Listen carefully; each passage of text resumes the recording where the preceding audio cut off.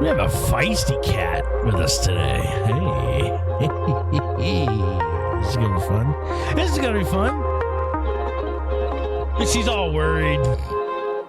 She's all worried because she says she didn't bring any material. Well, you don't need material today.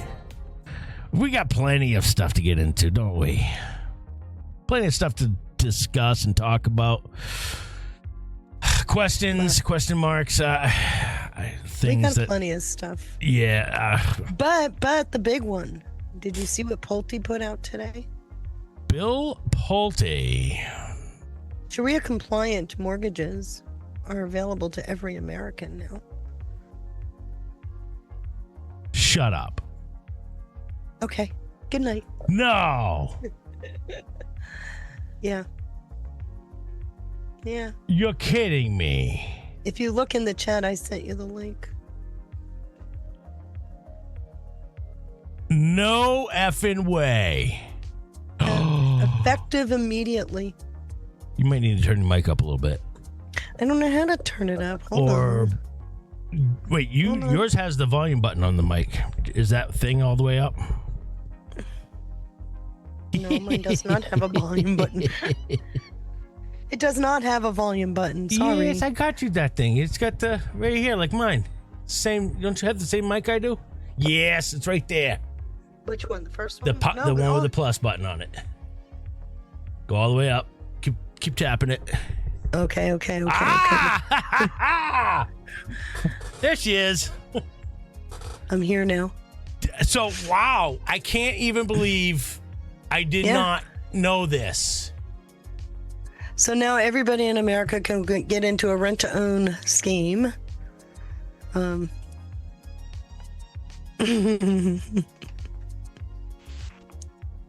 my gosh. This is incredible. Wait a minute. I got to show everybody this. This is just... you just blew my mind. We haven't even started the show, and you're already blowing my mind. It's all through my chat. Several people dropped it today, and I'm looking at it going, Pulte, really? So now everybody qualifies for a Sharia-compliant mortgage. So do you remember how they do that? Do you remember how they do it? It is, rent to own or lease to own with 0% interest. Right. Your contract is with the bank. You pay the bank. So the bank buys the property. They wrap in all of the interest they mark it up, right? That markup. And you rent to own and you buy the bank out of the property over time. The bank buys it for you and you pay the bank is buying it and you're paying back the bank. What? This is how you fix mortgages, but I thought nothing's happening. Wait a minute. I thought this administration's not doing anything for us, because that's just another think about thing what that's that does, on. though, to amortization schedules and crap like that. Wow. Effective immediately, these programs, along with kosher and Amish programs, because we don't want preferential treatment or create any protected class, will be open and marketed to all Americans. Gotcha, bitch. Oh, my gosh. Oh, my God. This is incredible. Things are about to change. I mean, they've been ripping us off for how long with mortgages? Wow. I remember when a standard mortgage was, 15 or 20 years, and now you can go up as many as 50 years on a mortgage. Shout out to Natalie Winters for getting eyes on that. I think she saw my post. I think she saw my post about this, because I tagged Pulte in this, and I think that's when Pulte started looking into this, when I tagged him in the post about Sharia-compliant halal mortgages, and then I got attacked in the comment section. Well, I'm so sick of this shit. Why doesn't anybody even think and talk about the Jew preferential treatment?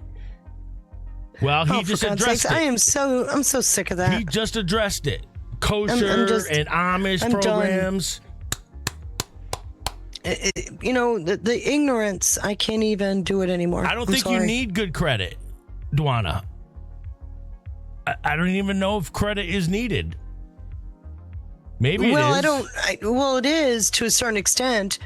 And I think there's another side to this because there's been a glut of housing on the market that, vacancies. Because of the And immigrants. banks, yes, and banks are not property owners. But these products make them a property owner. So I think it's a way for them to deal with that glut Wow. of foreclosures and when people walk away. No, dude, we don't have to follow Sharia law. No. It's not the Sharia. So for the Sharia compliant products, it's a Sharia bank. And the thing that we found in the or research, Sharia compliant bank. well, it's a Sharia bank. Because all trust me. banks are all. There's only very few banks. When Planet and I were looking into this, Oh, okay. actually very few banks. They're not all banks. And remember how they got it into FHFA back in the 70s? They kind of pushed it in, and the two guys that pushed it in ended up being fired, but the product stayed. Remember? Vaguely.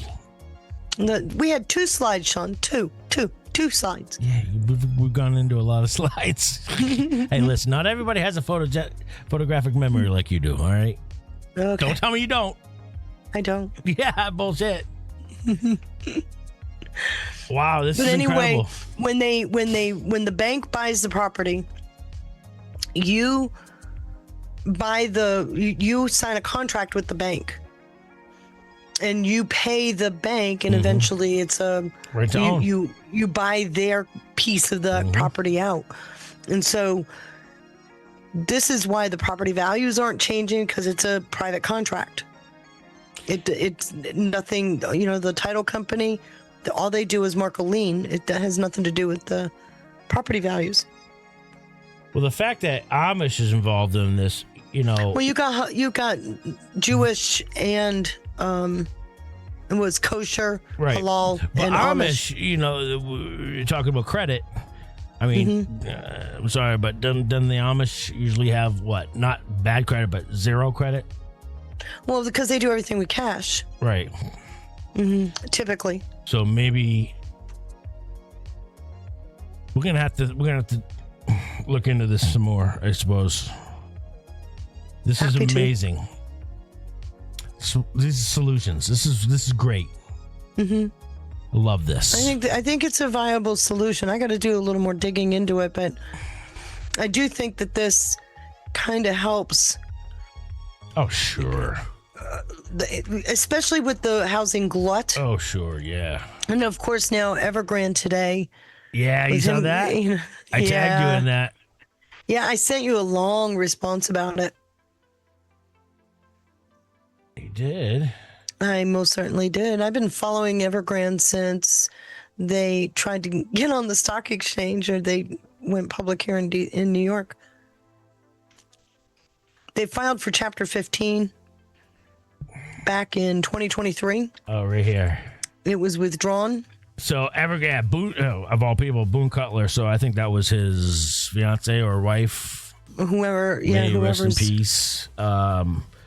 Responding to saying Evergrande, looking down, China has sentenced the founder of the property giant Evergrande, whose collapse set off a prolonged crisis in Chinese economy, to life in prison. Life in prison. So, do you know the backstory? I know you don't, because you Wow. didn't probably read that. There's my long answer. Holy shit, Feisty. But I tried to encapsulate it. So back in 2020, Xi put out a new law, Change the limiting rules for how much debt businesses could they hold on their on. balance And sheets. so he was asked directly, "Are you going to give Evergrande a special dispensation?" He says, "We'll see." And of course, that didn't come, right? Yep. So within 2 years, Evergrande is in trouble. And so they tried to file a Chapter 13 or Chapter 15 in New York, Yep. and it got pulled. It didn't go through. Chapter 24, in 2024, they ended up going belly up. And now he is life in prison and all of his assets. The problem is, though, the term all of his assets, because they're all over the world. He bought a bunch of property In fact, that's why he tried to do the Chapter 15 in New York. He was trying to protect his American assets, and that got pulled. And so China now has to go through an ombudsman to get this property back. What's an ombudsman for for one of the, what is the legal term? Where they go through, when you go through bankruptcy, there's somebody assigned to the court to oversee the liquidation of everything. So China has to go through that person for anything around the world. And here's the other thing. It's not going through Beijing, it's going through Hong Kong. Spokesperson. Well, it's not a spokesperson, but yeah. A government official who investigates and tries to resolve. You know what it reminds me of? What is tort law usually put into family matters? Guardian ad litem. Similar concept, maybe. This guy is more of they're more of an auditor. Yeah. Oh, okay. Yeah. So it's going to be more than that, but what you end up with is a kind of an interesting situation, because these properties are all over the world, and China now and we're talking like north of $300 billion, which is killing China. As soon as they went belly up, China's housing market just collapsed. And so, and that's what I put in there, all the little faces in the popcorn, because what he's doing is he's using local contracts, local banks, trying to come up with these regional programs to help. Xi is. And if you scroll down just a little bit, you see all the little happy face and all of that, because that's what communists do best, is to prop up local markets, right? No. Right. That's why I put all that in there. I wonder how they'll pull back the international piece. Right now, we're watching a fascinating game of judicial chess. Evergrande filed for Chapter 15 in New York back in 2023 to protect its American assets, which was dismissed and withdrawn before it completely fell apart in 2024. Then they were delisted by the HKSC. Okay, in Hong 2025. Kong Stock Exchange. Okay, Beijing can't just take those offshore assets, in other words, here in America. They can't just go say, hey, these are our assets because we sentence this guy to prison, right? Right. They can't come and claim all these properties because they don't have jurisdictional authority to do that. Right. So they're going to have to use the court system. And the court system they have to use is in Hong Kong. It's not fair. Well, it is. Because Hong Kong is kind of like the bridge. To determine what happens with their shit here in America? Well, the U.S. will probably be okay with the Hong Kong jurisdiction, as will China. Okay. But what it means, or all of the investors, the Western investors into Evergrande, are going to barely get pennies on the dollar. They're going to lose their shirts. This is incredible. This is not going to go well for them. This is incredible, but I thought nothing's happening. And speaking of nothing's happening, I got something that I wanted to get into next. We got a whole lot to get into, but before we do get into all that, I just want to say hello to everybody and thank you. You guys are crushing the gold pill love right out the gate. We haven't even gotten into the gold pills, and you guys are absolutely showing some love tonight. So thank you. God bless everybody. Good to see Maiden Pew, Q New, Marissa, Do, Sadek Sherry. Who else? I think I even saw an Ann Boyer sighting out there. What's up, Ann Boyer? There she is. CW Varnum, J1776, Reha, S. Jones in the house, Lefty, Sounder Dog. Holy cow, look at all these badass Patriots. Krista, Blue Eyes 303, not to be confused with Abby. Good to see Blue Eyes. Dawn, Dawn's eyes are open. Wow, thank you all for joining us. 2020 MAGA, good to see you, friend. And, of course, everybody over at pill.net, our home base. Guys, if you do not have a pill.net account, come on over to pill.net. You won't regret it. It's only going to keep improving. And out the gate, let's see, let me guess. Per usual? Yes, per Yes. usual. It's Dixie with a phone call. I swear, she comes running in here just to do that. She's amazing. Dixie, God bless you. Thank you so much for your continued She did support. that at 8:22. Yeah, she's incredible. Right after you posted, right? Yep. I was late to posting it because I'd been out all day helping family with all sorts of stuff. I've been very busy today.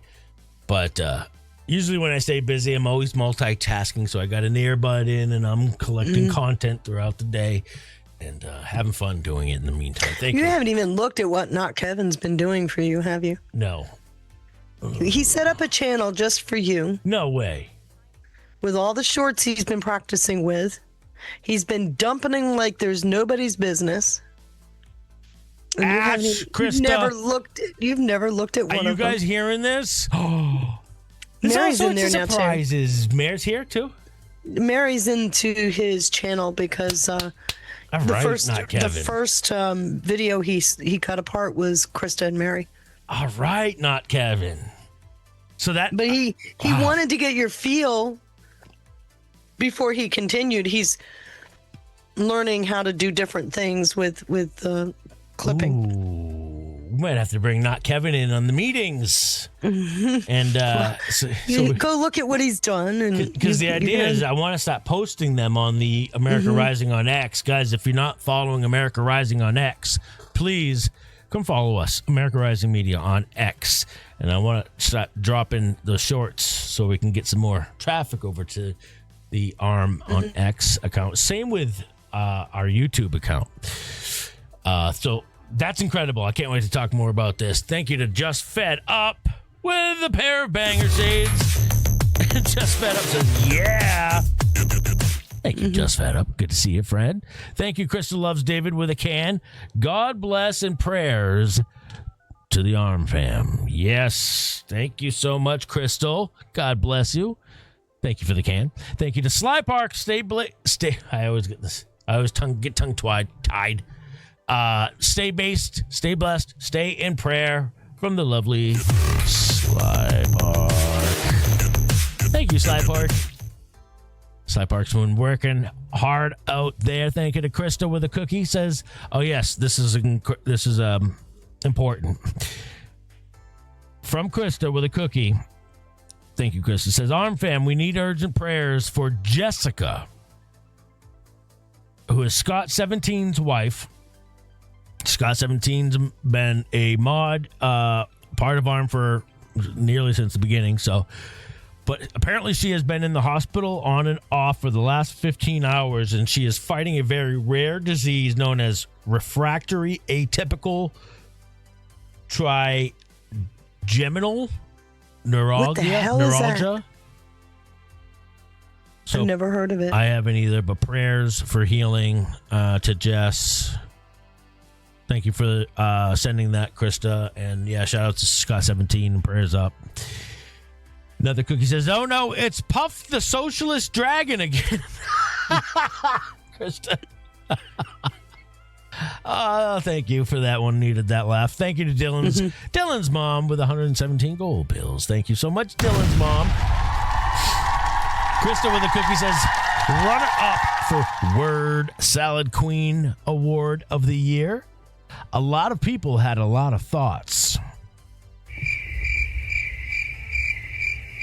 Say that again. Word Salad Queen. I think she's talking about Heels Up Harris. She is not included in that statement. Runner up for Word Salad Queen of the Year award. Actually, there's several that are better than her. For word salads. I've been hearing a lot of word salad lately. Everybody does word salad. I mean, it's. Joe But there are Kent. some. What the There are. fuck? Oh my God! What the hell's going on? With I him? don't know. Man. But everybody's attacking okay, Bongino today, okay, too. Joe, just hush. Just hush. I know. And everybody's going after Bongino today, too. And I know it's nonsensical. They're going after him for Epstein stuff. What? So I can't wait to get into the Round River stuff because it now makes complete sense totally, after I did the research on Round River, the protected status, did more digging. Sentinel, the original database, was the testing ground. I've got it all mapped out now. So and that it John makes so much. Solomon clip with the hell is his Well, name? I was already excited because what he put into that clip, we had already shared in the research. Remember? Yep. American When he Thought was Leaders talking- with Yanye Kellett. It was a very good. If anybody hasn't seen it, We're gonna should play it. probably. We're gonna play it Okay, tonight. good, because it was a very good. And then go look at the digs we did on it, because I went through how it was developed. Well, I've since, because I've been fighting with AIs on my slides, right? So I literally found the two policy memos from FBI Yeah. from 2014 and 2018 that are the skin for what became Round River. Which happened, which is arguably what, the first Well, they started developing it in 2018 after the investigation, quote investigation. Remember when I told you in 2017 the Nunes memos was their oh shit moment, Yes. because Yes. it proved somebody could get into their vault, if you will. Yes. They immediately started trying to come up with another way. And in May or June of 2018, they issued a policy memo. It was like, there it is. There it is right there, about protected status and all of that stuff. And it built on a 2014 memo about PII. And when you put the two together, you've got the framework for what became Round River in 2020. And they started building it in 2018. I've got proof of it. Wow. Finally got AI to go, wow. No way. I should show you the comments. It's like, because it kept dismissing it. Yeah. And then I would pop in this source and that source. And finally it said, there's a lot more here than I thought. And John Solomon, and I sent you that clip.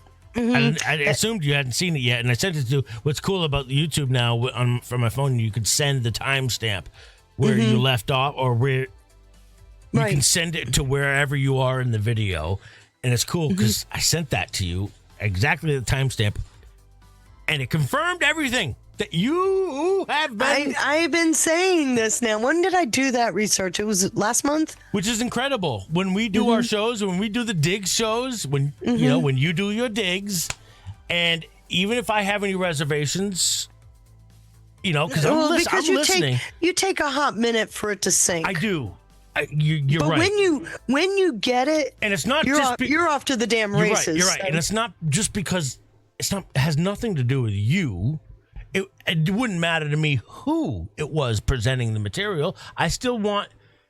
I put it away in my mental filing cabinet, and then I look for other indicators that maybe pop up from time to that time. will kind of support it. I get it. And that's what this did. And I'm like, and it keeps happening When to me over when and over you again. when you saw that though, did you launch out of your seat? Be honest. Yes. And Even my nobody brain got launched out of my head. nobody got a picture of it, did they? Well, y'all can imagine it. So if you launched out of your seat, that's all I need. But it would sure be nice to have video proof of that. But when I opened up, when you sent me the link, I opened it up and I saw what the heading was, and I went, ooh, this can be good. It is good. And it's right to the part about Round River, and I'm like, yeah. And Oxford, comma. And of course, I went backwards to listen to the rest of it, and I'm like, confirmation. I was blown away. It was everything I pointed out. I mean, you blow And me it's away not- anyways with your research, but however, I love listening. But it hearing the excited confirmation. me to see that. Yeah. Like I said, it was last month, wasn't it? When we did that one. And then I took it right in. I started doing the timelines. Yeah, it was like 3 or 4 weeks ago we did that one. Well, a lot of these operations, a lot of times, the first time I'm hearing about it is through you. Yes. I'm It feels serious. good. I'm maybe I don't want to be. Few people talk about it. Very few people talk about it, and then after we Then talk everybody about is. it, and then all of a sudden, just like the fucking Bill Pulte Sharia Right. compliance stuff, we were talking about this way before anybody else was. That again was back in June when we talked about that. Yeah, and did you see the other day too? I'm not much for gloating. However, I couldn't help myself from gloating the other day because Cancer Owens, somebody played a clip of her saying, and somebody was offering a conspiracy theory about my father-in-law being a member of the House of Lords. And I was like, you're welcome. That was me. I didn't hear it. I haven't heard anybody else addressing it. So, by the way. Well, anyway, with the Round River thing, I know exactly what they did, how they did it. The fact that John Solomon is talking about it. Yeah. And in fact, I even put into the deck the Nikki Flores, I'm running a shadow government. I know exactly what they did. Now, to get back to the conversation, people like Bongino are not on the in crowd. They wouldn't have had, that's all under protected access. Right. So remember what it was designed to do. It's designed to, if you don't have the right credentials, you don't get to see it. So you'll get a null return, which Grassley talked about 2 years ago. About null returns. No information can be found. And so same thing with the Epstein thing. Yes. Which when he was given the sweetheart deal, what happened to all that investigative material? It's gone. So many people who are accusatory towards Bongino today, they conveniently leave that out. Shout out to Leah Hoops. Okay, she has done amazing work for elections and election integrity out of Texas, and as well as another friend of ours, a friend of America Rising. But she's wrong, and I'm calling her out. I said this directly to her in a post today. I'm sorry, but you're wrong. You have to omit so much when analyzing the whole Epstein saga. You have to ignore in order to think. So much information in order to make any sense of it. Yes. You kind of got to start with a blank sheet of paper. And she said something about, do you remember when Bongino wrote something about Epstein? How Epstein didn't kill himself. He never wrote anything. What are you talking about? Bongino didn't say that. What Bongino said, Encash said, based off the information, is they saw the file, based off and what the they got. file proved that he committed suicide. Right. And that goes right back to Round River, doesn't it? It goes right back to protecting all the background information and letting out only that which you want to have out. And we've seen this, and this also accounts for all the times when we've gotten conflicting reports. Yeah. Because there's like this PR piece, and then there's the truth is hidden. And when you add what the White House has put up on the website now, thank you, John Solomon, when you add some of the stuff they're putting out, the picture is so clear it's not funny what they did. And here's the thing, and this is the thing that really should really piss off everybody. These are a group of people where their political leanings were more important than what was right for the country. So they literally were moving our country so far left we weren't going to recover. And we stopped the thing. Thank God it stopped. But these are people that really, they got caught up in their own power. And that's their interest is power, not representing constituents or anything like that. But it's not just the constituents. When you've got senior leaders within the government who think they know better than the president of the United States that we elect to run the government, then you got a big problem and here. They're manipulating the presidential daily brief and bragging about it. Which, by the way, if you go back to the 9/11 Commission report, it came out in 2003 that's what they did. They were withholding intel from Clinton and Bush. That was in the 9/11 Commission report. Speaking of, there's a 9/11 movie about to come out on Netflix called Turning Point. I've been calling it a key marker. Well, we got some more gold pill loving. Patriot Bronco with a phone call. Good to see Patriot Bronco out there. What's up, brother? Says, hey, y'all. Thank you for the phone. Thank you to Curious Cat with a cookie. Repeat and summarize, please, says Curious before Cat. you go any further, stop for a second. Scott 17, I don't understand the disease, but my God, what you're putting in there. My heart goes out to you. My prayers are lifted up. completely.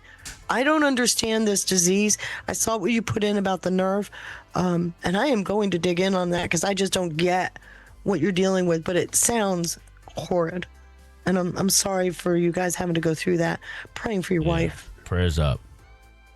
Thank you for sharing that too, Scott. I know it's not easy to share people's loved ones' personal trials and tribulations, but prayers up for Jess. Thank you to General Buford with a cookie. 2 cookies from General Buford. Thank you to IR for Truth with a can. Feisty is the bomb, says IR for Truth with a can, 2 can, 3 cans. Wow. A cookie and a 4th can. Wow. IR for Truth. Thank you so much, friend. Crystal loves David with a cookie. Thank you, Crystal. Says, Feisty Cat, can anyone get a home improvement grant? My husband and I just paid off our travel trailer, and the floors need to be redone. It permanently set on private property. Our credit is ugly. You're enjoying the crowd, right? I honestly don't know that answer, but if you've got a credit union in your area, that's probably the better route. Yeah. Credit unions are the better route. Because they're so local, right? Yeah. And then buy a prepaid credit card. Well, she's trying to get a HELOC of some kind, right? A home equity. Probably. But I'm not a mortgage person. I don't know. My credit doesn't look any prettier than anybody else's, right? So I purposefully don't go talk to a bank. That's why I say buy a prepaid credit card. Mm-hmm. Use money. They call it suicide disease because there isn't much they can do. Oh my God. Marijuana. Yeah. Weed. So she's always in pain, is what you're saying. And my husband's got neuropathy, as you know. And he's always struggling with that. She fainted twice this evening. Damn. Thank you again, Crystal. Thank you, Trick Pony. Hey, good to see you, neighbor, with the cookie. Oh, Trick says, I miss Maine, not the libs. Trick Pony, where in Maine, again, did you live? Because I've found there's pockets of libs. And the freedom-loving patriots in Maine don't really boast about it. I wish they did. Yeah, I mean, you drive by my house, you'll notice, okay, because I got multiple American flags around. A patriot lives here. Want it known. Thank you, Trick Pony. Good to see you out there as always. We got a conservative sighting with a cookie. Pops in. It puts the mayonnaise on its skin or gets the troll again. Sips tea and walks away, says Conservative Chris. Oh, my God. Jeez, thanks a lot, Chris.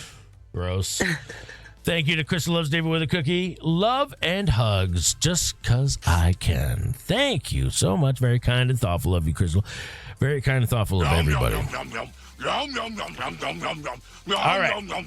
What else we got going on? I got a post that... So some things that happened that took place yesterday, too, I'm going to kind of bring full circle because I didn't really cover it last night. But did you catch Dan Scavino's post? Oh, yeah. Where he said... When you get fired for doing when you get fired for doing a spectacularly shitty job at an agency with your badge deactivated, building access revoked, and the full "you're dead to us" package, or when you get passed over for the ambassadorships, boards, or commissions because there are candidates who are actually far more qualified than you, please resist the urge to sprint to every media outlet that will perform your lying bullshit and then falsely attack the people in the presidential personnel office who are out here serving President Trump, the administration, and the American people each and every day. Just take the L and move on. Loser! Right. Take the loss and move on. So the next step is to look at who was publicly going after Scavino. Was it Scavino, or was he just coming to the defense of... Well, he's the head of the personnel office in the White House, remember? Who the hell is he talking about? That's what I'm saying. He's the head of that office. It's somebody that's been running to the media. Who Well, is of it? course they are. Is it Joe Kent? Oh my God. I don't know.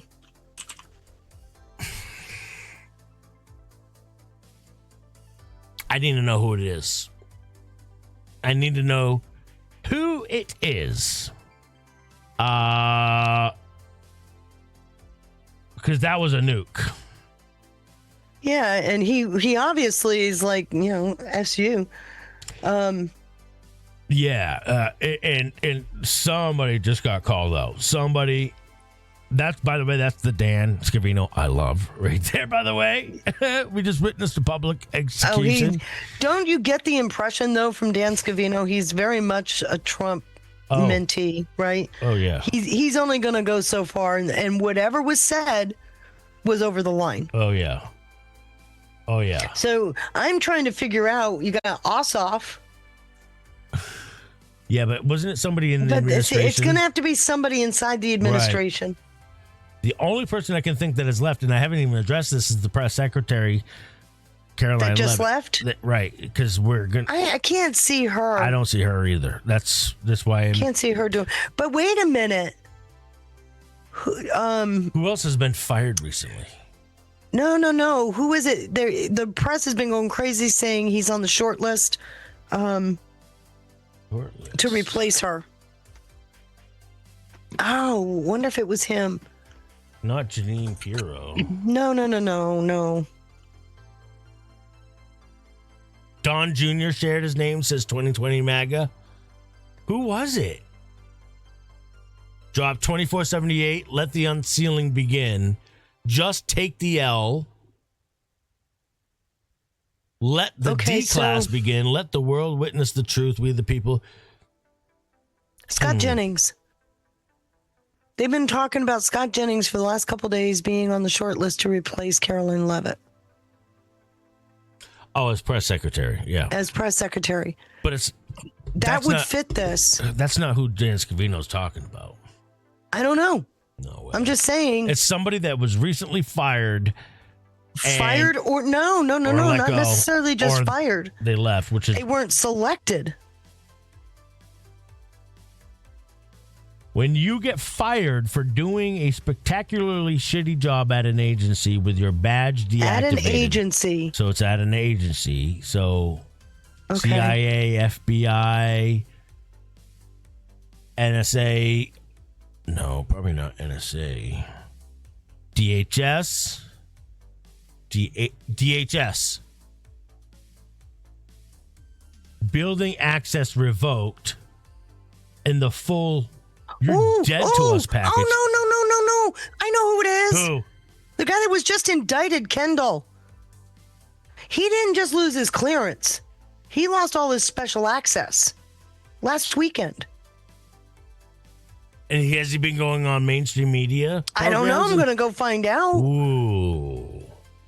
He got indicted. Ooh.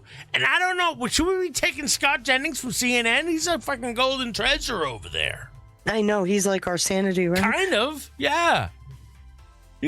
I love him. He's putting everybody in their place. And I don't know if you caught it, but it was like Zach Bryan and no, I didn't catch it. The country singer that was standing at the podium making a case for themselves to be press secretary. Oh, gosh. Just take the L and move on. Loser. Love it. That is the Dan Scavino I love right there. Also, Frank Kendall. I figured it would have been a more I feel like it would have been a more public name. I'm That's sad. Kendall, go look at Mark Christy Zaid. Go look at Mark Zaid. He tends to be the representative for all the misfits, right? Remember who Mark Zaid is? Oh, yeah. He's a bad actor. He swings for the opposition. Right. The one who put out The Revolution Has Begun.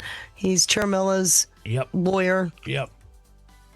The other thing, yes, of course you can. USA Land Shark, you don't need to ask that question. Good to see you out there, by the way. The only time that, when it comes to dropping links, the only time I hope to God that we don't have like somebody ruin it for everybody. I don't want that to happen, but I'm not opposed to people dropping links. And I appreciate the asking though, USA Land Shark. But and if somebody does drop stupid shit in the chat with links and sending people astray, then we'll address the lone individual that does that in the future. Just letting everybody know. I say unleash Stephen Miller for press secretary. Oh, I'm not opposed to that, Crystal. No, I want him to stay right where he's at. So, all right. I'm going to address. I can see him filling in more, but yeah. I don't want. Oh, no. I like Haba. So do I. Haba. I like her. All right. We're going to address this right here, right now, and get this over with. General Flynn posted, thoughtful, honest, worthwhile, well said. And he says, I am tired of the attacks from within as well. We have to ask ourselves why. Before you read that, he's answering to something, isn't he? He is. Can you read that first, please? Can. Brandon Straka says, Dan Bongino called J6ers babies today and called the walkaway movement, which brought many thousands of new voters to Trump, a, quote, grift. He unblocked me and dropped this in my comments, then blocked me again so I couldn't respond. Well, this is my response to our former deputy director of the FBI. And it's a almost 8-minute long response. Okay. Now, it wasn't as black and white as he's putting it, Bongino. But Bongino said it isn't as black and white. And he wasn't referring to the entire walkaway movement as a grift. He's talking about what he's doing now, currently, as a grift, which I agree, because he's been having Owen Schroyer. He's been talking only to this wait a minute. So now Brendan Stryka is equating his what Bongino is saying to the entire movement, when in fact Dan Bongino is talking about what he's doing with Owen. Yeah, pretty much. Okay. Yeah. And then Flynn comes in and supports Brandon Stryka? Yes. Okay. This is what I'm saying is it's all this crowd, this group. It's like a mob forming. Grace Piano is saying that Brandon had some good points today, to be honest.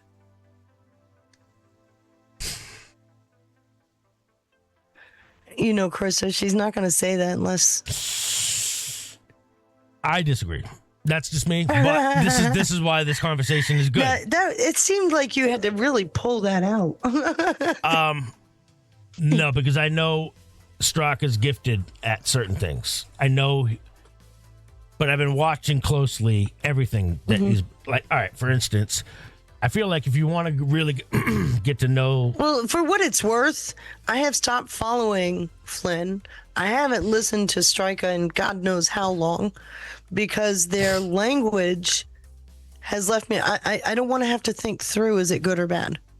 Do you understand what I'm saying? I'm tired of constantly going, good guy, bad guy. I'm playing that game. Likewise. And if I've got to do that much thinking, I can put you aside and move on. Yeah. Because that's where I'm at. I'm done. I know where I stand. I know what I think of our president. I know what I see happening, and I'm very comfortable with what I see happening.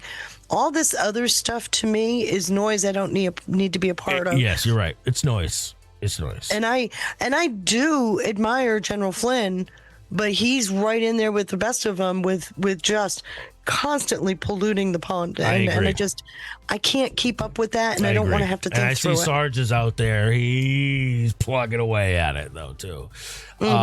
But again, I'm going to look at a sequence of patterns here. It's not a tell; they're indicators to me. So I look at indicators.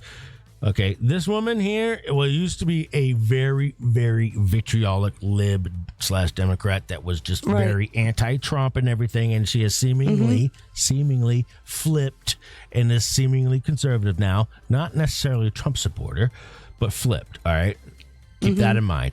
Is there any question about where this cat, Owen Schroyer, has gone lately?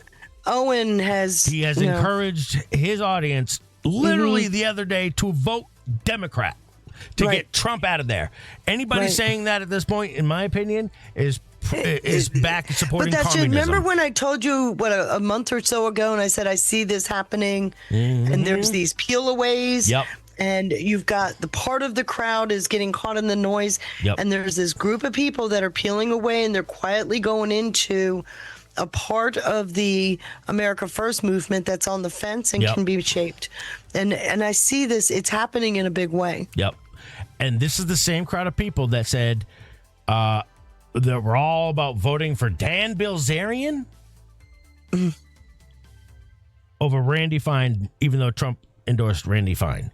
And his response was crazy times. Again, a lot of Owen Schroyer here. There's no question where that dude's Owen is gone not lately. somebody I listen to at all. Right. You see, that's what I mean by, I know people get caught up in that, and I get asked my opinion quite often about it.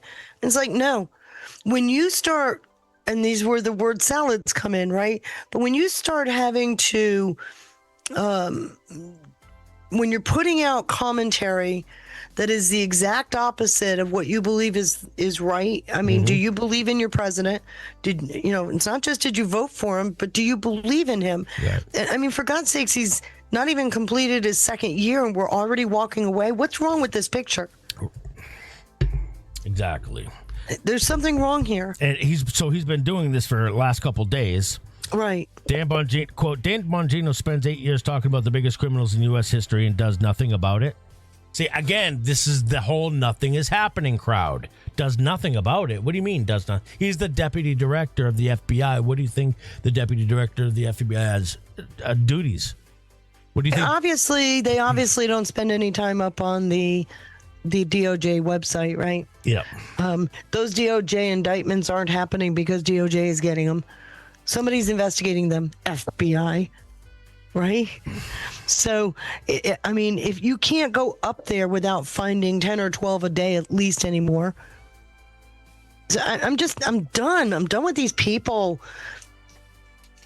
So this is, I like Joy Vila. I don't know where she is at lately, but there's a whole lot of Owen Schroyer, a whole lot of it. Wait a second. I was brainwashed by a cult. Oh, Scientology. Yeah. Oh, look. Look at that. Do I need to say any more? No. No.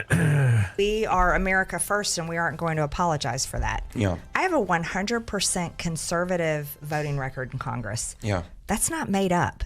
That's not something I'm just posting on social media. That's my actual legislative record. There's people like us that are not willing to just bow down because. So this again, the pattern. It's almost as if she got turned down for something. Don't you think? Kind of, yeah. And again, it kind of reminds me. Do you remember Judge Napolitano back in 2017? It's like he how was angry he got because he did not get a judgeship. SCOTUS, yeah. Mm-hmm. So I don't know. But these are the only cast of characters that he's having on for interviews. So that's a trend. In other words, again, not a 100% tell. It's a strong indicator to me, though. So when I all of a sudden go to his account though. Go up to his profile. Look how many people are following him. 1 million. Mm-hmm. And it's these influencers. It's like they had this meteoric rise. And it was amazing. Don't you think it was amazing at who got their accounts back and who didn't? Yes. There's still a lot of people that never got their accounts back. Yeah, never got my account back. But there's many of us, right? We never got our accounts back. Why? And everyone that got their accounts back, they're already influencers. You didn't get accounts. People who had their accounts taken down that had under 10-ish thousand people didn't get them back. So I'm looking at this going, okay, what was that algorithm that let that open up? Good I don't question. even get a response. I put in requests to have it reviewed. I don't even get a response. That's a good question. I don't know. That is a damn good question. I know there have been people out there clamoring to get some more, get some of their accounts to be unbanned, but not really hearing anything. Let's see. I'm looking for Bongino's response. James Tallarico. I'm sure it was 4-letter word laced. I think it was measured. That means instead of 4-letter words, you use 2.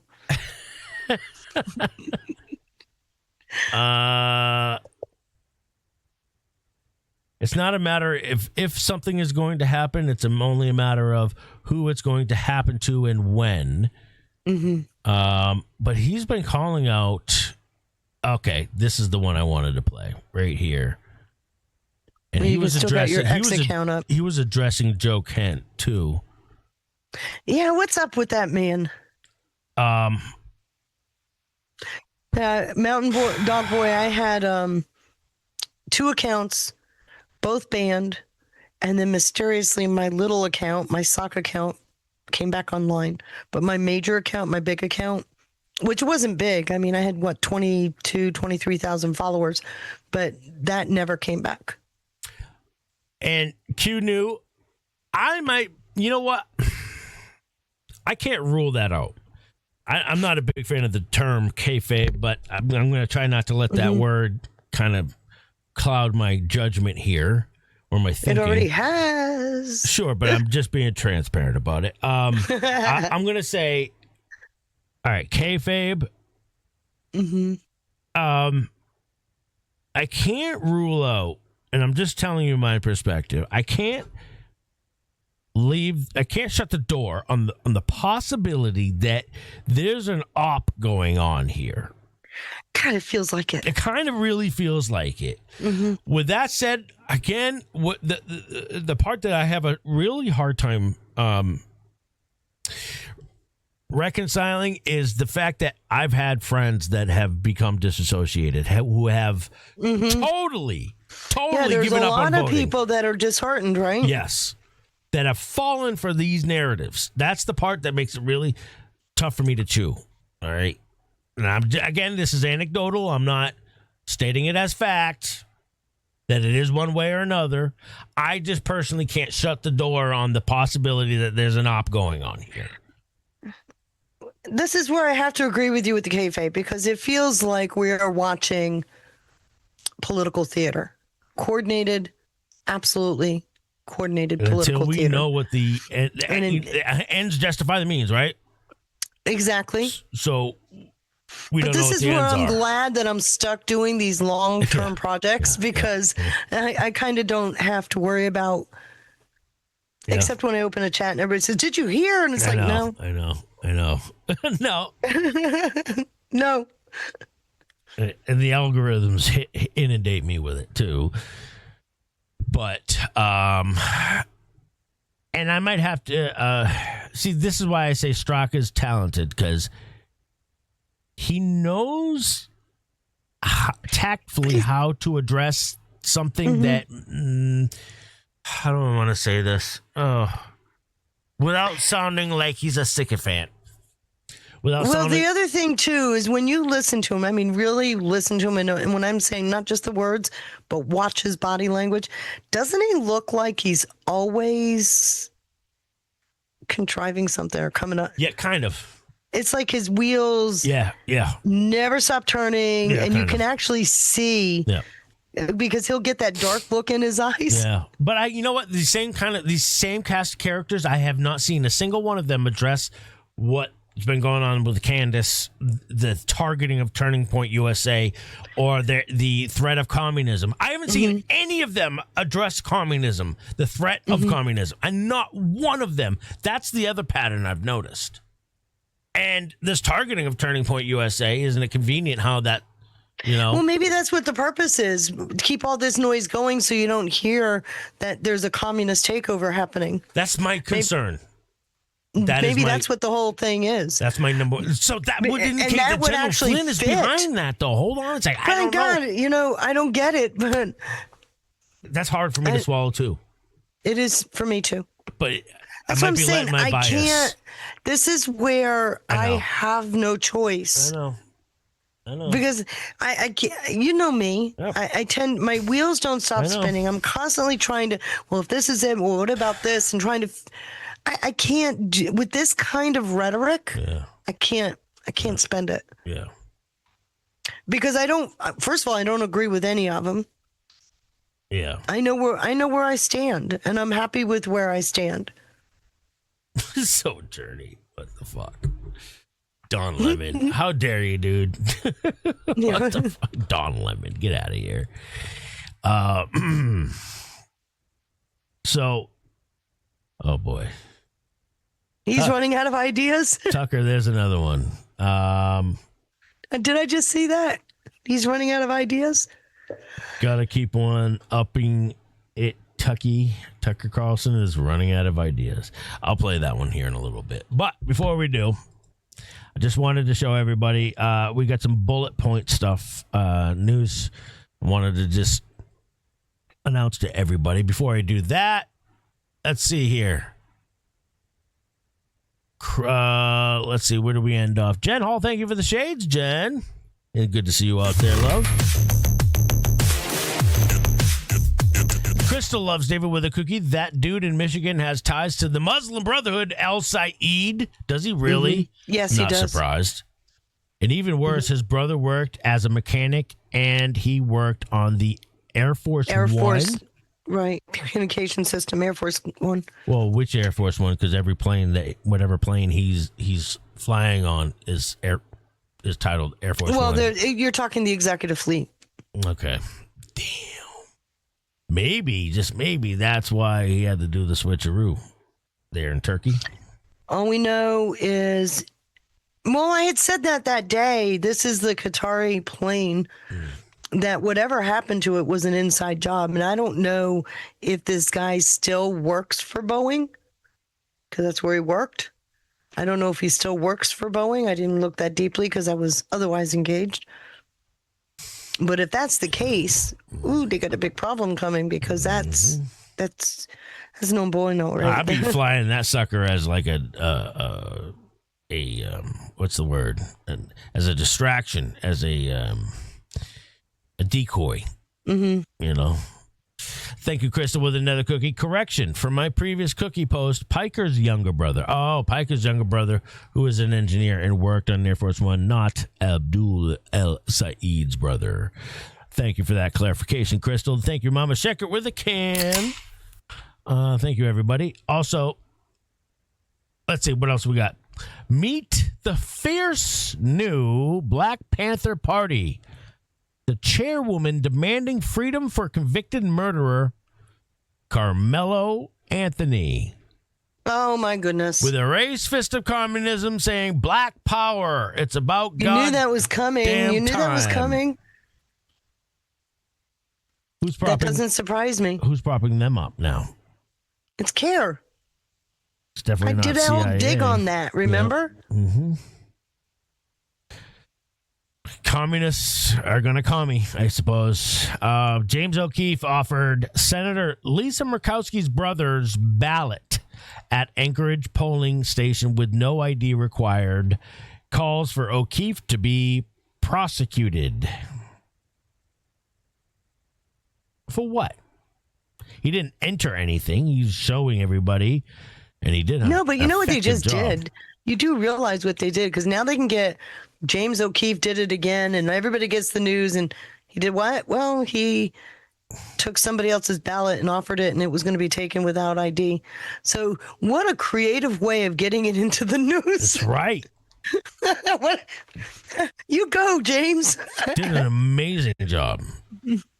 Got to hand it to him. This is now like the second or third one he's done in a row where Right. he's revealed how easy it is for anyone to vote. He did that video just a few days ago, wasn't Yep. it? Last week. Yep. Yeah. What a great way, though. If they're calling to prosecute him, Got to hand it to him. that's going to make more have more traction than him just putting the videos out. I'm sorry, but lefties don't give a rip about James O'Keefe.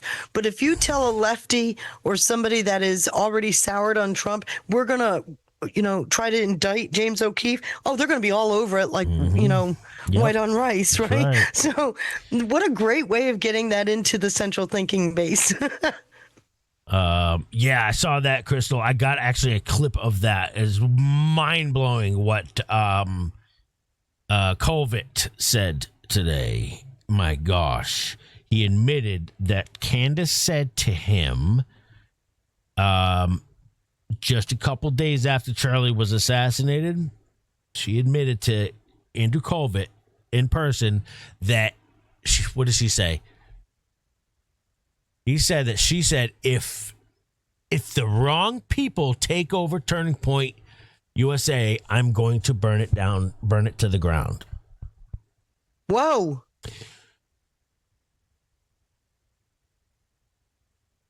I got the clip of him saying, and Andrew Wilson was with him when he said it. It blew my mind. I couldn't believe it. But Andrew Colvett said that? Andrew Colvett said, yes, he said that. Gosh, it made my stomach sick. What does wrong people mean, though? Because he seems to be The Jews.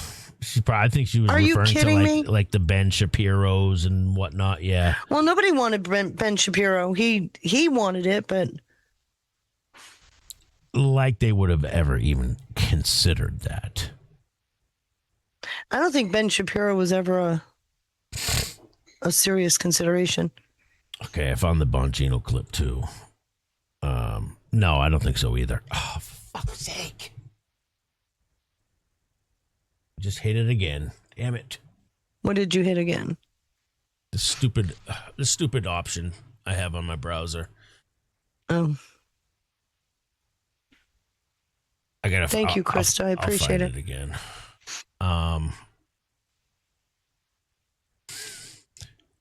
Oh, and what else we got? Oh, you should see the clip that former DNI, Tulsi Gabbard, shared an emotional, and it was a very hard-hitting, powerful video updating everybody on Her husband? Abraham's 1 in a million bone cancer battle. Oh, God. Is it bad news? Not good. Oh, man. Yeah, it's not good. Man, I've been praying for him. They've been going through it big time. It's sad to watch. I've been praying so hard for him. Oh. Yeah, it's been sad to watch. My father-in-law had bone cancer. He died of bone cancer. And towards the end, it was not only painful, but the risk of breaking the most obscure bones was very high. So he pretty much sat in a chair because if he stubbed a toe, and it wouldn't, something you wouldn't consider would hurt, kind of bang your arm against the wall or something, it could break a bone. It was so bad. Yeah. So I've been praying for him because of that experience. Terrible. Just terrible. I got that clip that she put out. And it is powerful. I do want to see prayers that. up for Abe. Let's see. So take that, all of you wonderful people that. And what else we got? Joe Biden entertains the possibility that Joe was drugged before his awful 2024 debate. Yeah, come on. Yeah, we keep coming up with something. Mamdani City Grocery. Well, you just had his wife say a couple weeks ago he had a heart attack. I thought he did. He had a stroke. Wonderful job, Joe. You did so great. But then she says he had a stroke on stage. Yeah, which is it? Now he was drugged. The Magic Carpet They Ride didn't work, right? Mamdani's city grocery store official explains how their plan to keep privately owned stores in business will make things actually worse. I would argue knowingly. Far-left rep Ro Khanna pushes Medicare for all on Twitter. X. Yeah, no kidding. Gets reminded about the many false promises of Obamacare. Yeah, comment sections. Oh, yes. And New York man arrested for allegedly threatening to, quote, put a bullet in U.S. Attorney Jeanine Pirro. And let's see what else we got. Derek Chauvin's attorney makes bombshell motion to dismiss alleging fraudulent conduct by Tim Walz and Keith Ellison. Shocker.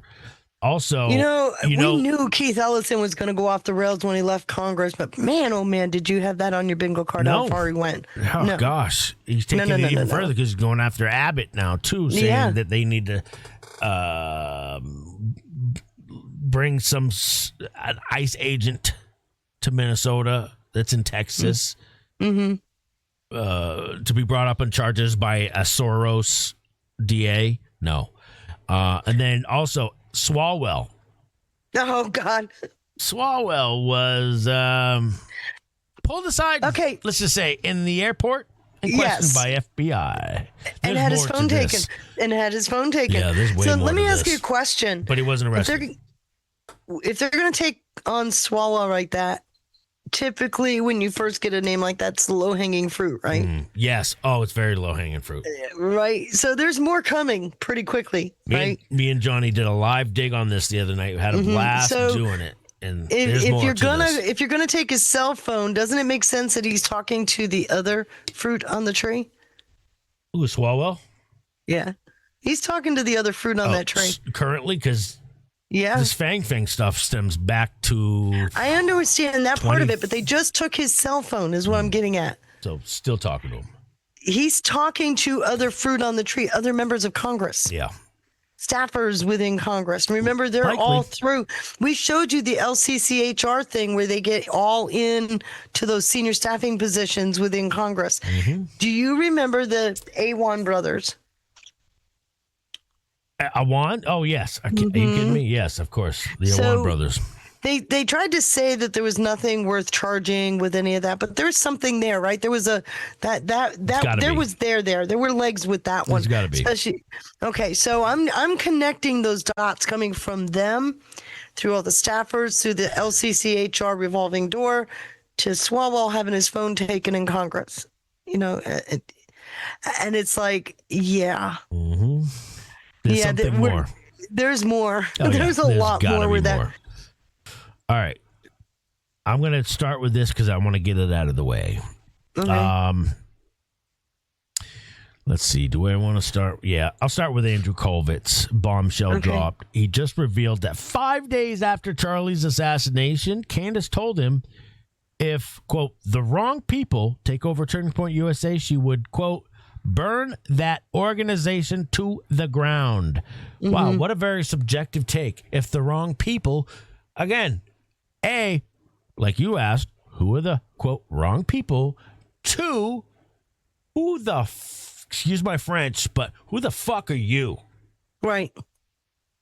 Who the fuck are you to tell anybody who the right and wrong people are?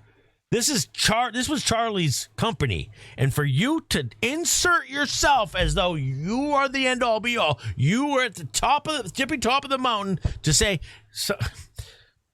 something tells me, and again, okay, knowing this, and then knowing who manages her and her show, which is a company called George Tom Inc.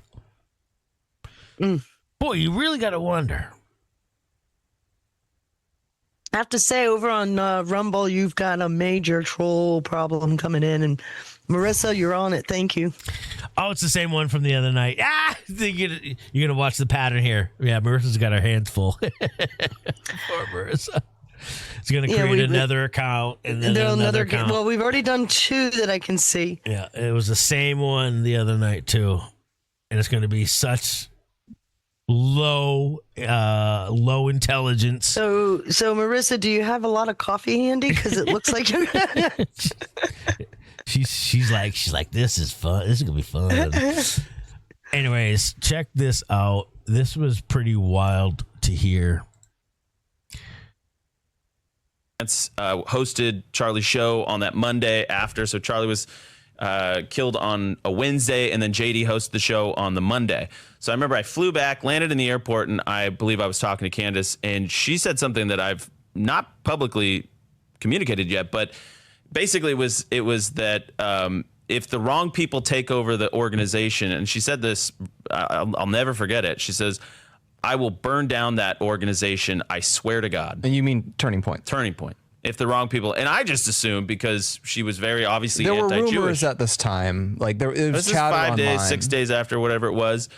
And she said, "I'm going to burn down that organization. I swear to God." And I just thought she meant if the Jews take over or something Ben like Shapiro. this. Let's just say the name. Ben People Shapiro, were throwing out because Ben Shapiro had appeared on the show. Some people ran with like Ben Shapiro has now taken over Turning Point. Well, he hadn't USA. appeared. I don't know if he had appeared on it. I think he was actually going to show up the next day on the Tuesday because it went JD, the Daily Wire guys, Glenn Beck, Megyn Kelly, Tucker Carlson that first week. I don't think that you even know what you just said there and how much of a bombshell that is. Can you repeat that again? Yeah. Did you just say that Candace Owens told you that if the wrong people take over TPUSA, she's going to burn it to the ground? Yeah, like 5 or 6 days after Charlie was killed. And then what did you say? And I said, I told her because I knew that Charlie had told me multiple times, and I'll say 2, maybe 3 times I'd heard it. Then I was at Aspen when you repeated and I've it. said it was a miasma. This would come up in conversation, and everyone would say we all just knew if something happened to Charlie that Erica would take over, but we didn't think that hard about it because we just kind of assumed Charlie was going to be with us for the next 56 years. But at that point, I told her before Erica, I think, is going to take over. And, she's very conservative. She's Christian. Like this is what Charlie wanted. The board was informed about this when Charlie was alive. Like this is what's going to happen. Like you don't have to go there. I remember because like a chill went down my spine. And I said, well, don't say that, Candace. Like Erica's going to take over. And you kind of heard her react like, oh, okay. Okay, like it kind of it takes on a different meaning over time. I think that in the moment you felt she's going to burn she's reassured to the ground. She's going to burn it to the ground. Yep. But now it gets back. A thing I've said is, I think the nature of this is a speculation on my part, and again, I don't know her. This is just kind of my read on her behavior, and I've been around a lot of people and in media and so on. I think Candace is narcissistic enough and kind of delusional enough. We mentioned we would do these campus tours where Charlie's west of the Mississippi, she's east of the Mississippi. I think Candace was able to tell her a story of, I was Charlie's equal. I was the other person who did campus events just like Charlie did. I am the natural successor or replacement to Charlie. And I think she managed at some point to convince herself that she would get a call and be asked to take over Turning Point USA. And when that didn't happen, she experienced it as a colossal ego injury. Yikes. That actually makes sense, though. Yeah, of course it makes sense. Absolutely, it makes all the sense in the world. So that it begs the question of what about the rest of these people in the Zegosphere that have been piling on with her? Right. That's what I'm wondering. She's got a bent nose, and everybody's got a bent nose with her. Yeah. Or are they hanging on her coattails to do something different? Yeah, they're all included. Yes. Personally, I can't stand Candace. I haven't listened to Candace in 9-10 years. At this point, you know what? I don't even think it's necessarily about her anymore. I think it's because there's a lot of people included on this, right? You got your Dave Smiths, you got your Jimmy Dores, your Stu Peters, we're talking a cast of characters that have all said vitriolic shit either directly to Charlie Kirk in his comment sections or behind his back. And I can sauce do you want this, some levity? Do you want some levity? Sure. Dan Scavino is pushing I hard. know. I just grabbed it too. Gotcha, bitch. Man, oh man, he's not holding back at all. No, he's not. Thank God, too. He says an anonymous source insists that what they heard from 2 other anonymous sources is 100% factually true because one anonymous source in the West Wing was told the exact same thing by 2 more anonymous sources at Cafe Milano, who also heard it. So, yes, we are writing this bullshit story full of lies, and we're sticking to it. We're going with the piece that rests on a grand total of 6 anonymous sources while ignoring the 8 cabinet members who gave us statements on the record. I can't imagine why the American people keep calling us fake news. Gotcha, bitch. Shout out to Dan Scavino. I have to tell you, I've not seen him like this in a while. actually, he's firing back at a time. Who is he talking about? New York Times, WAPO, the usual. He's talking about somebody in particular, though. Yeah, I'm sure he is, and we'd have to go see what these rags put out. But one of the things I've noticed, you know how you get to, when I'm doing these timelines, and I'm not doing a timeline that's going to give you on this day this happened, this day that happened. I'm trying to pull the thread of the month out. Do you know what I mean? Mm-hmm. And it requires you looking at some of this ancillary stuff that I used to put into my decks, but never really fully connected until you see a score of them, right? And as I go back, I can see, I saw somewhat, but now I definitely see the information battlefield. Mm-hmm. And it is amazing to watch. And I used to tell everybody all the time, if they say to you, anonymous sources to protect their jobs kind of bullshit. Yep. That's not an article you need to be reading. Right? Agreed. Yeah. So this is getting back to that same playbook. Mm-hmm. The whole Rosenstein was going to wear a wire thing. Yep. That was a McCabe plant. Oh, McCabe. Yeah, it was never true. They had a very big argument in the skiff. McCabe wanted a special counsel. And this argument in the skiff, right, before Mueller was appointed special counsel, included the need for this special counsel. And McCabe said something to him. He says, "What do you want, Andy? You want me to wear wire?" So it was in response to something McCabe said. And yet it endured all the way through till 2020 when he did his hearing after he retired. And he was saying, no, that was never a true story. So, I'm looking at these kinds of things popping up all over the place. Now, why would that be right now? Why are we getting this string of anonymous sources? That's the White House website is pretty active, right? Yep. Who's most in the target zone on the White House website?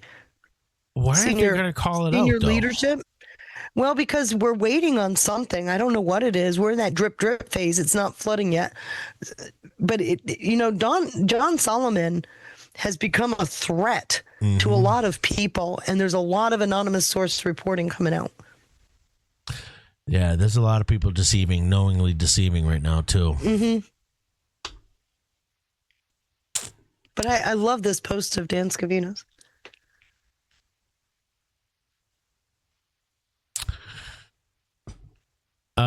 Me too. And that brings me now, to this. Oh, yeah. Bungie on yesterday's epic Doomer and Grifter meltdown. Yesterday, he says, yesterday, folks, was meltdown day. So why the meltdown yesterday? Just explain it to you. They told you, the Doomers, nothing is happening, everybody. The Trump administration sucks. Don't vote for Donald Trump. Don't show up. Our candidates have a better vision. The Doomers and the Grifter candidates, they all lost and they all got smoked. Yeah. Oh, and Understatement. Schroeder, Alex Jones. They're all saying, all of these people are saying, go vote for this candidate opposite of the ones that Trump endorsed. Yeah, and we've been watching this now for enough. The team is, you can see it being put together, but Mary sent me something yesterday or the day before. I'm looking for it. And it puts them all in one card. Hold on a second. I think this is the clip that Straka was referring to, I think. This is, I'm sending you something in the chat. Look at that flyer. Playbill.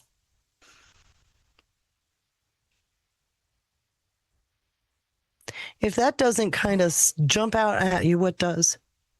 Christ is King. America after what?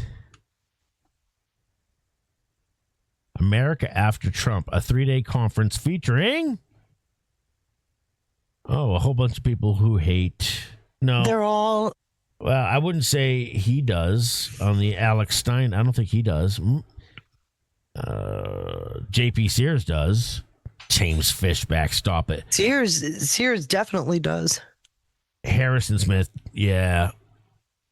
Okay, interesting. This America is in Dallas. Trump. Yeah. Look at the date. The New Christian Right. November 12th and 14th. Oh, right after the midterms. Okay. No. How about no? All right. Keep all that in mind as we hear from Bongino himself.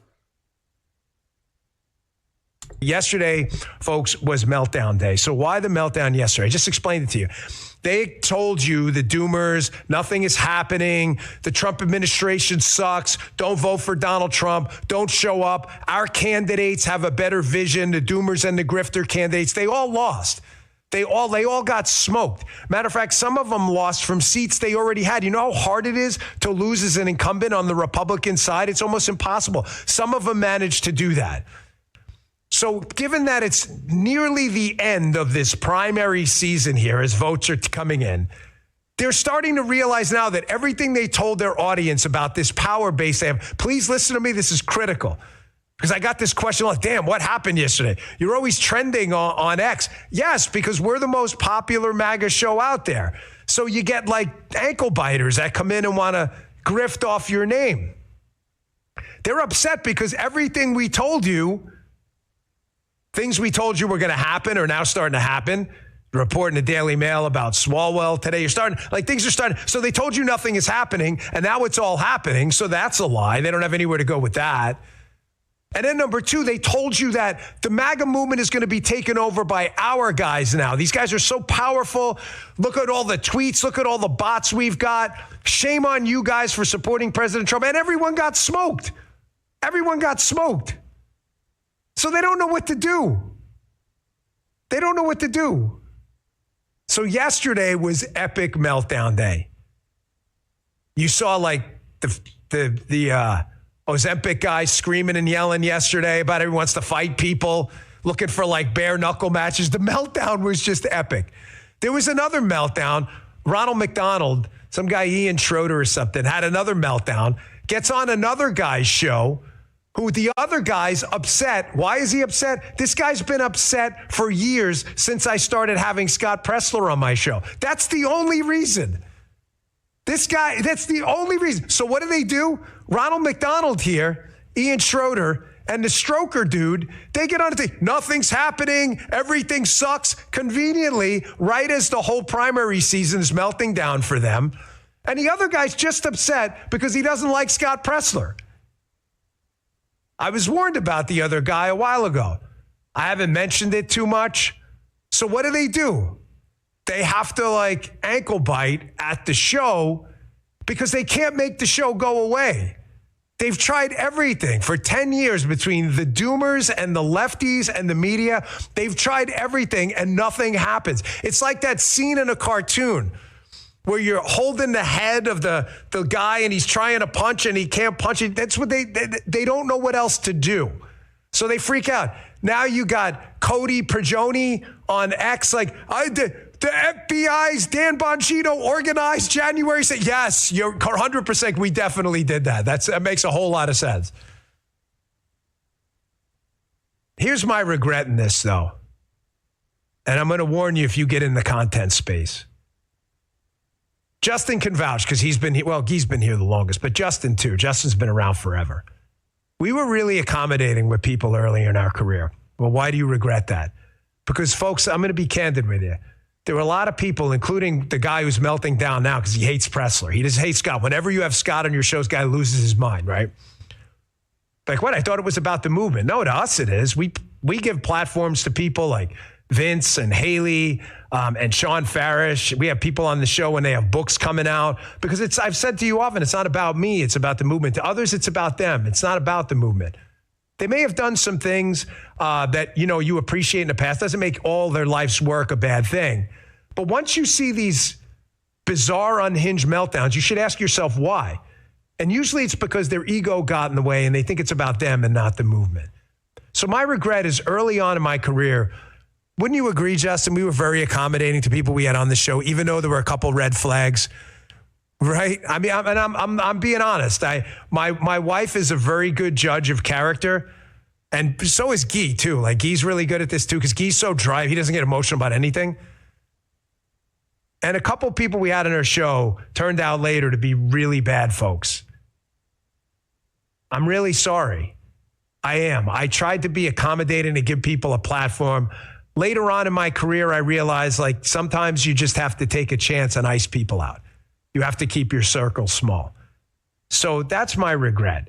You'll see now, over the last few years going forward, and after the experience in the FBI, when I got in there, the minute we got off the air, people who had just begged to come on the show and wanted to be friends of ours and all this stuff, all of a sudden, when they knew I couldn't say anything, because it's not about you when you're in the administration, turned on a dime. I'm just going to warn you, if you get in this business, be really, really careful who you deal with. Because there are people in this business who it's all about them. It's not about the movement at all. They were exposed yesterday. They were exposed because everything they told you was real, completely fell apart when the last primary started to wrap up. And everything they told you was real just turned into complete AstroTurf. I promise you, at the end of this 4 years of the Trump administration, when the body of work, both me and Cash and everyone else puts out, he's talking about versus the body of work on the other side, defamation suits, multiple. That just became obvious, didn't it? All of everything they told you falls apart in courts of law and elsewhere. He's talking about Serafed, but he also hat-tipped. If you notice, he hat-tipped Straka in the walkaway movement and for what they did previously, for what he did. Not current work. Exactly. So he had enough wherewithal to tip his hat to Straka for his previous efforts. I commend him for that. He also said something else that was kind of cool. Be careful who you follow. Yes. In his own words. It's funny because there were many people in the movement. I used to warn my little circle, be careful of this person, be careful of that person. I don't trust this person. Yeah. And I've had people come back to me and say, you told me back in 2018, that kind of stuff. I've also been wrong about it before too. My hit list is pretty darn good. Yeah. And so, I'm not casual, right? I'm very measured with who I warn about. Yeah. But the fact of the matter is, people liked what they heard. Yeah. They started following these individuals, and then as they followed these individuals, they were slowly reframed and didn't realize it. And that's why he says, be careful, he's right to do that. Yes. He's absolutely right to do that. I'm confident enough about that to state it as fact. I'm confident enough about it. And yes, guys, he is talking about Kyle Seraphin. That's certainly one individual that he was just admitting that he had him on a while ago and platformed him, gave him a voice, because prior to that, having Seraphin on, he kept, screaming at the rooftop about, when are some FBI agents? When are they going to start coming out and speaking up? about the weaponization of government, weaponizing lawfare.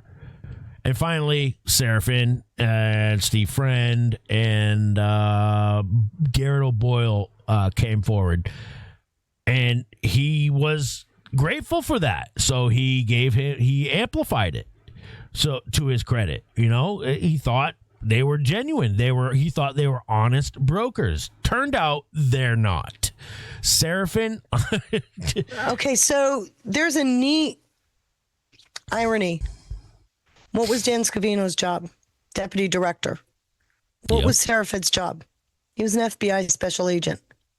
Yeah. He turned on Bongino after Bongino was appointed. We've known. I think it was before. He turned on Bongino, but he was calling out other Trump and everybody else. I'm not going there. I'm just saying his direct attack on Bongino was after Bongino's name got put in the hat to be deputy director. And what that tells you is there are skeletons. And he knows Bongino knows. Did you hear anywhere in that clip where he called J6ers babies? No, but that gets right back to the ape guy. What's his name? The what guy? The guy that dressed as an ape and J6. He dressed as a oh, come on, he had the horns. Yes. Holy shit. I know who you're talking about. One of the things I noticed in all the videos, he had his own media team with him, taking video and as he was putting on his show. And I've always said, something's not right here. Look, Ann Vandersteel, gone, lost her. Mm-hmm. Lost her a long time ago. Ivan Raiklin, leadership is actually not a position. At Dan Bongino. What a joke. Dan called you a baby, not J6ers. Yes. You guys sound like leftists now. Like that one. Oh, hey, how's your pathetic rip-off of Walkway going? I didn't know you were still trying. Not too nice to bite the hand that created the thing you tried so hard to be. Wow. Again, Ann Vandersteel. Steve Friend. Daniel put Brian Cole Jr. Tammy, that's it. Into a cage so he could have a celebratory press conference on his way out the door after 292 days of flushing his generational opportunity. He announced before he even went in that he was only serving a year. These people conveniently leave that out. They left that out the whole time. But see, they're getting... but they're also using it. They're getting mileage from it. They're accusing him of being fired. See, we were right. He got fired. No, he didn't. Yeah, and he's talking about Owen Schroyer, the baby who was pardoned by Trump and continues to cry about Trump. Shout out to Jay. He's a good friend of mine. This is not organic. This fits the pattern you noted. Straka is repeatedly using paid promotion to push content that challenges or criticizes elements within the broader MAGA conservative space, whether internal divisions, specific personalities, or figures like Dan Bongino. It's not organic. Reach alone. He is actively spending to increase visibility for these messages. Yeah, he is.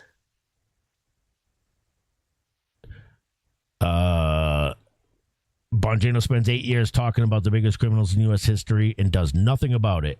Schroyer, who he called him Owen Schroeder, names him directly. According to Schroyer, Bongino built an entire media career on exposing corruption, then landed the number 2 job at the FBI and hasn't gone after any of it, he says. How the hell do you know? A lot of this stuff is not open sourced and for a good reason. So let's hear. It's almost like an influence campaign is on the hit list. That's what I'm thinking is going on here. We also know that the propaganda has been something that's been talked about more and more and more and more. Yep.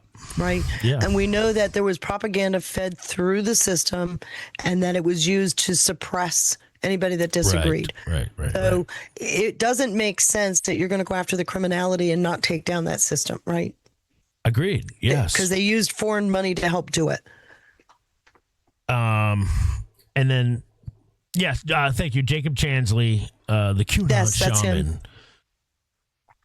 It was always weird to me that he had his own media And I said this to and Marissa, I don't know if you caught my comment in the Rumble chat, but and my heart goes out to you. I know, well, look, we got a lot.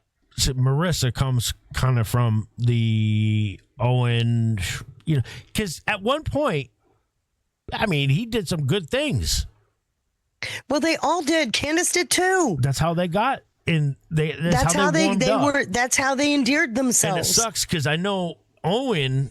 At least Marissa shared this with me once, that Owen sent her daughter a stuffed animal or something. Confirm that or for me, Marissa, if I got that right.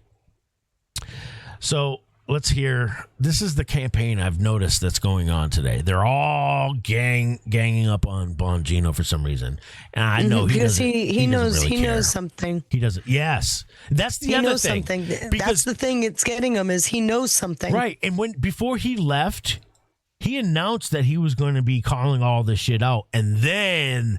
Wow, the vultures. He brought it all. Now does it make sense? It completely makes sense why he only agreed to a year.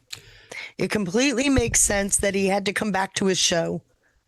This is a part of that operation to directly face and challenge that enemy. In fact, it should. I mean, people should be listening to Bongino on a regular basis, right? I think so. That's my opinion, at least. But again, that's my opinion. And opinion or otherwise, when you see this kind of action against one person the way they are, I hope and pray it's not what we think it is. What I think it is.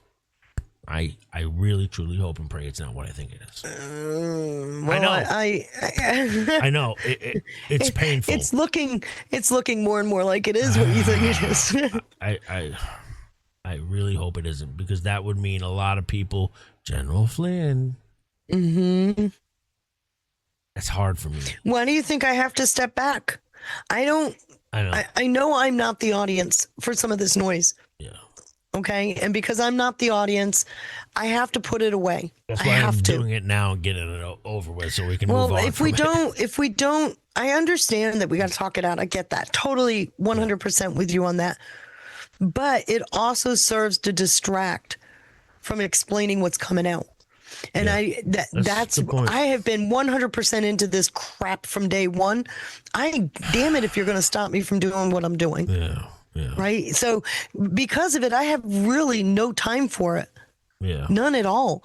And when you see some of these things that I've put together just in the timeline deck, I think it'll become obvious why the noise is needed. Yeah.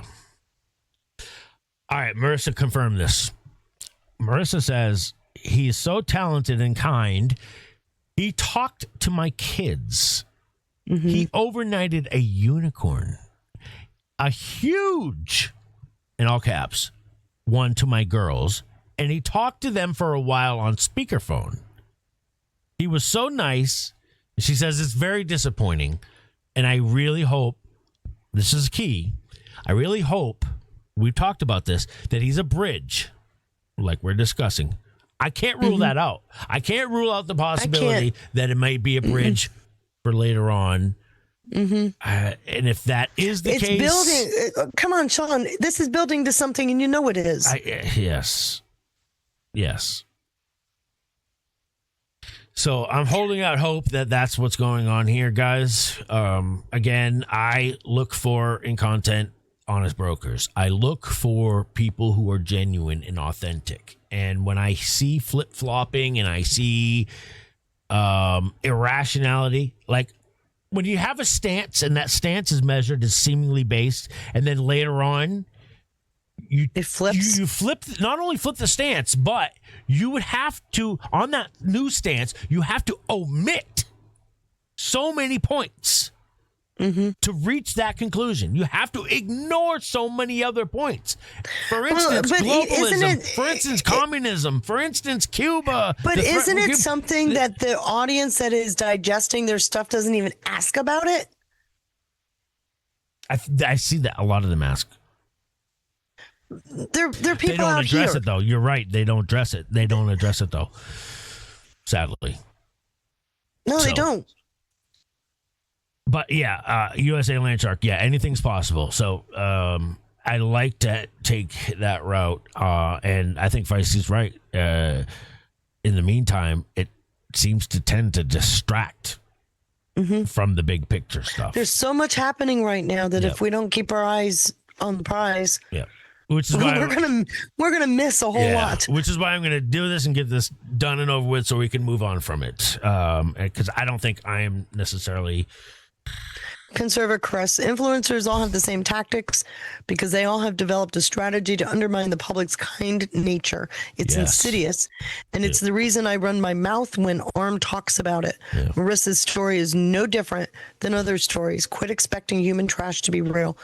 And the problem is, Conservative Chris, and forgive me, but the problem is when you've got a personality that is an influencer that has done something amazing, like what was done for Marissa, it changes what you think of that person, so that when they flip like he's done, you got to get over that shock first. Yeah. Because where did it come from?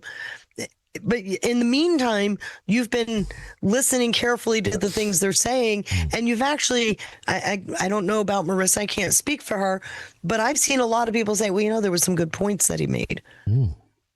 Right? Which is how limited hangouts work, though, too. That's exactly what it does. They rope you in with based takes. We shift your thinking one data point at a time until it's shifted. You grow that mass, you grow your base, you grow that following. Look at Candace. Massive following. Massive. Arguably one of the biggest podcasts in the nation. Unfortunately. And then you flip I know script. people that listen to every word she says. And I'm not going to sit here and say you shouldn't be listening to that person, but when you no longer are questioning the veracity of what they say, how many times have I complained about that? Feisty, where's your sources, right? Yet they put out stuff and they just say, trust me, and people do. I don't get it. Well, we shouldn't be just blindly trusting anybody. Exactly. So thank you, 0 o'clock, for the cookie. Thank you again, Chris, with the cookie. Mama Sheckert with the can. I think I got all those. Yep. Thank you, guys. All right. So after hearing what Bongino said, now I want you to listen to what Straka has to say and tell me what your thoughts are. He's probably going to make some good points, if memory serves him correct. However, I also think he misconstrues completely what Bongino was saying. Okay, so the tactic that's used is Belush, welcome in. Thanks for the raid, bro. Good to see you. The tactic they use is they take a factual basis and twist a word at a time. Okay, so they'll take a story you're somewhat familiar with, and just a couple of the facts will be changed. Yes, yeah. So the key ones. Yes, let me point out something. Let's go back to General Flynn and his indictment. Feisty, where's your sources? There's a couple friends out there in the chat that are good at trolling. What's going on is one of them. Thank you. So with General Flynn, they were going to close that investigation against him, and at the very last minute, they told William Bennett to leave it open. Then what they did is they put it into what they call a writing loop. I went through this on my last deck. Put it into a writing loop. And they took the actual call with Kislyak, edited what he said in the January 24th meeting to make up a false narrative that got him for a process crime, right? Lying to the FBI. So that tactic is used on a regular basis, and you'll see it. If it's like, wait a minute, that didn't tell the whole story. How many times have I said that? Where's the rest of the story? They conveniently omit the key points. That's very critical. Now it's in the public stream, right? Now you're seeing it right out here in the public space. Yep. Absolutely. And Belushi's raiding us over there on Pilled as well. Thank you, Belushi. And welcome in, Patriots, from the Belushi stream.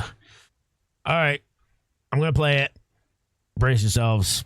And here we go. Let's try to be as objective as possible. I'm going to try my best to be objective here, even though that look on his face, I'm already. Yeah. This is when he said Ozempic. He's referring to him. All right, here we go. I'm making this video because today Dan Bongino unblocked me just long enough to drop into my comments and leave this message before blocking me again so that I couldn't respond. The message Dan left in my comments was, "Are you still mad I won't have you and your grift on my show? Put a diaper on and stop begging like a dog to come on. It's a no. No grifters on my show." So it's a really short message, but there's actually kind of a lot to unpack in just a couple of sentences. So I want to kind of go through it piece by piece to kind of break it down. So the first thing I want to address is that I haven't asked Dan Bongino to go on his show in years. The last time I think I reached out to him was probably in 2022, and I had reached out probably somewhere between 8 to 10 times between 2021 and 2022, telling him that I was going through absolute hell with January 6th between being criminally charged, civilly sued, and deposed and subpoenaed by the January 6th committee and investigated, that I had 3 different forms of lawfare coming down on me, and that I desperately needed help getting my story out because I was being crushed. Now, to be clear, Dan was responding. If he wasn't responding at all, I would have just assumed he didn't get my messages, and it was whatever. But he was responding, and he was giving me these really short, flippant responses like, "If I can find time in the show, I'll have you on," which I thought was weird because he does a daily podcast for hours, and he was going on his show every day using January 6th as a talking point, talking about the weaponization from the Biden administration against all these J6 people. And I thought, well, here I am, a person with inside information about what's actually going on, the people involved, the players, and the tactics that they're using to destroy people's lives. Rather than speculate about it, have somebody on who can actually tell you exactly what's going on. He wasn't interested. And never in the course of those 2 years that I reached out again and again and again did he ever become interested in actually hearing a firsthand account from somebody who was going through January 6th. Now, Dan made a ton of money talking about weaponization on his podcast, selling books. He even made a movie called Police State that was all about the weaponization of the government. But never once did he actually express any interest in talking to an actual J6er about what was happening to the J6ers. So I want to start by addressing the first thing he asked. Are you still mad that I wouldn't have you on my show? No, Dan, I'm not mad. I was never mad. Mad is not a word that I would use to describe my feelings towards you. My feelings towards you would be described using words like deceived, duped, betrayed, appalled, maybe even sickened or revolted, and definitely disillusioned, but not mad. I was never mad. The next thing you referenced, Dan, is me and my grift. And I'm not really clear what grift you're referring to. Is it the walkaway campaign, Dan? Is it that I've spent 8.5 years dedicating my life to trying to get as many people to open their minds and leave the Democratic Party as possible? Is it that I have traveled the country going into colleges, minority hot zones where I've been chased, attacked, beaten, spit on, that I literally had the full weight of the entire government come down on me and put me in jail and try to destroy my life because of the success that I have had getting thousands and thousands and thousands of people to leave the Democratic Party and come over and support our party and support President Trump, help get President Trump reelected so that people like you could become the deputy director of the FBI? Is that the grift that you're referring to, Dan? Is it the fact that I did this work for over 3 years and didn't pay myself a single dollar for my organization, and I only started paying myself after I got arrested and charged and started going through 3 forms of lawfare simultaneously at the same time before I started paying myself a single dime as I was going through this? Is that the grift that you're referring to, Dan? Or is it my advocacy for J6? Is that the grift that you're talking about, Dan? Is it the fact that I even had half of the conservative media slam their doors in my face as I was trying to get the stories out about what the J6ers were going through? And you were one of the people who slammed your door in my face. And I have to watch every day as you assail people like Tucker Carlson or Marjorie Taylor Greene, who actually did something when people needed help, who actually stood up.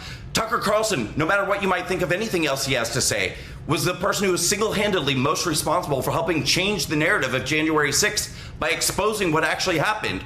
You had no interest in talking to anybody. And then you told me to put a diaper on, Dan. Is that because you think the J6ers are babies? Is that what you think of the people whose lives were crushed and destroyed for years for showing up on January 6th to defend President Trump and the American voter? Do you think the 7 people who have committed suicide so far are babies? One of them who just committed suicide this year? Because this still goes on? Do you even know, Dan, that there are J6ers who are living in their cars because they lost their homes, their life savings, they lost everything? Do you know there are J6ers who lost their spouses and lost custody of their children? Do you even know that? Do you care? Do you have any clue how the agency that you were tasked to be the deputy director of was weaponized to destroy people and harm people to the point that people could not take it anymore. But you just want these people to put on a diaper because they're a bunch of babies, right? The J6ers are just a bunch of babies. Well, they're not babies, Dan. A lot of these are really, really good people who lost everything for standing up for President Trump and the American voter. And you know what they've gotten in return? An FBI agency that promoted the architects of January 6th. You and your partner didn't have a single conversation with any person who's gone through January 6th. You've conducted no investigations whatsoever. You have no idea who did what to whom because you never had any interest. In fact, if you had talked to me, Dan, at any point, even on the phone, privately, I could have told you about Agent Jeremy Desor, the agent in my case who completely manufactured evidence, who made things up to charge me with things I didn't do, who it took you guys an entire year to figure out was connected to Arctic Frost, the weaponization against President Trump, before you finally got rid of Agent Jeremy Desor. But what about all the other agents who are still in the FBI? Because you guys never conducted an investigation, you never talked to anybody about what they went through, and all of those people who did all of this harm to all of these people are still there. And then you told me to stop begging like a dog to come on your show. Dan, I haven't reached out to you in over 4 years, and I'm not a dog. I'm just a really good person who is a hard-working conservative and has been a loyal soldier to Donald Trump for many, many years to fight for the conservative movement and to get Donald Trump reelected. And when I desperately, desperately needed your help, you closed your door in my face. And when you had the power to actually affect change and do something about it, you did nothing. I'll completely disregard the final statement that you made that you don't allow grifters on your show because I think anyone's head could explode from the irony of that statement. But let me just tell you this. When you refer to me and the walkaway movement as grifters, you're just alienating another sect of your base. And you guys have done a pretty outstanding job over the last year of alienating libertarians, independents, and so many other people in the coalition who came together to fight for President Trump and fight for the conservative movement. So what the hell? Why not just alienate the entire walkaway movement as well? What does it even matter at this point? So many of us all over the country had hoped that this was going to be the moment for true and real change, that we were going to get in there and actually deal with the corruption, deal with the lies, deal with all of the scum in the swamp in Washington, D.C. But it turns out, Dan, you are the swamp. You are the scum. And you're also a gaslighter by accusing everybody who calls you out of being exactly what you are. We put our faith and our trust in you, Dan, and you let everybody down. So you don't need to worry about me ever wanting to come on your show, ever. There may have been a benefit to that at a time when the American people still trusted you. But now, Dan, nobody's even watching you anymore anyway. I don't know about that. Dude's got probably the biggest MAGA. His base has grown. It's massive. And you notice what he said there? That nobody trusts you? What do you think he's also doing at the same time? He's throwing shade on FBI and Kash Patel and the job the FBI is doing right now. So remember, we had a bunch of embeds in J6.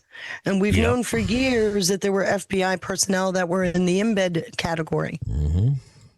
You know, isn't it interesting that this person, I'm trying to be nice, never served a day in jail? Oh, Brandon Stark, other than his right. Other than his initial arraignment, he never, you know, when he was first indicted, he never served a day in jail. He was, and then he tags on to all the J6ers that were absolutely abused. How does he put himself in the same category? Yeah, and he made false allegations in that too, saying that Bongino never called them babies. He didn't call them babies. He never used that term. Well, he said put a diaper on. Dan Bongino. Yeah. That put a diaper on. So he's effectively using that put a diaper on and calling them babies. Yeah. I can see where he can bring that back around. But the fact is there is a story here that Seraphin is really concerned about. And it gets back to who we already know SPLC was involved in Charlottesville. Were these jackadaddies involved? I'm making this video paying these individuals. Do you see where I'm getting at? This kind of an operation takes funding. Where did it come from? And when you're talking about FBI embeds, then I think it's a fair question to ask, what does Dan know? Because Dan obviously purposefully trolled him, right? When he Yep. unblocked him, dropped it, and then reblocked him. Yeah. So he purposefully trolled him. He purposefully is tipping the hat to make somebody go to make somebody melt down. And like I said, how is it he can put himself in the same category as the J6ers when he did not, all we have is his word that he spent a lot of money, but he's not one of the notably abused J6ers. Right. That's a good point. And it's very tactful for him to spin that as though Dan is just blasting all J6ers. You notice how that just puts him in this as the enemy, as a man. He's making Dan Bongino and the current FBI the enemy of Indirectly. what happened on J6. Certainly seems I like don't it, think it's even indirect. I think that is the strategy. Oof. And why would you do that? You're doing that To throw because shade you're on trying Trump. to distract from whatever comes out. Right. Which is This is why I can't listen to the noise anymore, because it's like you just spent 5 very emotional minutes telling me bullshit. Yeah. And you never told your own story. You used the emotional attachment of the J6ers that people have already been trying to support, trying to help. Who Trump has already pardoned, by the way. Right. Is there any appreciation, Owen? Is there any appreciation for Trump pardoning you? Because Trump pardoned Owen. This is your way of showing appreciation? And the fact that Trump hasn't really addressed it is another indicator to me that I think that's a something else very is big going on. indicator that there's more coming. Yeah. Yeah. Because Trump will typically throw his hat in the ring. Yeah. He's not afraid of confrontation. Yeah. Why is he quiet?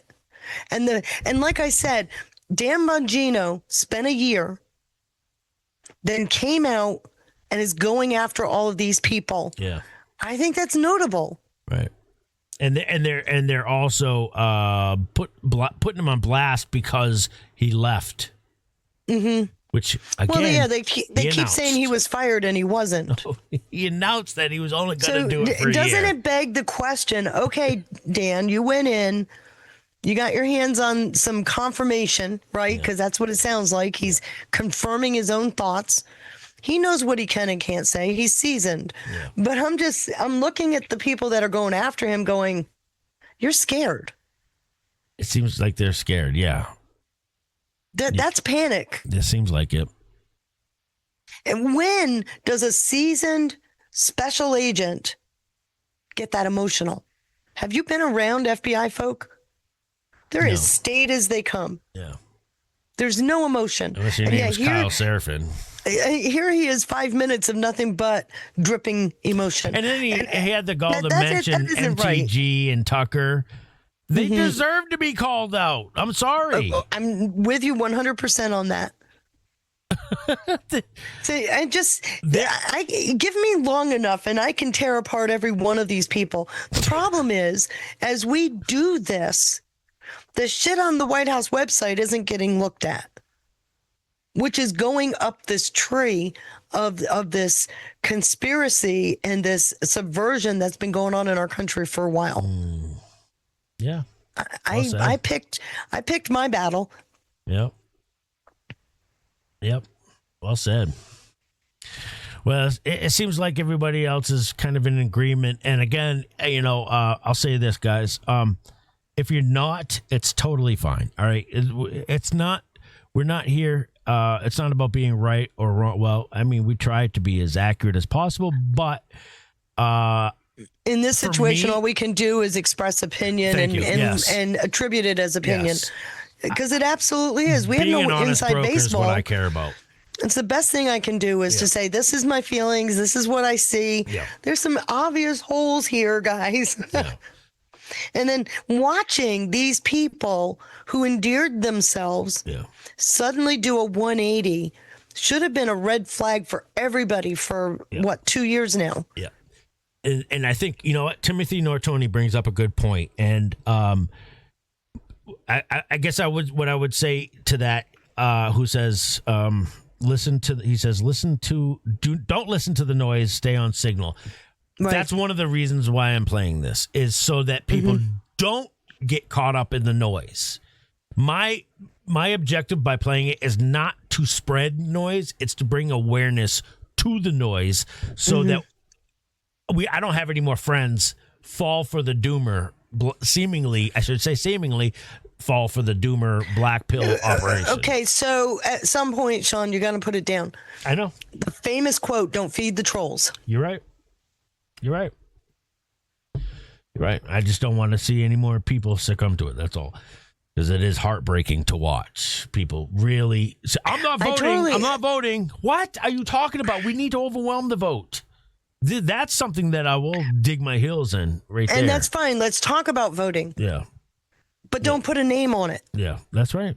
Let's just talk about the whole civic responsibility of voting. Yeah. Logic over emotion. Exactly. Well said, truthful mama. Yep. Logic over emotion, which is that contrast between action and reaction. Landshark is saying, but I like playing with trolls. But I like to play with trolls. That's conservative Chris as well. Yeah, I know, me too. Anyways, And this is why I love Pinata. Thank God for him.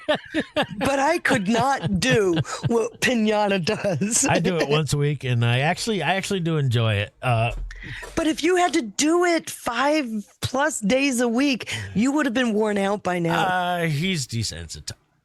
I've desensitized myself to a lot of things as well. Practice makes perfect, I suppose. But yeah, I'm not even going to get into that. Are you kidding me? Utah 101? No way. What? I missed it. Sean, you're number seven on Rumble. Let's go. Really? No way. How are we number 7? I don't believe it. Right now? That's awesome. That is awesome. Well, we got other things. Let's transition, shall we? I'm glad we got that over with. So there's other things. I got a couple really hard-hitting ones. One being the Trump, I can't even believe this, went on and had a interview with Michael Cohen of all I know. people. And I'm sitting here going, but I just finished those slides yesterday. And then we also got the, let's see, what else is it? The Inside the Intel Operations That Targeted Trump by John Solomon. I look at John Solomon's site first thing every morning. Now, I will say this. I can't watch Bannon. I know you can't. I can't do. I know you can't. No. I'm tired. I'm tired of the opposite effect of the sky is falling. Okay. I know. It's like, oh, for heaven's sake, stop. And then, and Nick Shirley just burned it all down. Also, massive Dems panic as massive elected Democrat in Michigan switches party. This one, this one was huge. And there are Democrats that are going against El Said and backing up Mike Rogers. Democrats. That's amazing that they're going to bring now it makes sense because you know the backstory of Mike Rogers, right? I told you about it with Benghazi. Yeah, I told you the story. And guys, not to be confused with the No. He was in the NSA, House. He's now running yeah. for Senate. Yeah. So with Benghazi, Chris Stevens met with Mike Rogers was the chair of the Select Committee on Intel in the House. And the Thursday before Benghazi, Chris Stevens met with them behind closed doors.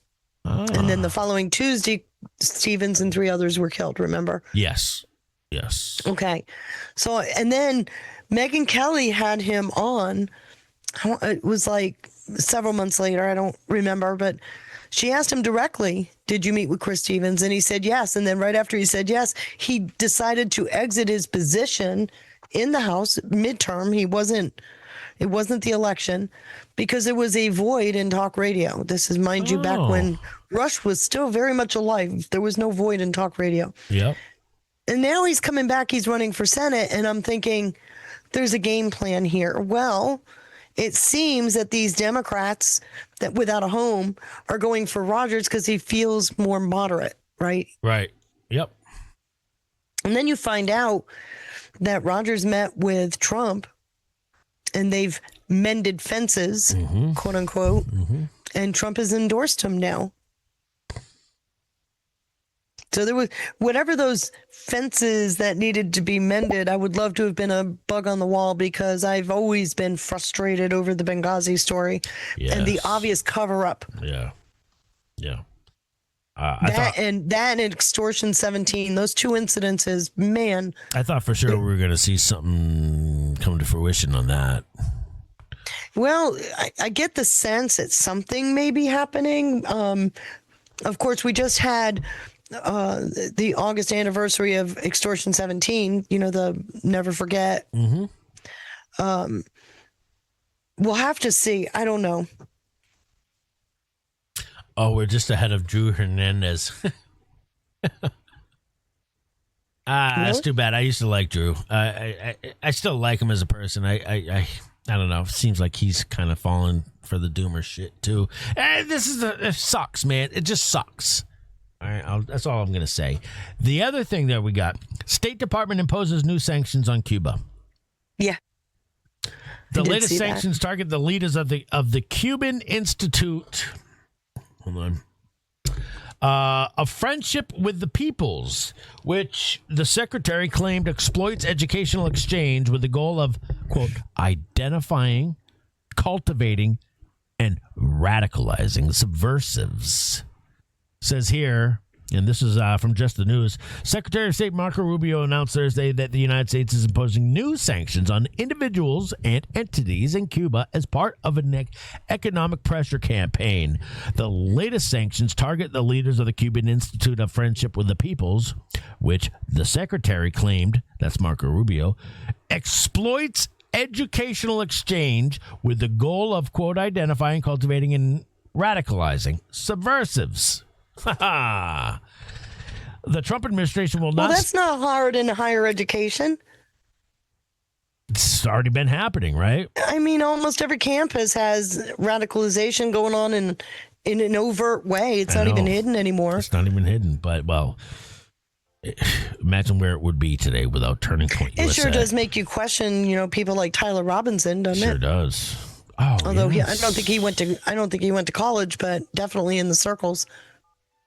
The secretary said the latest sanctions target 3 leaders of ICAP and 9 entities, including the Ministry of Construction of Cuba, that sustain the regime's repressive apparatus through control of key economic sectors.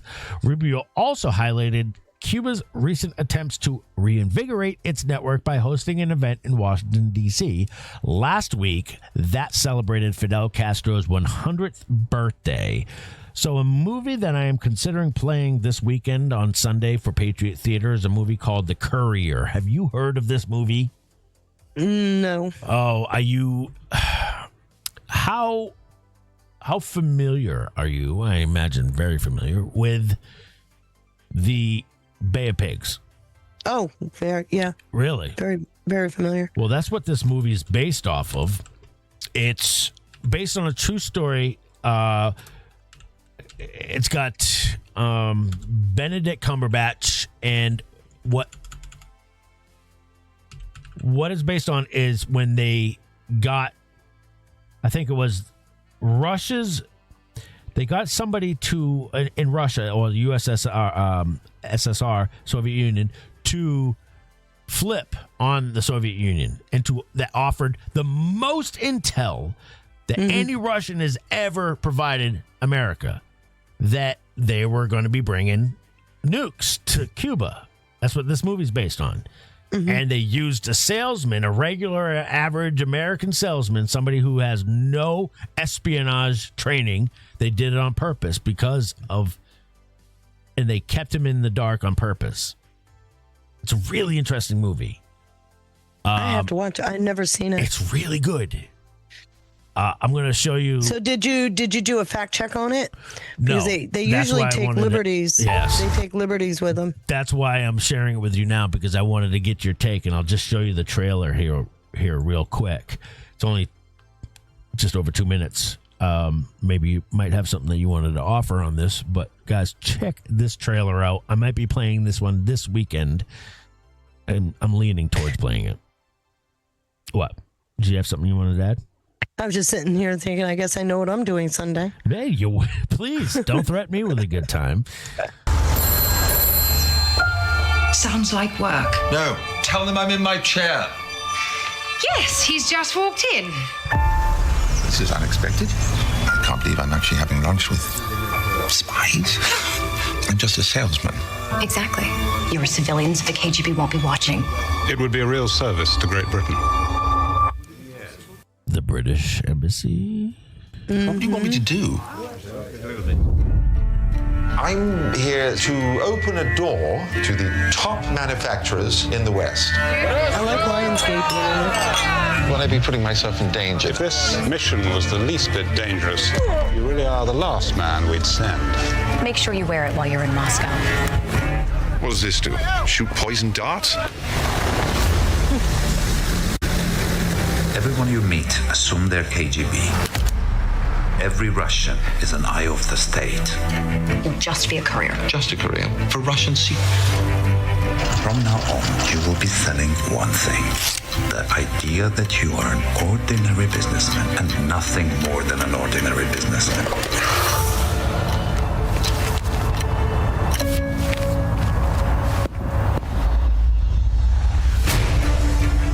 The weapons of war must be abolished before they abolish us.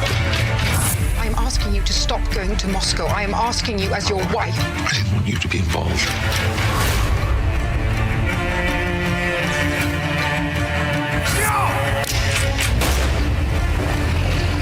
What if I get caught? Then execute me, correct? We can't get him out. If things were the other way around, Penkovsky would abandon you. He would never leave me to die, and I'm not leaving him. Volunteering to bring back the best source of Soviet intelligence you got at a time where Russia and America are on the brink of nuclear war. Maybe we're only two people. But this is how things change. The Courier. I mean, it's a great story. I'll say that. It's a great story, but there's so many little intricacies, little things in this that some of it, a lot of it makes sense, but some of it doesn't make sense. And I kind of want to figure out which way they're trying to manipulate us. And again, it brings in, this is very good, Krista. I watched it last night myself and I was blown away. And the involvement of Cuba, their role in everything. And I just thought it was very apropos. Brought in a lot of shit that we're watching going down today, that we're seeing kind of come to fruition today regarding Cuba and their involvement. Shout out to Spin City. Good to see you guys. Good to see Spin City. Thank you for the raid. But, yeah. And then the other movie that I'm really torn between, and you might even remember this event, but it's a movie called Hotel Mumbai. Oh, yeah, I know that movie. Right? You know, that's based on a true story. Don't ask me who the actors are. No. It's based on a true story of the terrorists, right? That took over that hotel and killed a lot of people. It was an Islamic takeover or something. They were Islamic terrorists, but I'm leaning more towards the Courier because I feel like it brings it more full circle. But anyways. So, there's more on this sanctions story. Rubio also highlighted Cuba's recent attempt to reinvigorate its network by hosting an event in Washington, D.C. last week that celebrated Fidel Castro's 100th birthday. And that did happen. It did happen. Yeah, today's designations makes clear that the Trump administration will not tolerate the Cuban regime's efforts to fund its repression or continue its decades-long campaign of subversive anti-American activities. Okay, so back up for a second. Yeah. How overt do you have to be when you actually, after all this stuff about Cuba, the State Department report, all the sanctions, you hold the flippin' meeting in D.C. I know, right? Okay, you typically hold the meeting where the bulk of your attendees would be from, right? Oh, boy. Yeah. I would love to know, and I'm sure they do, who was there? I would love to know that, too. Mm-hmm. Oh, man. I mean, I was on a speaking circuit for years, and I kept ending up in the similar venues because when people would come to the seminars I was doing, they were generally in those areas, right? Yep. So I did a lot of San Francisco, a lot of LA, a couple Florida, did a Boston, but DC and California were the two major venues for what I was doing. And it was obvious why, because in DC, you got the federal employee group. In California, you got people trying to figure out how to do things. Right. So I was constantly in those same venues. And you don't typically run a venue in, the middle of nowhere where it would be a nightmare for people to coordinate travel. So, and you need a hotel that's close to the services and such like that. So that meeting in DC was specific and intentional and overt. Overt. Really? Mm-hmm. That was a, yeah. That was a shot. And then Marco Rubio responds with this. Interesting, right? Mm-hmm. I was trying to look up what ICAP is. There's a couple things that come up. Educational opportunities. We offer Project First Line, training courses. Not that. ICAP is a training program. The Institute of Chartered Accountants of Pakistan. No. Probably not that. ICAP is a world-leading intermediary. Individual career and academic plan. Financial, energy, and commodities market. It's individual career and academic plan. Okay. So, education. Mm-hmm. So, in other words, the youth thereafter. Well, and there used to be, I don't know where they're getting it now, but there used to be quite a bit of federal funding put into that. Oof. What, through USAID? And there were some appropriated funds, yeah. Great. Wonderful. All right. And then let's see. Yeah. So what do you want to do first? Do you want to do the Trump and Cohen interview, or do you want to do the... Man, did that just deflate me or what? What? I don't like Michael Cohen, and there's a strategy there. But thank you. There's a strategy here. So, or the Solomon. Maybe we ought to do the Solomon thing. Whichever one. It doesn't matter. But did you catch all the stuff I sent you about the crypto meeting yesterday? I sent it to you earlier today. We've been clipping a lot of that stuff lately. We're close. Ash says, dang, what Bongino just really said really resonated with me about keeping your circle small and being careful who you deal with. Yes. Oh, gosh, I love that, I learned that in a big way back in 2018, folks. I really did. We talked about this, yes. We were just talking about it again. I got royally kicked in the teeth back in 2018, and it came out of nowhere. Right. And if it did anything, it warned me, be okay with the slings and arrows they throw at you. I'm so, I'm called, I'm arrogant. I'm holier than thou. I'm high and mighty. Yeah. I got all these names that are thrown at me in such a way as to try to diminish myself. Right. And I'm telling you, when you keep your circle small, you nurture the very few people. Yeah, you have a much more stable life. Yeah, an immediate circle. Hey, Risto with a $5 Rumble rant. Sean, got a late start on the stream tonight. Did I miss the Swalwell coverage? Oh. Feisty, yeah, we started with that. Yeah, Feisty, I've learned so much in such a short time from you. Thank you both for what you do. Shout out to Risto. It's very kind of you. It's also, shout out to Spin City. Oh, Spin City dropping a phone. Oh, you don't have to do that, brother. Thank you so much. Says, good to see the Arm fam. Love you all. Have a great night. And then he donated 300 gold pills. Wow, that's very kind of you, nice. brother. Thank you. And then Vamix with a can says, Spin City, thank you. Shout out to Vamix and D. Richard with a cookie.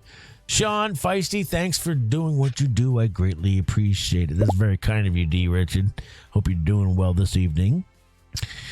What's going on with a couple cookies?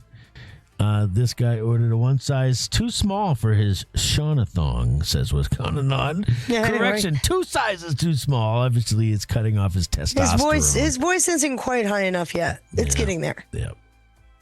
All right. That's the pressure on his brain, though, his ego. No shit. So, let's see. Real America's Voice. Was he on... Solomon do anything today on Real America's Voice? Was there any? I can tell you, I don't know. Watchdog demands probe of dossier I've been in my corner lives. doing my thing. I'm not even up to speed on all the news. Yes, there's a couple. There's an Eagle Ed Martin unleashes pardon revolution with Eagle Ed Martin. I didn't even hear about that. Well, it's with Bannon.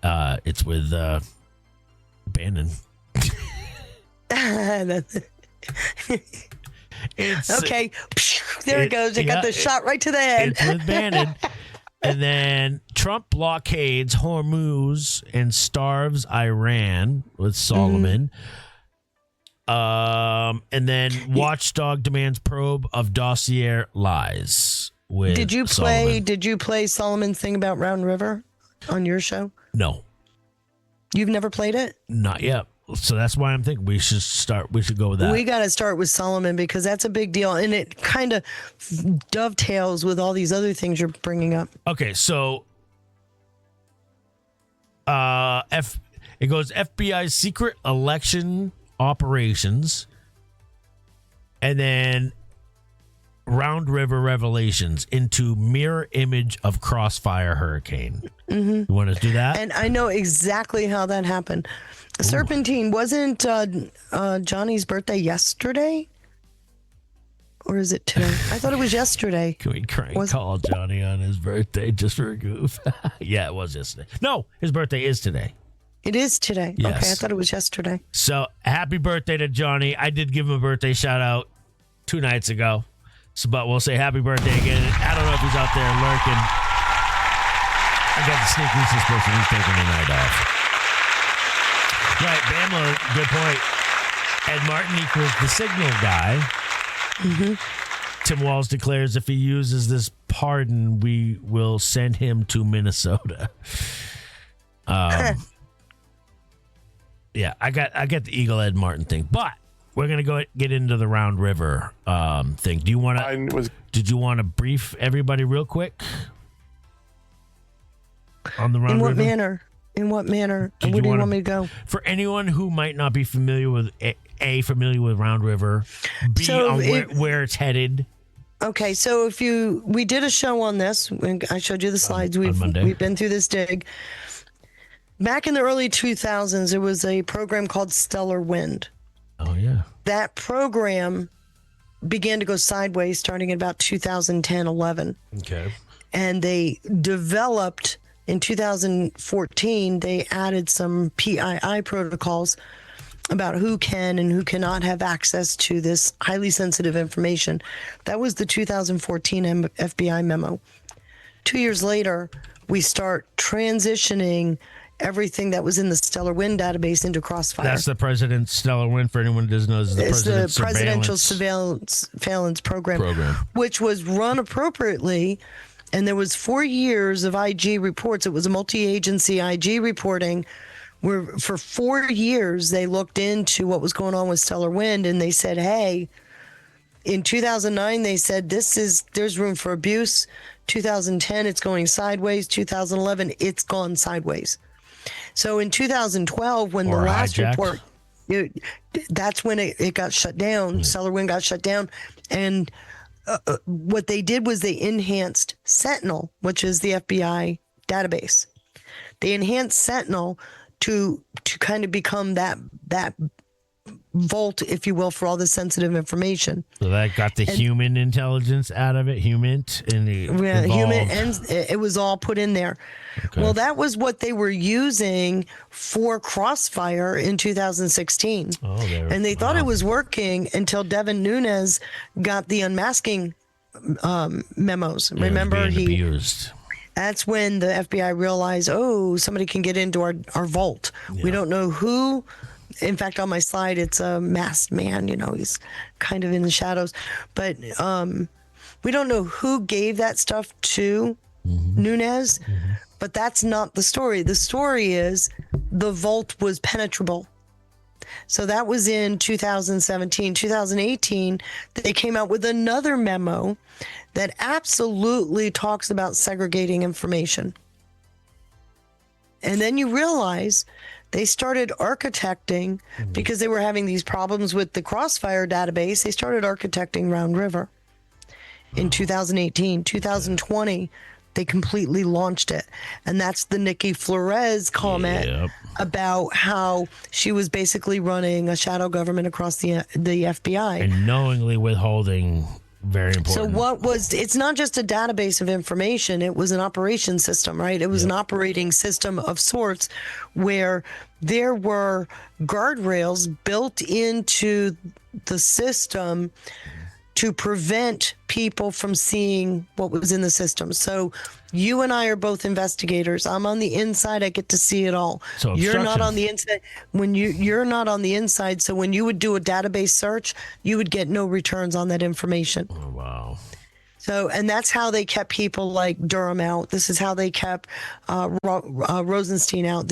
They were keeping these people out of these databases. And so now you can go back retrospectively and go, wait a minute, how did we figure out Comey then? Comey, all of that. Obviously, there's somebody on the inside tipping off somebody. So they were able to find some things.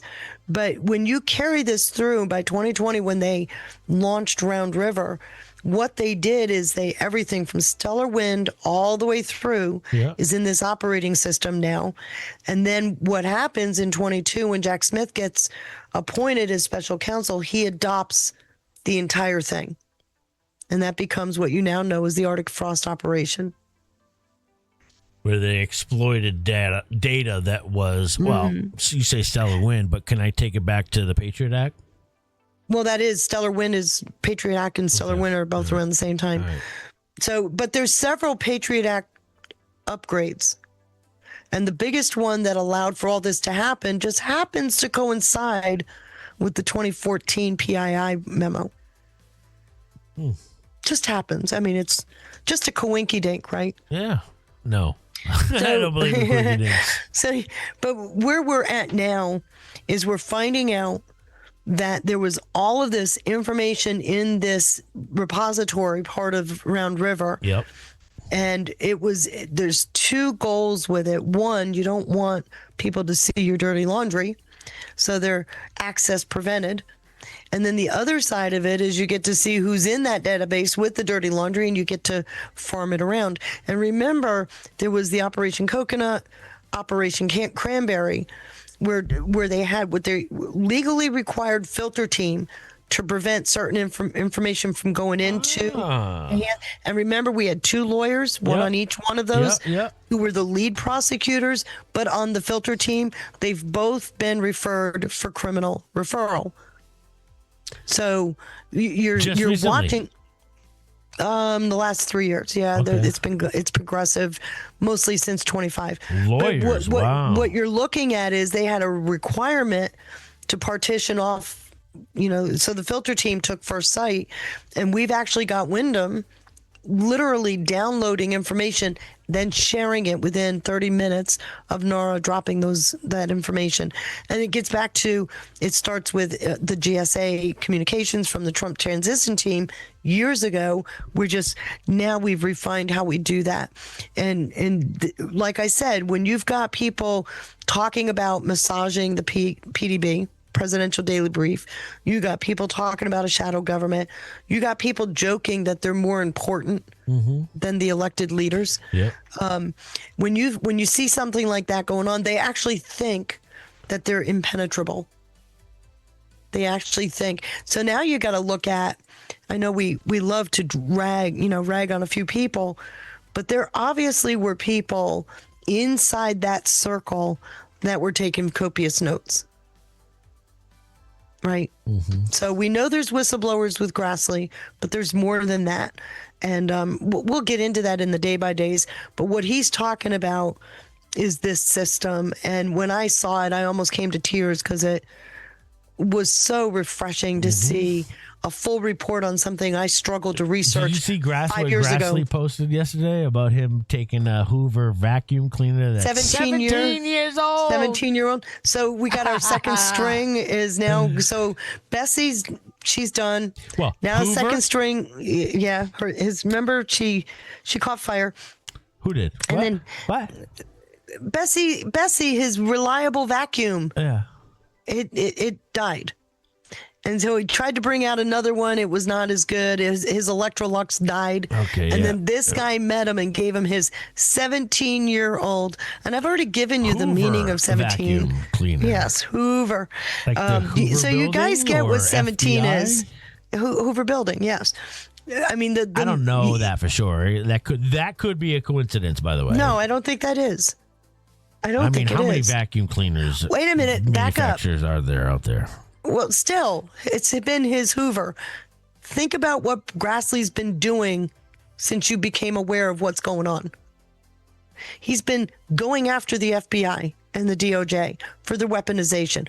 Where are they located? DC. Hoover Building. Yes. So now you got to get to the 17. And I told you about this on Monday, what 17 is. 10, biblically, the number 10 refers to justice. Biblically, the number 7 means complete. The two together, 10 and 7, means victory. So they're done. We're about to hit the flood stage. Oh my gosh. It just hit me. It just sunk in. No, something else hit me. What? If that's true, boy, that could be saying a lot about what we're seeing this operation going on that is right. dividing And that's us. the noise that we were just talking about. That noise is trying to keep you from seeing things like what John Solomon's talking about. And it's important to keep your eyes on the prize because here. you said this a long time ago, though, Feisty. Hold on a second. You said this a long time ago.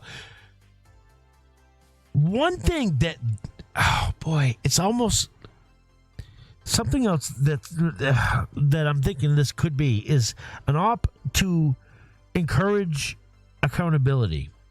An accountability op. Because you notice that's the thing that Flynn's been putting his finger on that pulse.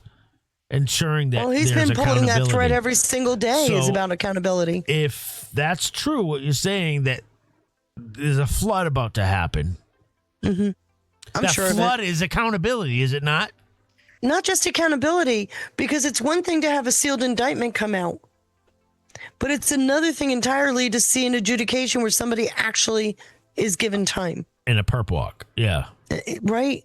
And I don't know that we physically see the perp walks where they go in to the system. I do think we start seeing the results of them coming back out of the system. And when you look at what's going on in China with the Evergrande CEO, life in prison, all assets taken, that's like a go signal. Right. And it also shows you that we're seeing a global cleanup. Yeah. And so take that, bring that back to DC.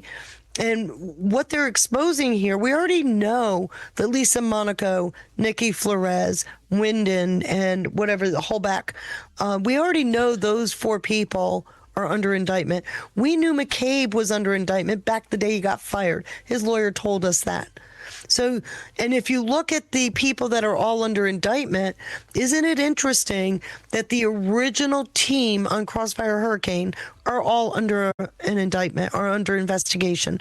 And so I have been saying for the longest time, remember Sean Hannity with the investigate the investigators ad nauseum, remember that? Yep. And I have been saying for years that if you go back, and this isn't a Q post, I know that's not empirical evidence, but Mueller designed to take in evidence needed against the deep state.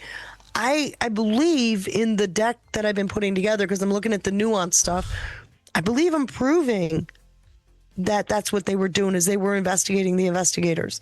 When you look at the entire Mueller team from Weissman all the way down, they were all rabidly anti-Trump. And then you compare that to what William Barnett said, because William Barnett was told to keep the Flynn investigation open. Yep.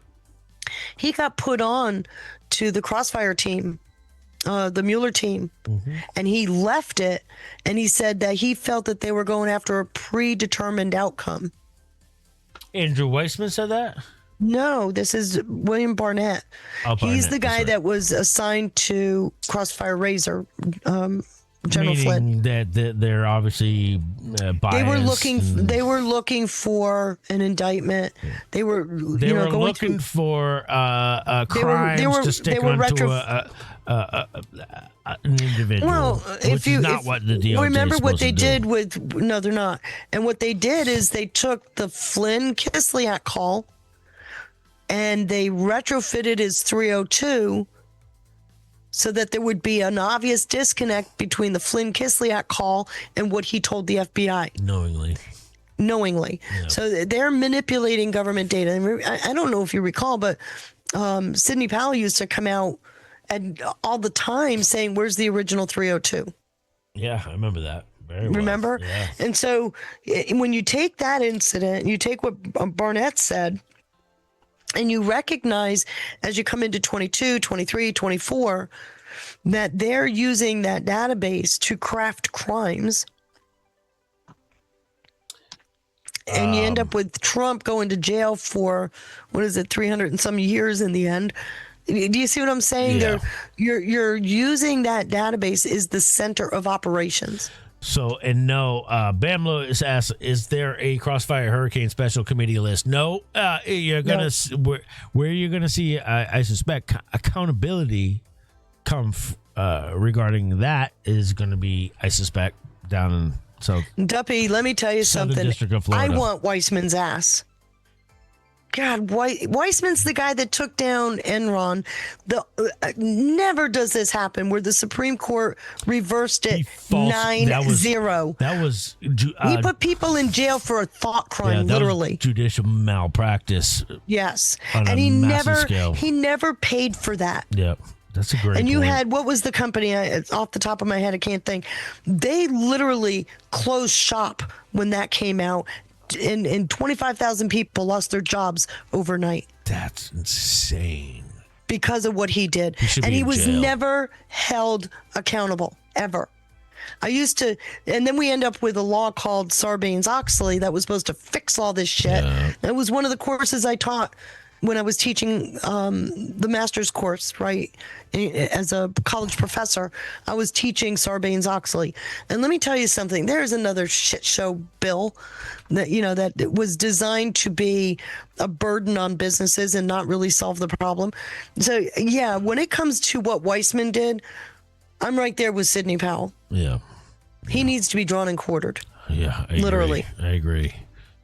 All right, so let's start off. Let's start this this clip here. Okay.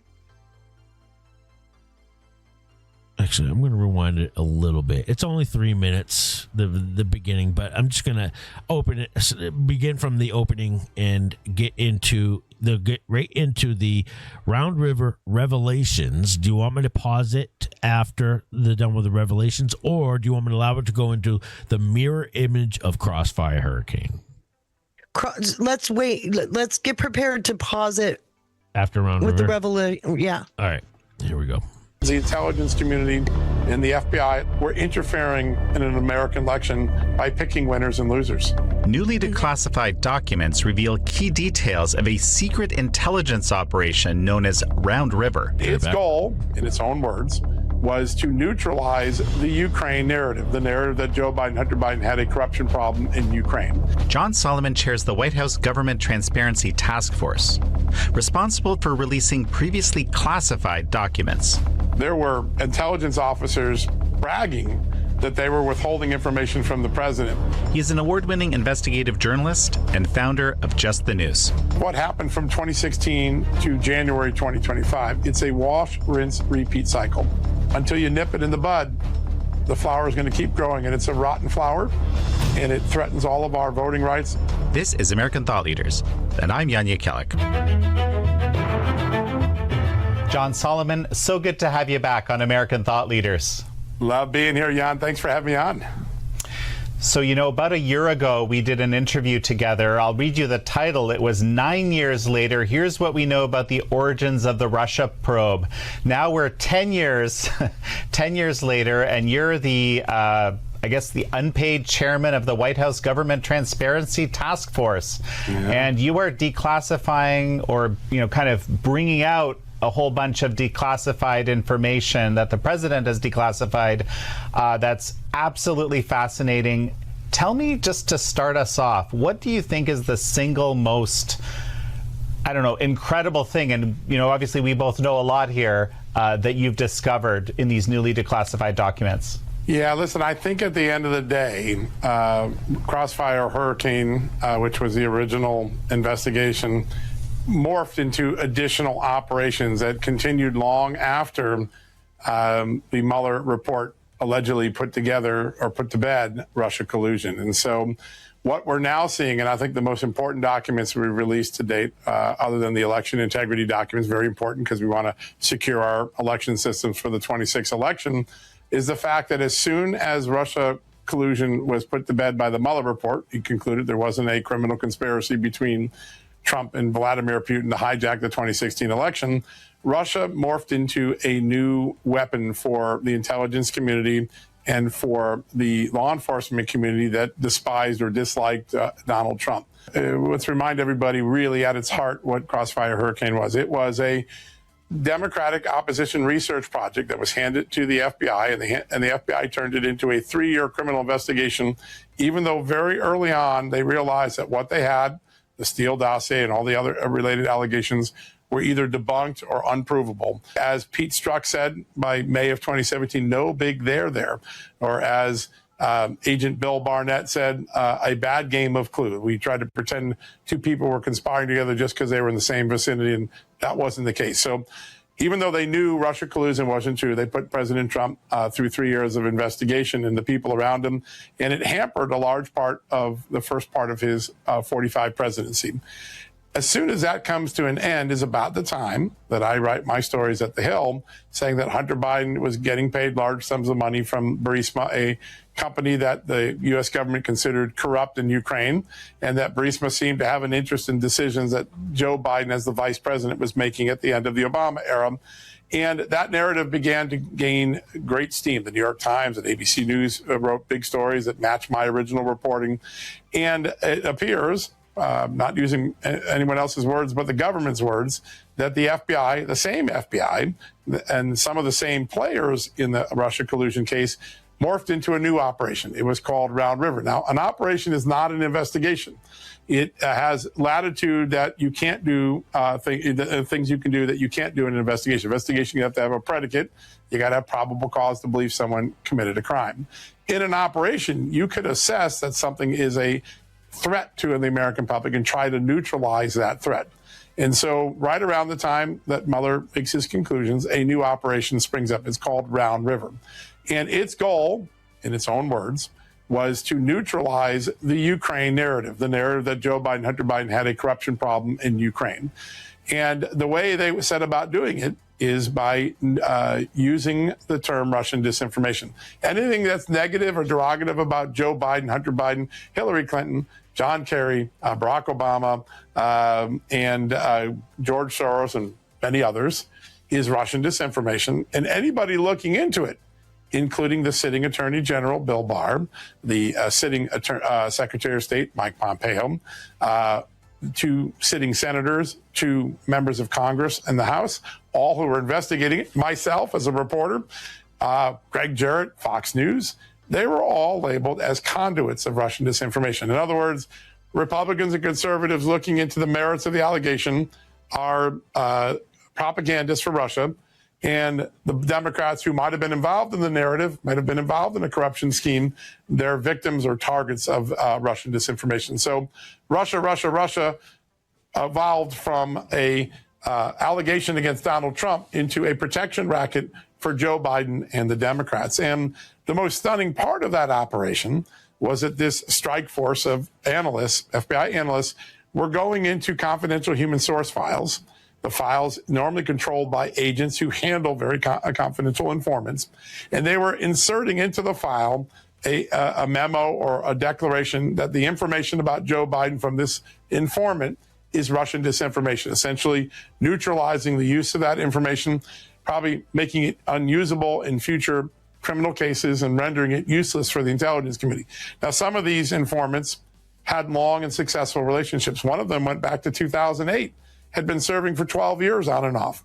Some analysts went in and decided to derail that confidential human source relationship by just putting a Russian information disclaimer on the Joe Biden information that person was providing. We now know from the files we released that 14 such informants were providing derogatory information on Hunter Biden, Joe Biden, or the family. At least three had were then labeled Russian disinformation, and all of that was done. The dividing of the people, the assigning of conduit and target names, the neutralizing informants by claiming they were giving Russian disinformation. All of it was done without those FBI analysts taking any effort to find out if the Ukraine narrative was actually true. Truth didn't matter. Whether you were a Democrat or Republican mattered, whether you were on one side of the narrative or the other. That's all that was used to distinguish whether you were a Russian propagandist or a victim. That is why in 2025, the Intelligence Committee looked at it and expressed grave concern, and why today, recently, the FBI Director, Kash Patel, announced that he's investigating his own personnel for misconduct in this operation. Well, it's fascinating because if you look at the totality, Crossfire Hurricane and then Round River and perhaps some of these other ops, on the one hand, they were elevating some informants that were basically spewing nonsense, right. Christopher Steele, Igor Danchenko, Halper come to mind, right? Yeah. And at the same time, they were kind of downgrading, or in some cases, really casting huge doubts on people that were seemingly providing very good information. I mean, you want me to pause it right there? Yes, please. So remember, let's go back to Crossfire. Okay. What was that about? That was political gossip. Yep. That was run up the chain. It was political gossip for the sake of starting political gossip to start an investigation. Well, right? The original intent. Yeah. The original intent of remember the operation, the opposition research that was started by the Republicans. They found nothing. DNC picked it up. Hillary for America, Obama for the Hillary campaign, Obama for America. They all put in money. Yep. Crafted this political gossip, and they then shipped it to the UK via Halper, who was a confidential source, who was paid by the Office of Net Assessments, which is out of the Pentagon. Mm-hmm. Okay, remember? It was a counterintelligence investigation. Yes. And so they get it to Halper. That's how Papadopoulos got set up. But anyway, what the purpose was is they fed it through the Five Eye channels through Wood, who was the ambassador for Australia. Okay. And then as soon as it got the Five Eye label on it, it then becomes a predicate of high importance. So it goes from political gossip into actionable threat. And the Q operation signaled this, all of this, as it's going on, signaling to me, in my opinion, that they were observing the entire time. They were observing what was going on. Well, it started before the Q operation, They were obviously. backlogging everything. But they've been watching this go on. Yeah. And I think, like I said, and I'll send you the 2 memos that I've got because I've got them. Maybe? I've been saying this for years. We have it all. Mueller special counsel was a sting operation. Right. And the vehicle they used to do it was Carter Page. Notice Carter Page had 4 FISAs. Yeah. He took all those slings and arrows too, didn't he? And he was never charged with anything. Yeah. In fact, he just got paid out too. $1.25 million. So out of which fund, by the way? Which fund was that? Out of the Justice Fund, of course. Yeah. Of course. But now bring that back around into Round River, because Round River absorbed all of that. And remember, what's in Crossfire? Every bit of it was fruit of the poisonous tree. It was illegal surveillance. Yeah. So why did they need a special counsel? Because they needed to continue looking through that trove of information to find a crime. Mm-hmm. Okay, and then you come up to when Comey got fired. Which that's not what a DOJ is supposed to do. You're not supposed it's to go the exact searching opposite. For a crime. Well, no, wait. You investigate a crime in search of the criminal.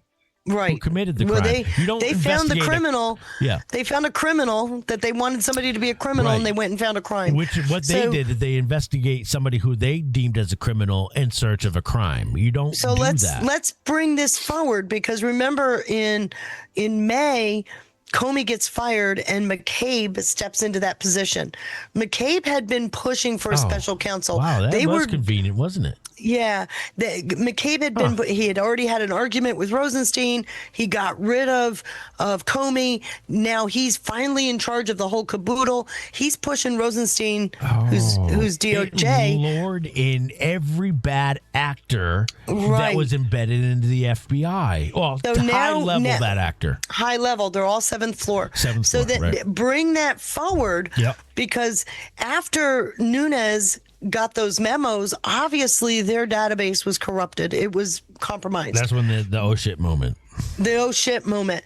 And then he says morphed into, it was all migrated into Round River. Right. Everything was migrated into Round River. So when you look at how they migrated it and what they were doing with it, it was more of the same. So he says it was started, in their own words, to label things as disinformation. Yeah. There's more to it than that. Yeah. So we have it all. There was a lot more to it than that, because when you look at Arctic Frost and you look at what that was targeting, and don't forget Platte River, which was an FBI investigation, that too comes into play. And Kash Patel is now saying, we're going to look at our own people. This is why you got people like Seraphed quaking in his boots, right? Yep. Because they're now going after the very people that opened these investigations. Yep. And remember when McCabe ultimately got fired, his own attorney stood outside the building and said, we can't see all the documents because they're under seal. So there's supersedings coming.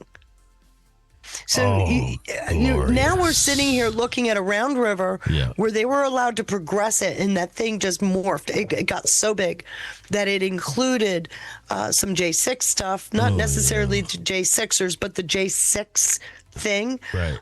Because remember, part of J6 they were trying to pin on Trump. Yep. Right. Yep. So you're just looking at something now that it's this blob. So that's the revelations part of this database. Which hat tip to Chuck Grassley. He's the one, when he put out, I always read his letters because they're always full of nuggets. He's the one that started telling us about Round River, 3 years ago. Right.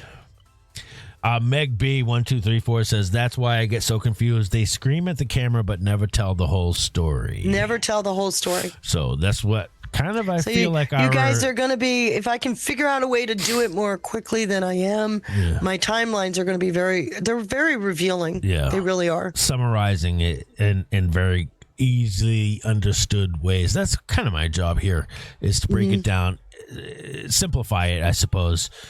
But there's. Well, hopefully I'm making it simple enough to understand. Yeah, you are. And if you don't, then that's where I come in and ask the questions. And beat me up. No, of course not. So this is the mirror image of Crossfire Hurricane, is what this. Well, it's not exactly a mirror. It's actually an enhancement. Okay. An enhancement. All right. He calls it a mirror. I get it. But it's actually an enhancement because where the weaknesses were with Crossfire, they corrected with the new architecture of Round River. Okay. I love this because at the end, he covers the grand conspiracy. He addresses the grand conspiracy case and where it's at right now, and then wraps up about Operation Oxford, comma. Yeah, Oxford, comma is going to be it became their downfall. Yeah. Yep. All right. And like I told you before the show, Comey didn't open that.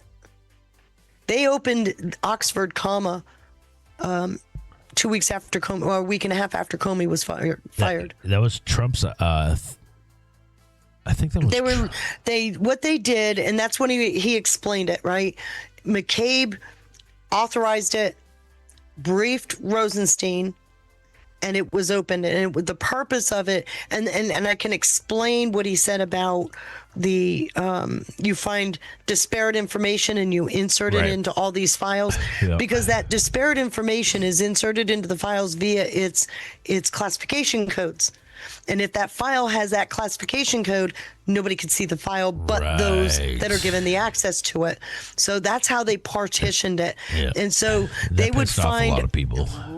Well, yeah, because nobody could get the information. Yep. But this is why you had these null prosecutions, because what was available to the investigators was not the complete file. Yeah. Well said. All right, here we go. There's kind of both things at play. Is that what you're saying? I am. I have said a couple times in the last week that Round River is the mirror reverse image of Crossfire Hurricane. And Crossfire Hurricane, non-proven, politically charged allegations from Hillary Clinton's campaign were used to investigate a president. And in Round River, validated or information coming from validated confidential human sources that were derogatory or suggesting that there was evidence Joe Biden did something wrong were being neutralized. And that's where I think the larger system of dual justice looks more and more pronounced. Protect Joe Biden, attack Donald Trump. The information against Donald Trump turns out unproven, unvalidated, in some cases disproven. The evidence against Joe Biden was actually pretty pronounced and provable. I want to remind people of something very important. At the moment, Round River was in action in 2020. The FBI had Hunter Biden's laptop. On that laptop, they had the evidence of what Burisma wanted from Joe Biden and his family. They had evidence of what Hunter Biden was getting paid. They even had evidence that Hunter Biden had admitted to his own lawyers, or his lawyers and him had talked about the fact that he had failed to pay American taxes on a large sum of money from Burisma. They had validation that what the confidential human sources were telling the FBI was true because Hunter Biden's own laptop showed it was true. And still, this Round River team went out to try to portray it as Russian disinformation. That isn't putting a finger on the scale of an American election. It's putting a whole body. That's the sting operation, I feel like was. That's where it comes in, yes. On the American election. And that means the intelligence community and the FBI, at least its counterintelligence division, were interfering in an American election by picking winners and losers. Hey, everyone. Pause it real quick.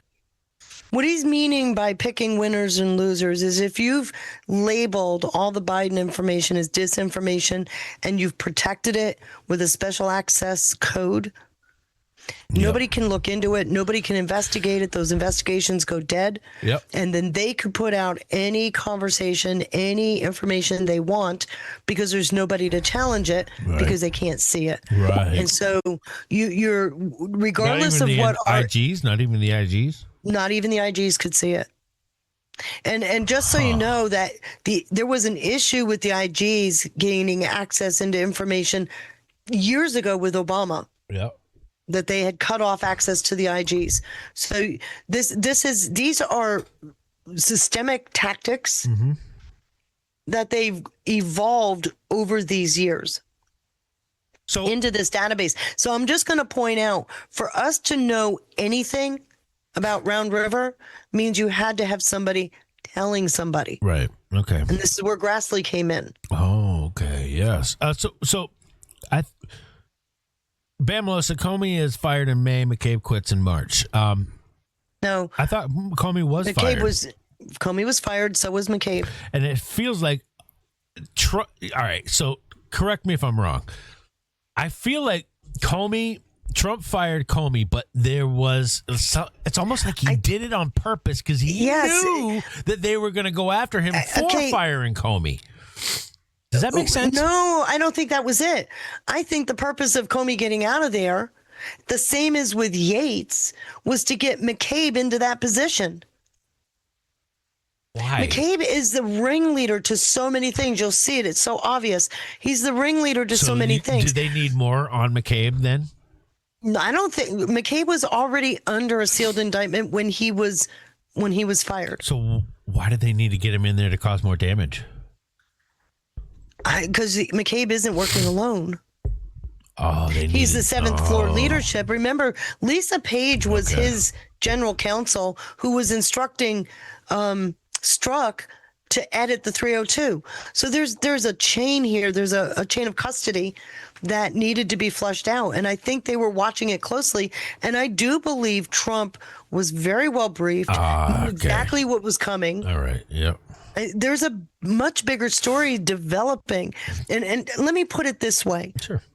You know, I argue with AI all the time, and I'm using all these AI databases, and they're all telling me I'm full of shit. Yeah.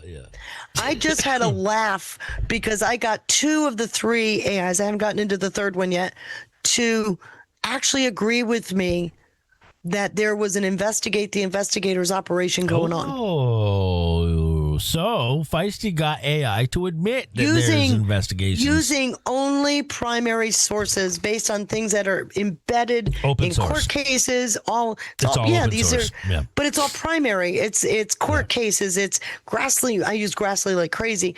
I've elevated John Solomon to a primary source because of his job. Yeah, of course. And so I've been, but when I can get 2 of the 3 AIs to agree that my theory, of course, they're not saying because there's nothing written in writing, but they're saying that the theory is so real that now ChatGPT is adding it to my slides.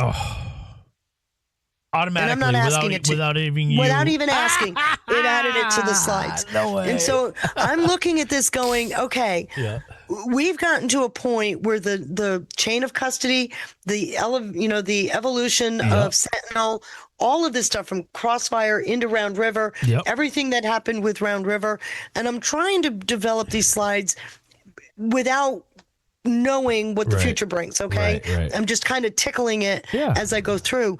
But when I am in May of 2018, June of 2018, July of 2018, and I've got AI saying, you know what? There's a counter investigation going on. Let's go. And by the way, Rumble, you guys are crushing it tonight. Rumble is beating Pilled in likes. So guys, keep those likes coming. Hit that like button if you could, and Pill, guys, hit that red pill if you could. Let's see who takes home the trophy tonight. You know, the FBI director, Kash Patel, has said he will release the actual 14 confidential informant files. When do you think we might see those? Probably the next month or 2. It takes a little bit of while to mark them down and make sure we protect things that are important. But I will say this, every component of the United States government, the Justice Department, the FBI, the CIA, the NSA, the ODNI, and the State Department, Treasury Department have been unbelievably cooperative in following the president's executive order or presidential order on this. We have gathered millions of pages of documents. We've been able to get the really relevant ones declassified in record time, and almost every 2 or 3 days now, the task force is in a position to release new documents. We'll be doing some more of that in the next few days, and all through the summer and into the fall, I think we'll be able to put out all the documents that we've got and tell stories and help people understand their importance. one of the big things you have been doing is looking into the 2020 election. And, we did get indications back in the day that, and got a lot of trouble for talking about this, that there was Chinese Communist Party interference, that there were, questions about whether certain vote tallies were valid. Why don't you kind of lay out for me what it is that you found? Yeah, let me, I think a lot of people think because the first evidence had some 2020 that our goal was to look at the 2020 election. It wasn't. What we did is look at a 20-year window of intelligence about the security of our elections. Were foreigners interfering? Were domestic players interfering? Were there vulnerabilities that we know about that we had not fixed? So we look all the way from 2006, where the first warnings about Venezuela and compromisable vending machines started to flow to the CIA, all the way to 2026. The reason the year 2020 stands out is it was a big focal point of the president's speech, but only because it's in that year that some of the largest vulnerabilities in American election history are discovered during that election. And despite the fact that they're discovered, career people in the intelligence community made conscious decisions to keep that information from their president and their Congress and the American public. Gotcha, bitch. As we pointed out in the documents we released last month, there were intelligence officers bragging that they were withholding information from the president. Nikki Flores, correct, is one that comes to mind. Yes, Nikki Flores. And then there's probably others. She was the one that was the operational manager for Round River. She kept that out of she knowingly kept it out of the presidential. She was basically running a shadow government across the FBI. She admitted but you also had a it. CIA person knowingly doing the smoothing the PDB, right? And you had other people in that chain saying, "I can't believe we're keeping this from the president." That's right. Yeah. And they're still employed, I think, those individuals. Not all of them. I think most of them are gone. Or from the Congress. They would use words like politics. Which is a hint. Or one of them boasted that they were running a shadow government to keep election intelligence from the president, the public, and the Congress. Others talked about it boggles the mind that we're going to keep the president in the dark on this. In a few days, we're going to release a document that shows just how high up the suppression of government. What did he say? Whoa. Yeah, you're getting to the top of the tree. So hint, he can't put stuff out that's being adjudicated, right? Right. If it's in court right now, if it's being litigated. And if it's being litigated, if it's material to a current case, it cannot be released. Not even mentioned, I don't think. Right, no. Especially if it's a grand jury. Hint. When you talk about drip, drip, flood, this is where we're at. The drip. Yeah. But the drip is getting strong now. That's right. Goes very high in the career infrastructure of the intelligence community. So, very high, almost kind of like exactly what Crossfire Hurricane and Round River is all about, was getting the very high bad actors, roping them in and getting everything. All of it's flowing in. Keep in mind, too, because we can sit and we can talk about the corrupt within government. Yep. But there's a major foreign component to this. Yes, that's so you got to keep that in mind, and it reminds me works what both ways. But it also reminds me of two tweets that Trump put out in September 2018, where he talked about declassification and that our, quote, allies were saying not yet. Right. And he's saying, you don't have a lot of time. Speed matters to me. Right. So, and that was in September of 2018. Okay. That is interesting. In a very long time, the intelligence community is not reporting it to policymakers, the president of the United States, Donald Trump, the Congress, who, by the way, is partly in Democratic hands at that point. Had to have known that at the time. It's a very troubling trend line to see politics supplant national security as the reason whether or not something gets briefed to a president.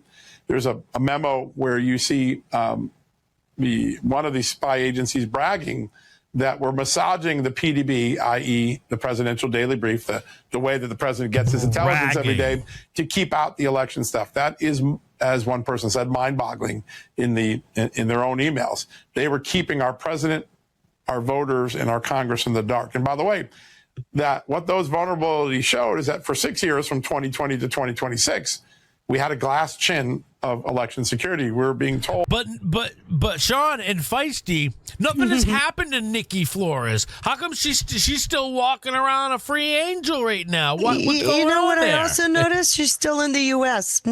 Like a passport may have been flagged. And and the fact that she hasn't been perp walked, arrested, or anything like that. That should be a strong indicator. If you go back to Microsoft when it came out about Lisa Monaco and Nikki Flores, Trump called for them to be fired. And what you find out is that Microsoft has been working with the feds. So they're in a position as a holding place, but they're obviously locked down. Right. Good point. We were in the most secure election environment in history, and the intelligence showed just the opposite. There are 4 key components of what the intelligence showed. And until the president made it public in July, most Americans, most members of Congress, and most presidents did not know about it because the intelligence community chose not to tell them. The first vulnerability was that our election counting machines were vulnerable to being hacked by 5 foreign powers. There were 5 foreign powers that had known cyber hacking capabilities that could breach known vulnerabilities on election machines. This is first assessed by the intelligence committee in January. The first time the American public learns about it, July 26 from President Trump. The 5 powers are China, North Korea, Iran, Russia, and Venezuela. As the year goes on, the concern about those vulnerabilities became more pronounced. Why? Because in September of 2020, about 9 months after the assessment was made that there are machine vulnerabilities, CIA observed Venezuela conducting an experiment where they were able to successfully breach an election counting machine and change the votes. And by the way, change the vote counts without it being detectable in a post-audit or in a post-image review. I was laughed at for saying that in 2020. How did they do that? What? Which part? I was putting out because there is a wonderful woman, her name is Bev Harris, who wrote about black box voting back in 2004. Black box vote. I never heard of that term before. It's a book she wrote called Black Box Voting, and and if you go to the website, they were talking about what they call fraction magic. So what that means is you would query the central database, the voter database, and just say you're going to get all white males between the ages of 25 and 35. It comes back with a whole number. What they do is they take that number, fraction magic, and they assess 30%. Okay, 70 for the person they want to win, 30% for the person they want to lose. Right. And that's how they were changing the votes. And we find out as we go through the 2020 stuff that these machines are network capable, which they told everybody, no, that's not true, which is why I laugh about Q-Snatch. You heard me talk about it because being network capable meant that meant that the vote could leave the country and come back fed with the numbers they wanted. And if you remember Mike Lindell, with all the number crunching they did, they found that they were using the 2010 census, which explains why they put off the 2020 census completion. They were using the 2010 census because all of the data had that mysterious hook. And so when you start peeling that onion and realize that, yes, we've got corrupts within our government, but there's that major foreign component. And it wasn't, he mentioned the 5 countries, but then explain why Spain was a part of it, right? Because we also knew that. So and as far as Venezuela goes, the one guy, oh God, what was his name? I can't think of it. That was key. Because here's the thing people don't understand. You have these different machines, but they all had the identical software. And when you go back and look at how these companies changed hands, it was all the same people. When an investigation would start to get close, they would open up a new company, same people would migrate in. Every one of the machines has the same original software. So it doesn't matter if it's Smartmatic or Dominion. It doesn't matter who the company is because they're all using the same software. And they literally can change the votes that way. We found this out in 2020. The fact that this is coming out now is major stuff, because now you're connecting the corruption within the government to silence Trump and keep him out of office, then to silence the American people to keep them from questioning. And you're marrying that to this foreign component. You're talking about a global war. So even if the machines don't have direct connection to the, you know what? You can connect anything to the internet, any piece of tech, with just what's called a dongle. Now, can you fit it? A dongle is like something that you, when you have a wireless mouse and you want to connect the wireless mouse to your PC, it comes with this little, it's smaller than a thumb drive. It's a tiny. The thing. Do you think you can't fit one of those inside of a thumb drive, by the way? Actually, we got the schematics. Of course you don't even need it in a thumb drive. The chip itself was in the machine. So they've been lying to us all this time. All along. And what they would do when these machines had to go through their cycle review for, being certified for the elections, they weren't reviewing them. They were looking at a previous review and just carrying it forward. We found some jurisdictions where the machines hadn't been actually through a real review in 10 years. Right. So, I mean, and like I said, you're looking at something much bigger than they were out to get Trump.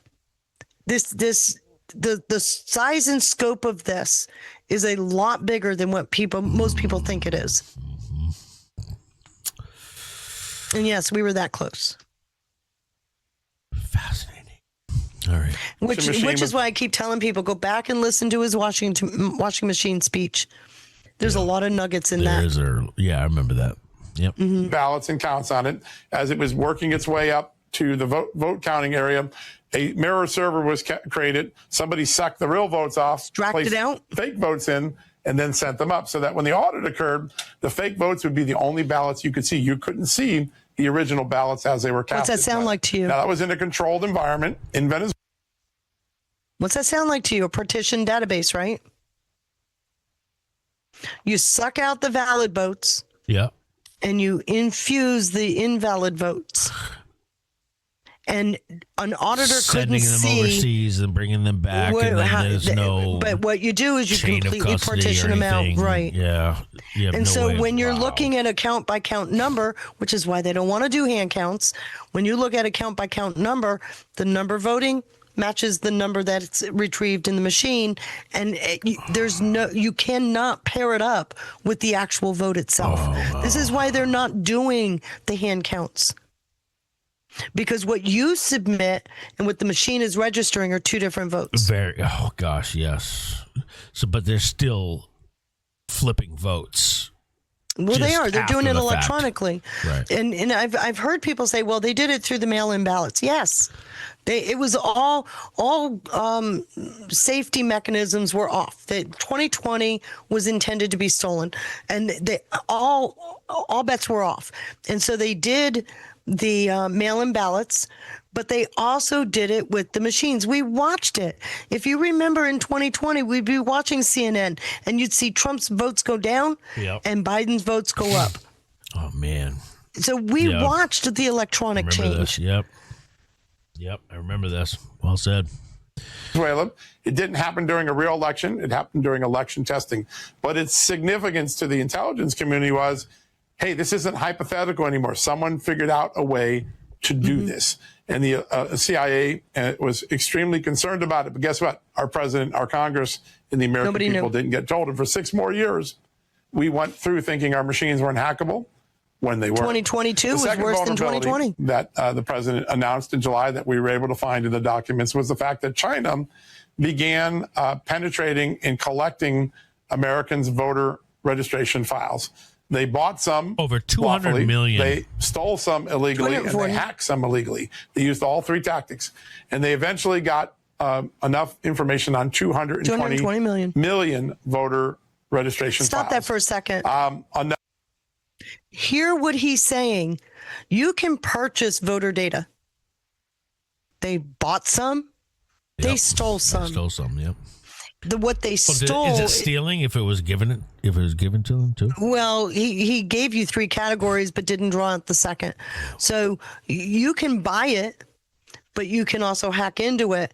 And remember the what is it? The Microsoft program. It was a major hack in 2021 where it turned out to be the credentials were on the internet. Mm-hmm. Boy, oh boy, you can call that a hack. But it was, here's the keys, have fun. Oh, boy.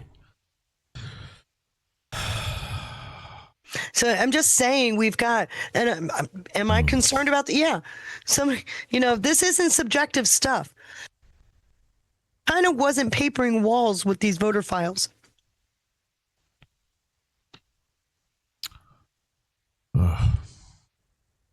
They knew exactly who to target, what names to use, right? And they knew we were clearly monitoring all this. Well, how is it we have understanding of this information? They would have had nothing to hide if we weren't already monitoring it. This isn't coming out of the blue from nowhere. This was housed. Our intel community was capturing this. Right. Have to play mayhem, and the intelligence community saw this in January as being a threat. I don't think it is. Okay, stop for a second. I got to talk to. So, 17 Eric 17. Remember the hanging chads? Okay, I can tell you that whole story. So, you know who delivered the substandard paper to Florida? Smartmatic. And it was done intentionally to get the country onto machines. And by 2006, they figured out that the scanners were compromised. And we ended up with the machines we see today. So by 2008, they're using a different machine because most of the country threw away the others. But the Smartmatic was the company that delivered the substandard paper that created the hanging chads, so that they could go back and say, "Hey, you don't want this problem. You want our machines." Right. And what would you say about? Okay, so it went to China. Right, China's had an involvement. 200 million stolen by 200 million voter data was stolen by China. 220. Where do you put Xi in that? Because I don't know that it's Xi that took it. I agree. There's a reason why Neville Roy Singham is under so much scrutiny right now. Right, and he's just one. I mean, right. Like, this is going to have to be sussed out at some point. Yes. But I'm also going to point out that the American public is largely being brought into a story that has been told year over year over year for as far back as I can remember. Okay. Mm-hmm. In 2010, the Philippines had Eric Coomer, is who it was, had Eric Coomer in front of their Congress saying, he was actually called a son of a bitch on from their own Congress because the votes were changed to steal the Philippine election. As Eric Coomer tried to come up with all kinds of ways around it. Yep. So this is not a new problem, but it was on steroids because it was get Trump in 2020. So now you got to ask yourself a question. When Trump did that infamous speech, the speech that would get him elected, when he put a target on his back, when he said, it's about giving power back to the people, right? We know this. Yes, of course. Okay. He was literally putting a target on his back. He was making himself the target. Right. And what do you do with that? When you're the target, well-protected target, but when you're the target, all of their baggage comes with the arrow. Damn. So sad. By the spring, they realized the threat had become a reality. China had begun, but they didn't tell us. They didn't tell the states. They didn't alert states that were being targeted. And instead, China just kept vacuuming up information. In 2020, it's tens of millions of files in 18 states. By 2023, because no one spoke up, it got to 220 million votes, and we believe in all 50 states. The intelligence community understood China's threat once they had accomplished this. They assessed that once China had a voter registration file, if you could get some of the non-public data that China got, you could go in and vote for me early. And then I would show up in the polls on election day, because maybe I'm an election day voter, and they would tell me, sorry, Mr. Solomon, you can't vote because you already voted. And it would have been China voting for you. China could have gone in and changed your address in the voter file. And you'd show up and say, here's my license. I'm like, sir, you're not at that license. You're registered over here. You can't vote, or the best you can do is vote provisionally, and maybe we will, or maybe we won't count you. And there were other nefarious things that China was in a position to do. But again, which version of China? Which side of China? Well, it's not just that. He's only saying China. He also just mentioned 5 minutes ago 5 countries. Yeah, of course. But again, if I am Xi, if I'm President Xi, and I find out that aspects of my country, of my government in my country, are actively subverting another sovereign country's votes, and therefore breaking the law of that country, inserting itself, trying to manipulate its elections, I'm going to do something about it if I'm Xi. So I don't understand why is... but you see, that's just the problem, though. And I hear what you're saying, but it is highly unusual to get any kind of an inside view on the judicial system in China, because nothing's the open fact source that we're about seeing China. The fact that we're seeing the head of Evergrande on the hot seat, that's a life big one. in prison. Yeah, that's a huge one. That's huge. But the fact that we're seeing that's not normal. I remember when Eric Schmidt from Google had to go to China for a trial. Right. We never heard the outcome of that. We never heard the outcome of that. That's right. Oh my gosh, I forgot all about that. You normally don't hear much about their judicial system. Yeah. I have no idea what X's been doing. And one thing I do know is it's not black and white. It's not that easy. It's not as simple as good or bad. I suspect it's not as simple. Do I think that Trump has a back channel to, or likely has a back channel to Z, and therefore absolutely. Putin? I absolutely. I think he's got a back channel to both. Yeah. No, Faye, not Evergreen, Evergrande. Evergrande. It's a major property management company in China. Mentioned in the drops, I believe. Evergreen is mentioned in the drops, not Evergrande. Right. That I recall. Evergreen is a perpetuating contract, right? There's a clause. It never really expires. Never expires, right. They could do, and despite knowing that they had that large data, they didn't inform the American public until President Trump did. In the summer of 2020, beyond knowing about the Venezuela project, they also knew about something else. China, according to an FBI confidential human source, twice validated, not once, but twice checked out as good by the FBI, reported that China was sending some driver's licenses into America to possibly request ballots and to create fake votes for Joe Biden. The FBI agents who handled the informant validated the informant not once but twice, and they tried to tell the other 17 intelligence agencies, hey, this is coming from a good source. Let's see if it's true. And instead, the FBI recalled that report, ordered it to be destroyed, and prevented the CIA, the NSA, and from other intelligence agencies from being able to investigate whether China had done that. And they recalled that report, even though the FBI had found some of these driver's licenses entering into the country in Chicago through Chicago O'Hare Airport. That's the suppression. So we had a suppression about voting machine vulnerabilities. We had a suppression about China collecting up large amounts of voter registration data, including non-public data that could be used in nefarious means. And we had a suppression that China actually activated potentially and tried to bring some fake licenses and create some fake ballots in the 2020 election. The third thing that was suppressed from the American public was the discovery of a voter mill in Michigan, a domestic run by a Democrat-funded group that was knowingly and willfully, according to its own workers, creating fake voter registration profiles that people then could request ballots. People would talk about, like, if I couldn't find a real voter, I just made it up. I signed it myself. I made up names. I used my friends. The FBI had dead red evidence of a clear criminal effort to create fake voter registrations in America.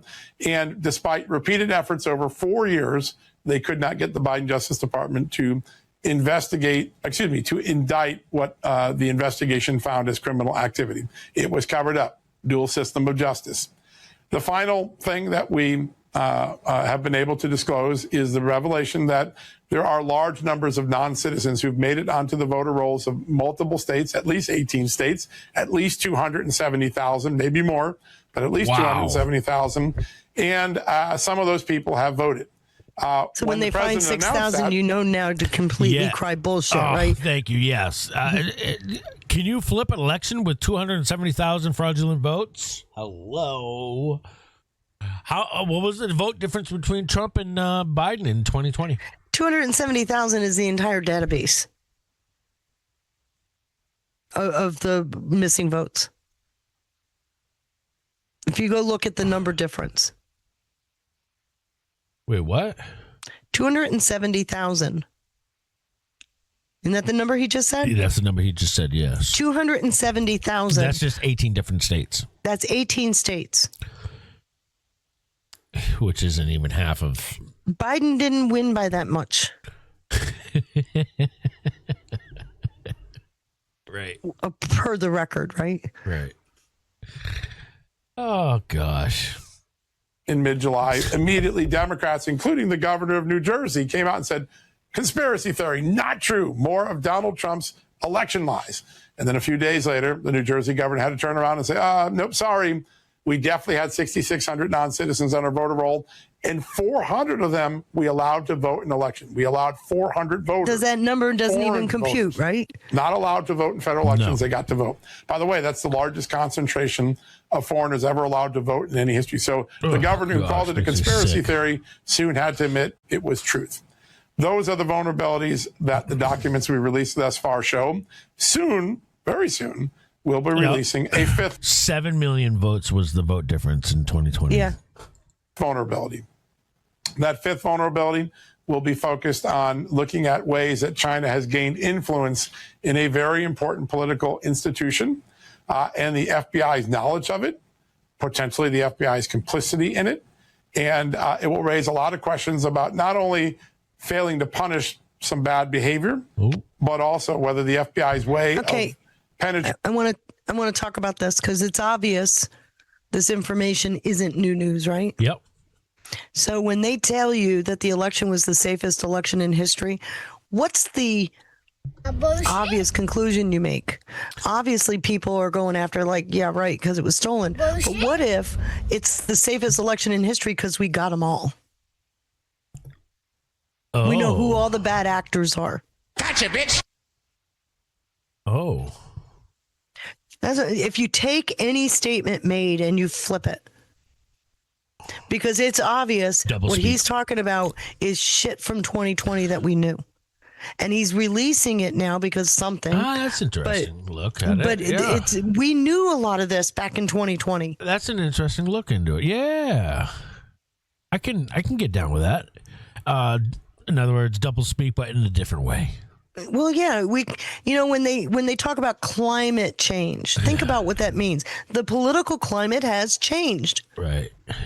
It's not whether it's raining or sunny. It's holy shit, Trump's here. Climate change. Right. The only way I've ever looked at it really is, well, not ever, but mostly is when the left says it's a threat to our democracy. They're not lying when they say that. Our democracy. Yeah, we are a threat not yours to and mine. Theirs. Exactly right. That's double speak. But yeah, interesting. And then the next one that comes up here is the Maricopa. County breach, the only county in all of the Q posts, right? Right. And I've been wondering, when is Maricopa going to come to the forefront here? But there's a perfect example of it may have been the safest election in history. Now it's a matter of whittling through the perps because we were told about Maricopa years ago. Right. I think understanding the word safest, what that word really means and what it's referring to. Safe being that we caught them all. Safe being we've got absolute logs. Bitch. We know what happened. Now it's a matter of collecting the. Yes, you're gotcha, bitch. There you go. Something about hearing Feisty say that I just love. Oh, all right, enjoy. You always giggle when I say that. I know, I do. I love it. All right, but yeah, Maricopa is the next one after this, and then politics over national security. All right. That's the issue. Yes. That's coming right up as well. Trading and stopping China is in some ways flawed, and we'll be able to talk about that in the next couple of weeks as well. Okay. Any hints? Which institution? No, but I will say this. We once had a scandal in America. In the 90s, I covered it. In fact, I broke the original stories. It was myself and Bob Woodward in the Wall Street Journal about the China fundraising scandal of the 1990s involving Bill Clinton, the Lincoln bedroom, the Buddhist monks. It would be not unsurprising to people to think that China would go back and once famously again known try as to inject Chinagate. money into the political system through a particular institution. And so it flows that the Chinese go back and reuse the same tactics. They let a little time pass and they reactivate. And I think given that we know they were targeting voter files, maybe trying to get voter registration votes for Donald Trump, for Joe Biden, it wouldn't surprise me that they also were looking for ways to get money into the U.S. election to influence that election. Called DNC is the agency. Now, John, you also they're going down. talked about some declassified documents that showed that a hacker obtained 633,000 voter files in Arizona. The FBI got him to confess, but then there was a declination to bring charges. Can you kind of flesh that one out a bit for me? And just keep in mind that this decision by the Justice Department not to prosecute this hacker in Maricopa County is occurring in the same window where the FBI and the Justice Department are pursuing hundreds of misdemeanor trespassing cases over the January 6th event. What they had in Maricopa was a felony invasion of voter files, a cyber hacking felony. They don't prosecute that, but they do prosecute misdemeanor trespassing charges in the Capitol. Now, I don't condone anything that happened in the Capitol that day, but you do see this recurring wash, rinse, repeat cycle of one group of people being prosecuted to the hilt and another being ignored for prosecution. And that pattern is going to happen several times over the next few weeks as we release more documents. What did they learn? On the eve of the election, a U.S. intelligence task force, several spy agencies working together, the FBI, the NSA, the CIA, the Homeland Security Department. They were monitoring all of our critical infrastructure for the 2020 election. Why were they doing that? Because for the whole year, they kind of knew that the threat level was going up. Machines were vulnerable. China had voter data. Now, they weren't telling the president. They weren't telling Congress. But they knew internally, you better watch the systems. And as they're watching the systems, they see a bunch of voter files, about 630,000 of them, exfiltrated, taken off of the Maricopa County Registrar site, just sucked out like a vacuum. They report it to the FBI. The FBI goes and does its work very effectively and very quickly. They determine it's a domestic actor, not a foreigner. They find the guy. They confront him. He says, I did it. I confess. I'm responsible. Here's how I did it. I found this vulnerability. I wrote a little script. And I, one by one, extracted people's voter files, and I put them on my hard drive at home, and I kept them. And when I knew you were coming to raid my home, I destroyed them just before you got here. He admitted to everything. That's a felony cyber intrusion event. It had concerned every one of our intelligence agencies. The FBI expended enormous resources. And then the Biden Justice Department, the Arizona Attorney General, the Maricopa County District Attorney, and the Pinal County District Attorney all declined to prosecute that man and put him in prison or to create some penalty for what is one of the largest domestic breaches of voter files ever recorded by the FBI. Remarkable. Around the same time that's going on, not only are people being prosecuted for misdemeanor entry into the Capitol, but Steve Bannon and Peter Navarro are being locked up for not giving testimony to Congress. People look at this, have read these files and say, boy, this looks like a dual system of justice. And looking at the facts, I understand why some people come to that conclusion. You know, I just want to go back to this briefly. You know, the president is supposed to be the decision maker in chief, and his daily briefing is not getting a lot of this incredibly important information, like highly important and actionable information. Your thoughts here? We are playing a game of Russian roulette. I hate to use the word Russian given all the Russia collusion stuff, but it's a game of roulette. We are playing with national security because certain people in the intelligence and law enforcement community think their personal politics are more important, or the political wishes of their agency are more important than the national security of the United States. And I think that that is a very damning dynamic that could come to bite us in a big way in the future. After 9/11, I did a lot of the award-winning reporting on the failures of the intelligence community after 9/11. Those failures to not connect the dots, to not realize that the hijackers were training in local Arab Islamist pilots were training in American schools, and nobody thought, hey, that's a problem. Or that there was a meeting in Malaysia and they were talking about flying planes into buildings, and nobody thought, well, hey, we got that. Plus, some of those guys are training right now. Didn't put that together. They had a guy named Moussaoui in Minnesota. Didn't put that together. Those oversights were caused not by someone's politics, but by dysfunction in the intelligence agencies. In 2026, there may be some of that still going on. I look at January 6th, and now we see how much warnings the FBI had about it, and they didn't act on it. That looks to be a non-political, non-action, but again, maybe not connecting the dots. But the stuff we're talking about related to election security and integrity, it is overtly politics. The U.S. intelligence community ombudsman said political motives kept the intelligence community from telling the president about certain vulnerabilities and certain Chinese meddling in the election. People wrote in their contemporaneous emails, I'm not giving this to the president. Some people wrote, I can't believe we're not giving it to him. It boggles my mind. We're not going to tell the president about this. One wrote, I've created a shadow government to keep this from coming to public. There's going to be a new document that comes out in a few days that goes even further to show just the overt willingness of someone to say, because of politics, I'm going to keep my president, my Congress, and the American people in the dark about actionable intelligence. Most of it related to elections. Don't know why elections were such a problem for people to want to speak the truth. But that effort to cover things up, much like the effort to neutralize the Joe Biden scandal, as we talked about earlier, it is putting politics before security, politics before equal justice in our country. And at some point, somewhere down the road, I fear it's going to lead to an episode where we don't stop something and terrible consequences happen, that we're going to have a great degree of regret because one or more people put their politics ahead of their country's security. John, as we finish up, and I really appreciate your time. I know you came directly from the White House to do this, which I really appreciate. The FBI Director, Kash Patel, is looking to build a kind of grand conspiracy case. We know that. There's these multiple efforts. We've got around River. We've got, of course, all this election stuff, this withholding of information.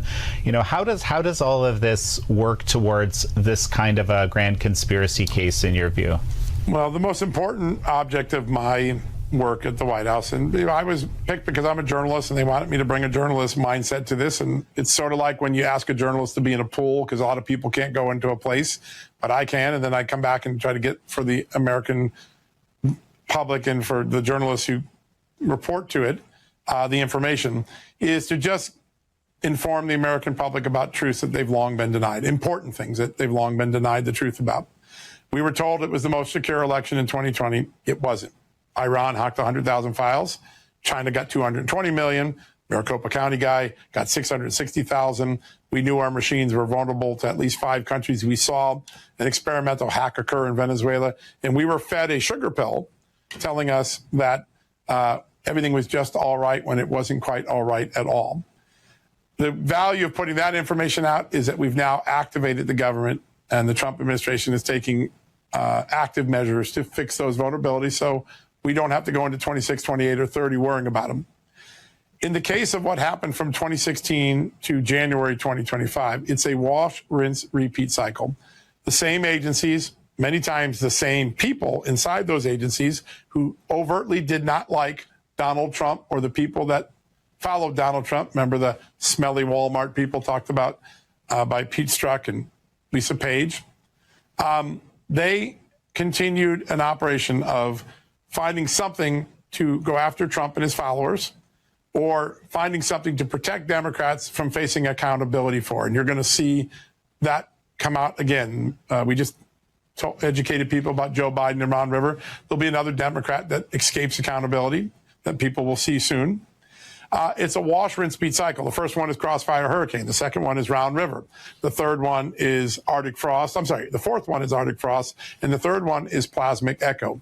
In each one of those code-named FBI intelligence community investigations, the goal is to harm, hurt, tar Donald Trump and his followers, or to protect the Democrats. In 2016, Hillary had a Russia problem. Donald Trump was made to look like it.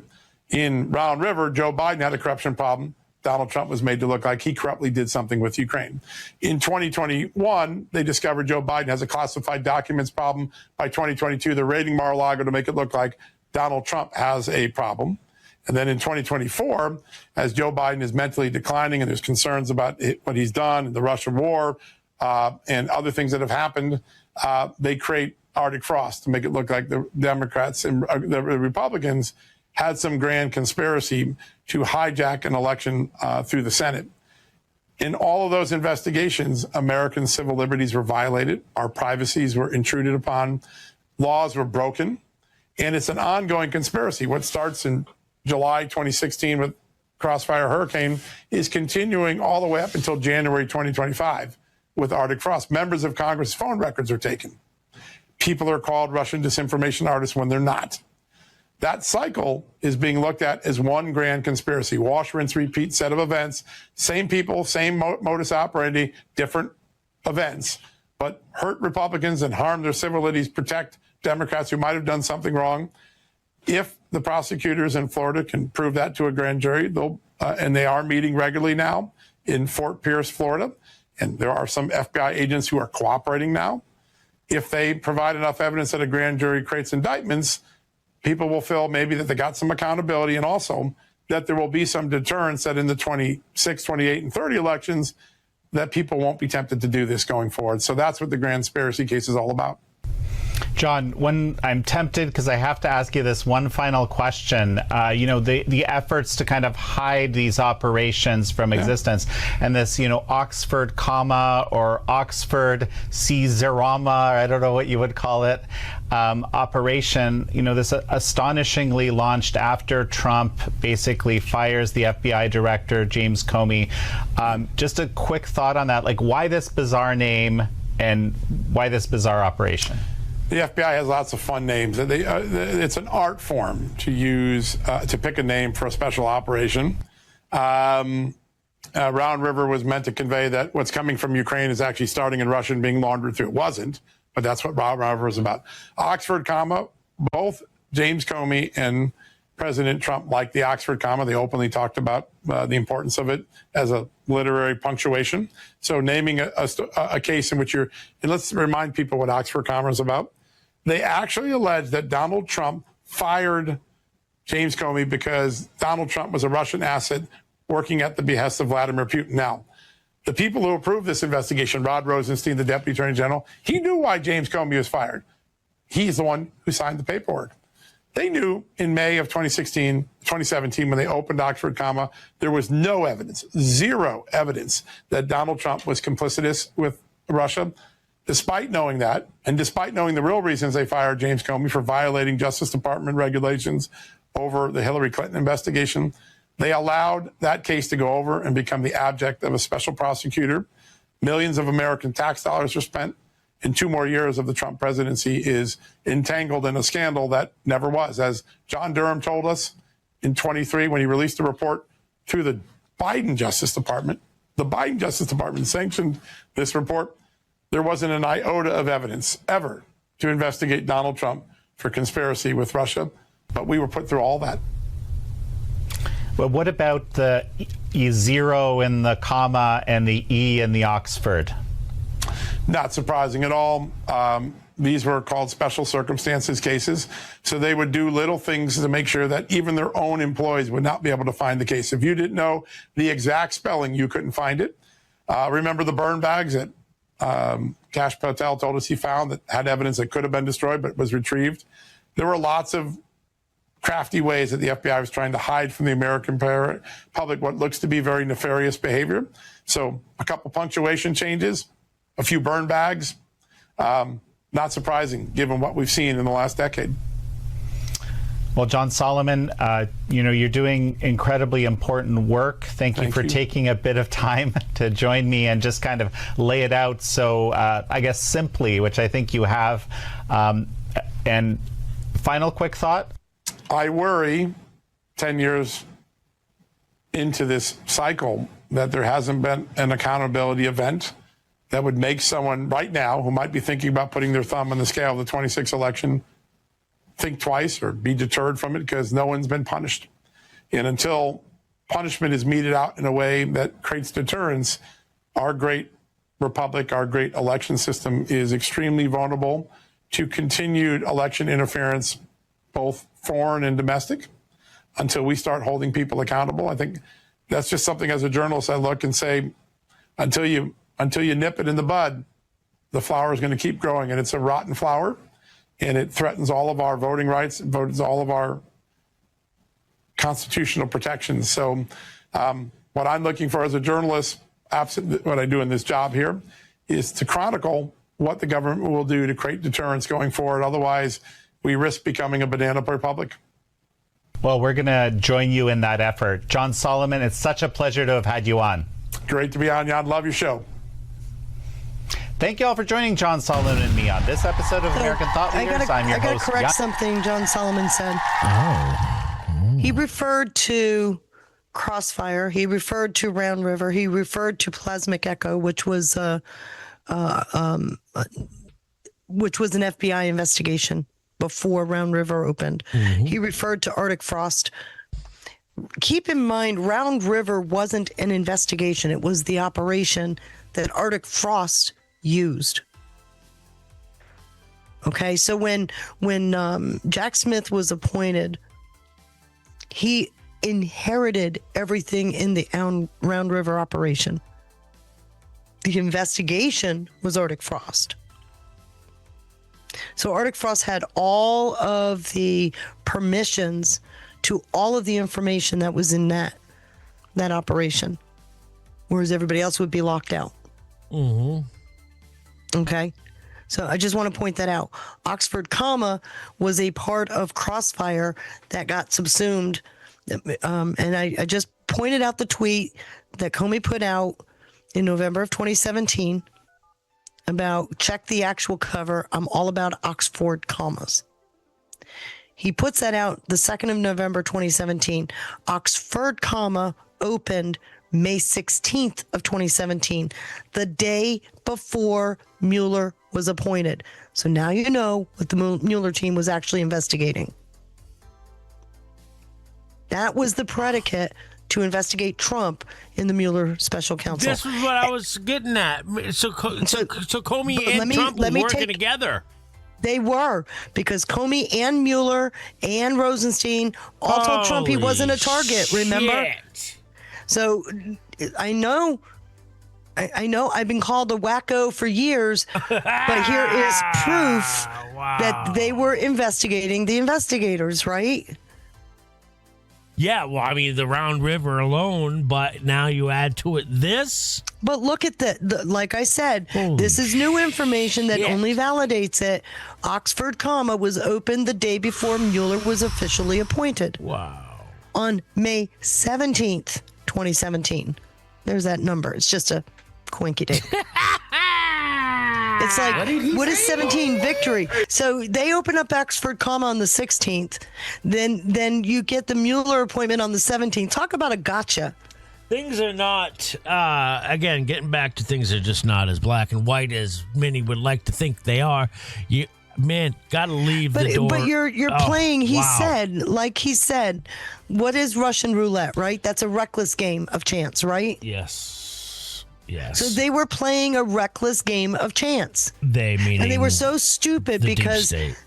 Yes, because they thought they had it all covered. Then they get outed by Nunes. Yeah. They spend your money and my money developing this whole new architecture because Sentinel was compromised.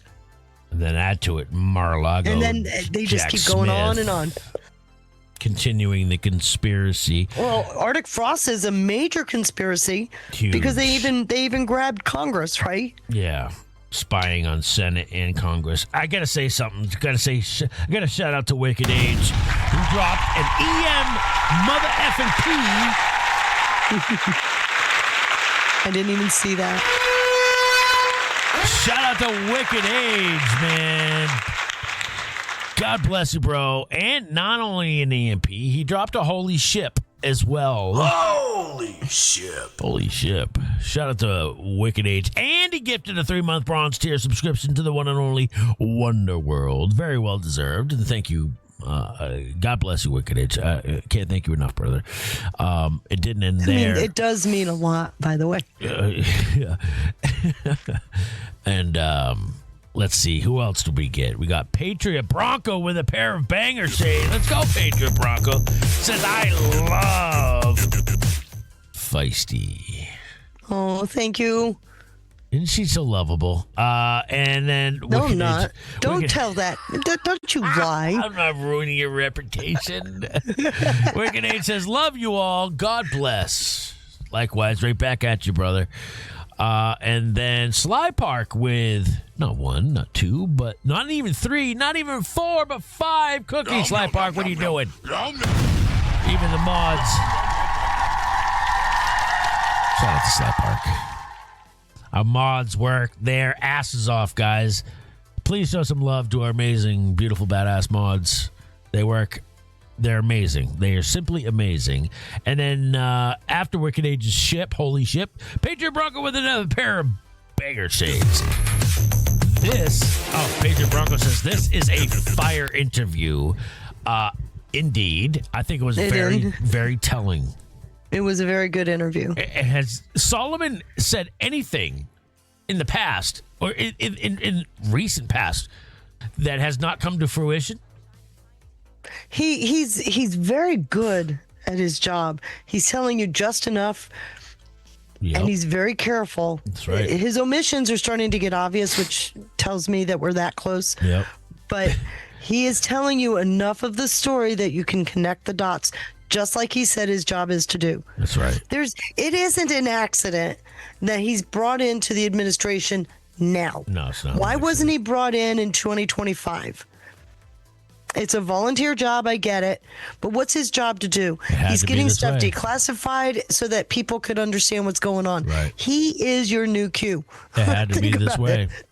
It had to be. That's all I keep thinking. Thinking to Highway Dog with the cookie says, all right, so this is a good point and probably needs addressing. It says the demon rats are so damn confident that they're going to take power in the midterms that it seems to me like they already have a giant cheat in place. Yes, Trump's approval rating is low. The Dems' approval rating is even lower. Well, what does that tell you about the approval ratings, period? First of all, you don't believe polls. Right. Because they skew them. Yeah. How are those polls working for the primaries? Well, they didn't. But also remember that there are people out there that are hurting. Yeah. Our economy is stalling. JD Vance keeps addressing this too. Yes, the economy is stalling. Yeah. Job numbers are trash. Yeah. Unemployment is up. Job numbers are? I thought that we're creating more jobs. We're creating them, but what you're missing is what we're creating versus what left the market. We're not creating high price jobs. Yeah. So, there is a noticeable slowdown in the economy. Are we in a recession? No, we haven't had 3 quarters, but there is a noticeable change, and I blame that on. I think that's part of the plan.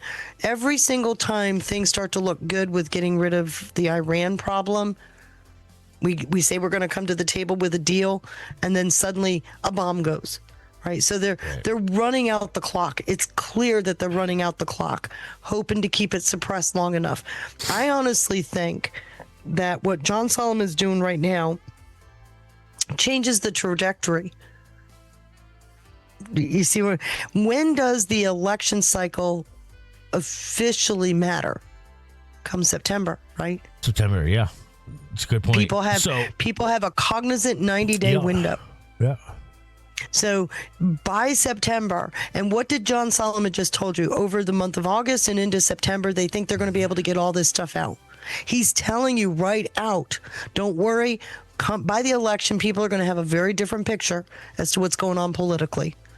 That's right. So there are big changes that are happening right now. And if people, for anyone just joining us or wasn't here in the beginning of the show when we announced it, Bill Pulte, everybody. That would be Feisty's boyfriend right here. It's her. Yeah, right.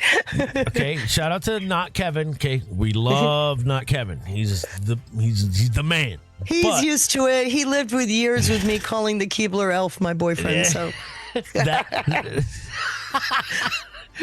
and so Pulte announced today, matter of fact, 4 hours ago, that Fannie Mae and Freddie Mac do not offer Amish loans, Sharia loans, or kosher loans. Any programs are open to all Americans. All Americans now.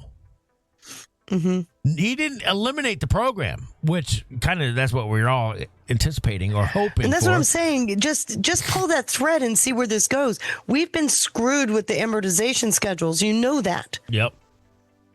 So this is another vehicle to own that same home in a different manner. Yeah. I'm all for it. Banks have been ripping us off for decades. Right. Yeah. Any programs are open to all Americans and will be marketed as such. And he's responding to somebody saying, Jay Nix here saying, doesn't mean much if the Jewish, Muslim, or Amish lenders say you're not one of them and discriminates based on that. No interest would be great, but the originators are the bottleneck, not Fannie and Freddie buying it from the lender. Okay, so where this people is missing is you are paying interest over the long term. Yeah. It's just not amortized. Right. There's a big difference. Look at your mortgage bills.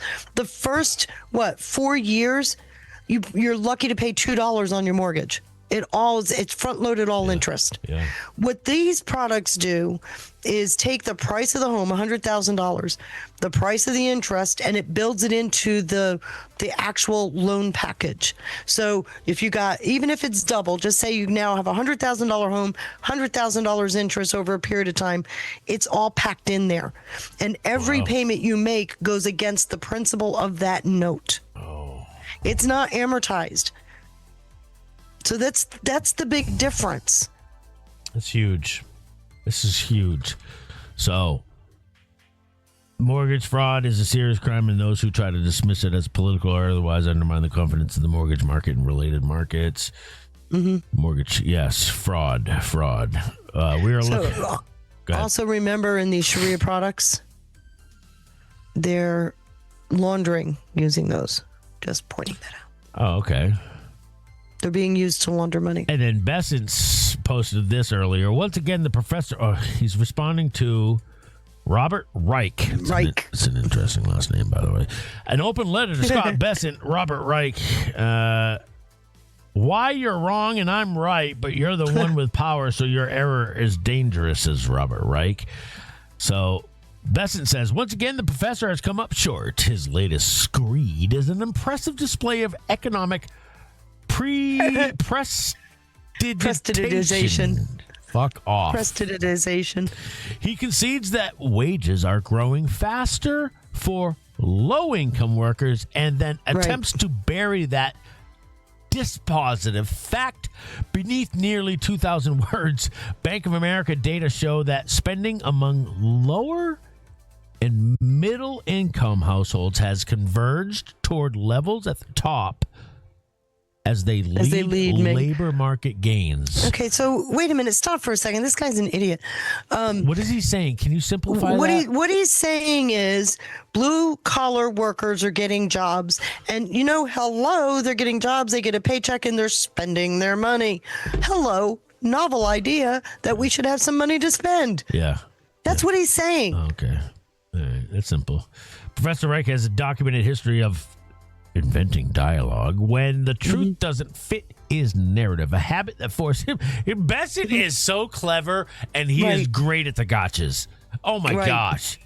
A habit that forced him to rewrite his memoir that after the media exposed his fabrications, Burger King appears not to be the only one who peddles Whoppers.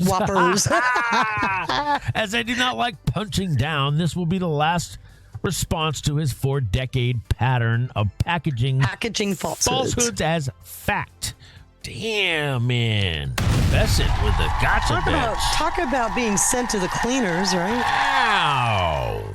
Actually, he wasn't sent. He was sent to the chopping mill. That was incredible. The grinder. There you go. He's in the grinder now. So I know you're limited on time, but let's. Do you get time for one more? I've got plenty of time. I had coffee. Yeah. All right. Let's hear what Eagle Ed Martin has to say as he unleashes a pardon revolution. Bannon, what's your favorite? Bannon sits down with Eagle Ed Martin to break down the President Trump's historic overhaul of the criminal justice system.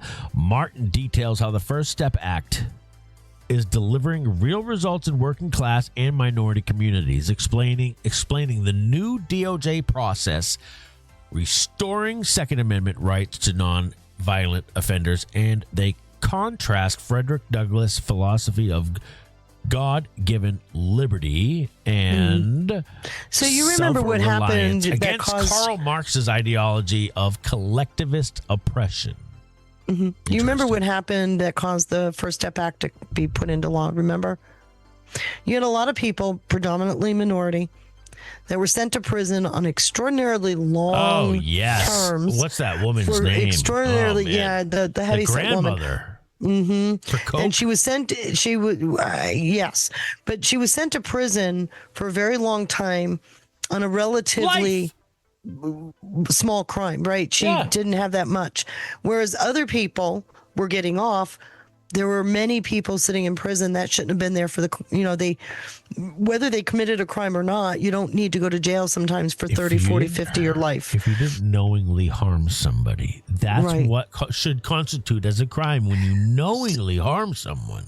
So because it was a felony, you lose your voting rights, you lose your right to own, right to carry.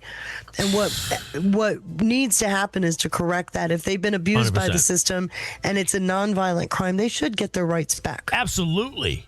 I mean, I understand. I mean, you've done your time. You've served. You've done. There's got to be a part where mercy comes back into the 100%. outcome. Yeah, because you got to give people hope. And again. And I'm not saying you give it to murderers. I'm talking about like that grandmother. Non-violent, quote, crimes. Again, I'm going to repeat this until the cows come home.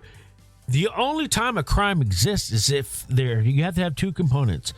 One is an injured party. Who's making the claim? They have to make a claim that they've been injured as a result of your actions. And also, you would have to prove that they knowingly caused that harm, right? Premeditation. They had forethought of it. They planned it out or with the intent to harm. You need those components in order to constitute as an actual crime. Now, they've made it too easy to become a felon. Possession. Everything's a felony. I remember when they used to give people felonies for possessing large quantities of marijuana. Felonies. And then they stopped enforcing that, but they're still using it to go after a certain segment of the population. This is where the double standard comes in. Where if you're not going to enforce the crime for everybody, then how can you put somebody in jail for a small amount of drugs for these extensive long periods when there's somebody, your neighbor gets off? So there's definitely a double standard going on, and it goes back to criminal reform, right? The reform of the sentencing reform. Yep. The crime bill. But they corrected it, but not really. Not really. So, the whole thing has been upside down for so long. And if we're gonna be intellectually honest, we have to admit there was a segment of the population that was overly targeted with all of this. 100%. Yep. That's, it's disheartening. It is disheartening. Anyways, Eagle Ed Martin, where is he? Is Trump's clemency second chance strategy the key to winning back the working class before the midterms? This is addressing an important question that you and I have been addressing. Yeah, we've been talking about this stuff. Ooh, okay. Well, let's see what Eagle Ed Martin has to say. And then after this, I got a J.D. Vance going back to staying on the economy, where they talk about Scott Bessent, amazing Treasury Secretary, had a very discreet plan to get the United States to a point where our economy is growing faster than our debt. Today, we find out that our national debt, just hit $40 trillion. Holy shit. Vice President J.D. Vance on the Trump administration's plan to address the nation's $40 trillion debt. So do you remember back when Trump wondered how much of our debt was fraud? Yes. And we have all been waiting and wondering if this is ever going to... Okay, is this the time where it starts to come out? When are you going to write that shit off? Yeah, let's get on with this. I have, I wouldn't mind some groceries this weekend. Right. It would be a good time, right? Right. Let's hear what the great interrupter has to say. Joining us from the War Room is Ed Martin. Ed, you are a legendary figure in the conservative movement. You worked with and as a partner with one of the great, Phyllis Schlafly, one of the great icons of our movement, and one of the most important people early on that came, or probably the most important conservative that came on early on to support President Trump. You've also, your media presence and your activities over the last decade have just been extraordinary. Just get the audience, I've got a bunch of stuff I've got to go through with you today, but just get the audience up to date. What is your official title in the United States government now, sir? Yeah, thank you. I'm the United States Pardon Attorney right now. I run the Pardon Office as U.S. Attorney, very awesome before Janine Pirro, and then I was over as Associate Deputy Attorney General doing the weaponization fight. But right now it's pardons, and there's been a lot of action. We've been working at this for a year. The news that came out recently, which I think is some of the best news of this admin, if you understand how bad the swamp is, how deep the state is, the deep state, and we're fighting through it. So it's very cool. Glad to be with you, Steve. No, it's okay. So I got a video. Let me play a video Steve, about Ed Martin, this topic, and then we're going to get into it. Let's go ahead and let it rip, Denver. I'm Ed Martin, the United States Pardon Attorney. I'd like to share some news about the Department of Justice's plan to help citizens of our nation who have lost their federal firearms rights. We recently published a rule that delivers on our promise to strengthen and protect the Second Amendment. To put that rule into effect, my team in the Pardon Office is hard at work to ensure that we can create and utilize an application process that balances public safety with the protection of your Second Amendment rights. Soon, we'll launch an online portal to accept all incoming applications. For those of you who are seeking relief, I know you're anxious to get started. And while you're waiting, I'd ask you to visit our website and find out more about what you'll need. That website is www.justice.gov/FFRR. There you'll learn about what you need to gather together and what you'll need to submit. We'll continue to update our website with all resources, new, old resources, and all the information you'll need to help assist you in getting relief. Please keep watching this space for more information. The launch date of the firearms restoration application, it's just around the corner, and I'm looking forward to providing relief to many worthy applicants. Okay, Ed, I want to get into this in detail, particularly since we're close to the launch date. But this has been a big interest of President Trump. He got the First Step, having been a former federal inmate. Navarro, I can tell you, the First Step Act, previous things done in Obama. What is the whole kind of palette you're dealing with, and how does this new initiative fit into that? Well, I'd say it this way, Steve. You know this, but I hope our viewers keep getting reinforced. Donald Trump is fearless. He takes on the stuff that nobody has the stones to take on, right? So in this case, 1991, the law gets passed that says, hey, there are 30+ million Americans who can't get their Second Amendment rights, can't use that right. Let's give them a chance to apply to get them back. From 91 until Trump blocked. Dianne Feinstein blocked it. Republican presidents blocked it. Nobody got it done until Trump. Even in Trump 1, it was slow. It took Trump 2 to get this done. And now you can, if you lost your Second Amendment rights, you can come and get them back. Now, people say, oh my gosh, what's going to happen? People are going to get violent. First of all, the Second Amendment is in our Constitution. It's fundamental. You don't get to debate about that one. You don't get to say, well, we don't like you. We don't think you might be good or bad in the future. But we're also got a process. And, Todd Blanche was the DAG at the time, the Deputy Attorney General, and he kept riding me saying, finish this faster, Martin. It's going too slow. It took us almost a year to beat the deep state and the infrastructure of these people. They want a review here, a review there. Now, very soon, actually, it's open in some ways. We're going to have to roll it out, but you're going to have millions of people that are going to say, hey, give me my Second Amendment rights back, and we'll do a test, make sure it's safe. But how does it fit in? Every time somebody in this whole political landscape says, you can't do that, you can't seal the border, you can't be against free trade, you can't have First Step Act, Trump says, hold my Diet Coke, and he does it. And in this case, it's unbelievable, Steve. I can't tell you how proud I am. Second Amendment deserves it. Our citizens deserve it. And a guy that did like a white collar crime 25 years ago can't buy a gun to protect himself, to protect his family, to go hunting. This is just stupid. It's un-American. And the left has been doing this to us for decades. And every time we can, we fight back. Let's go. How do you just walk us through the process, how it's set up? What was Feinstein's argument, and what were these other arguments, and how were you and Todd? Arguments. No arguments. No arguments.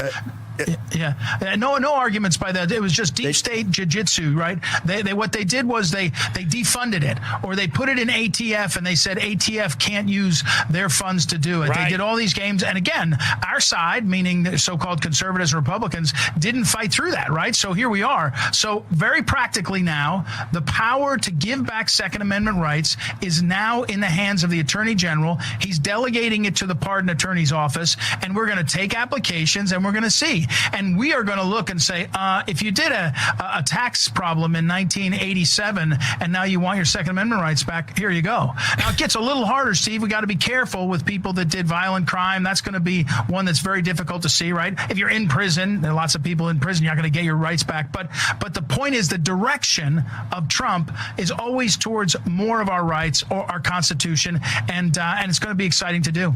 Oh, that is wonderful. That is absolutely wonderful to hear. Progress, but nothing's happening. So do you think that's political? Yes. Wait. What? Which part? The giving these back before the... No, that's... I actually don't think it's political. No. I think it goes back to they wanted us disarmed, and this was the way of doing it. Yes, just like destabilizing the nuclear family. How do you find ways to strengthen the nuclear family? How do you find ways to strengthen America in general? Yeah, Second Amendment. You know how many people I know that have a felony? I have a friend who is a woman, a girl. She is nothing. She's 140 pounds soaking wet. She has a felony from when she was 20 years old, 21, went out to the bars, was sloppy drunk, and bumped into a cop. So she got assaulting an officer. She's a single mother, a massage therapist, 140 pounds soaking wet, and she can't purchase a gun? Are you kidding me? Well, there's so much she can't do with a felony on her record. And we also know that it's inhibited people from being able to get a good job. Be able to have any kind of a reliable career. How about a loan? Any kind of, loans, yeah. It completely halts your life. We've completely turned our society upside down. Yeah. We're not a merciful society when you look at the underbelly. Yeah. Right. So that's... I could talk about that for days. So yeah, I know you could. Yeah, you've been through the ringer. And then gives me OJT. OJT. On the job training. On the job training. Or should I say OJE, on the job experience? Let's hear what JD Vance has to say about addressing the $40 trillion debt. Do you think he's going to mention anything about fraud? Oh, yeah. Oh, you do? All right. Yeah. Yeah, but not in the way you're thinking. I really think that this is what the Fraud Task Force is all about, by the way. Eliminating the debt. Okay. Not so much eliminating the debt, but getting rid of the source of the debt. Well, what happens to the dollar when that happens?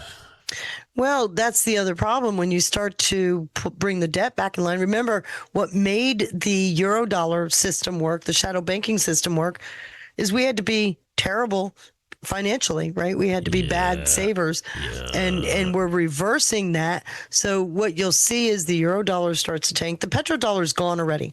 That contract was not renewed. So now the Eurodollar is sitting on Skid Row, and you've got Basent and Japan working together using Eurodollar reserves to buy yen so that they could stabilize the yen again. So I think the currency war that we're in right now actually balances out in the end. And in the meantime, he's got this fraud task force that, I mean, think about it. All this money that has been going to the states for all of these programs that have been riddled with fraud is added to our debt. If you claw it back, if you get rid of the source, the debt starts to take a different trajectory, right? And the dollar strengthens, right? And the dollar strengthens. Because inflation and national debt decreases the value of the dollar, correct? Mm-hmm. Yeah. So, God willing, if we can stop chipping away at that, whether through fraud, exposing fraud, whether through paying whatever back, then let's get that dollar strengthened and really prove that communism to the youth there, that, you know, let's start restoring hope for them that they can one day purchase a home. Do you think any of them know about this Fannie Mae thing Bill Pulte just posted about? They probably don't. Well, it's going to be the requirement of their realtor and their lender, right? They're going to have to make sure that they're... Well, and I don't honestly know what the requirements are for qualification, but if these products do what I think they're going to do, it's going to make it easier for people to get a loan, not harder. That's how you destroy communism right there. Mm-hmm. Dollars. I knocked Congress last night on this. National debt, sir, just cleared $40 trillion. I knocked Congress last night on this show about it. Bank of America is issuing a warning to bondholders. And I'm looking at this as like, look, yourself, you're a VC guy, President Trump, lifelong business guy. Is there anything on the horizon to look at this? Potentially, President Trump was talking about a crypto reserve with Bitcoin and XRP and a few other things. Is there anything on the horizon to start offsetting this?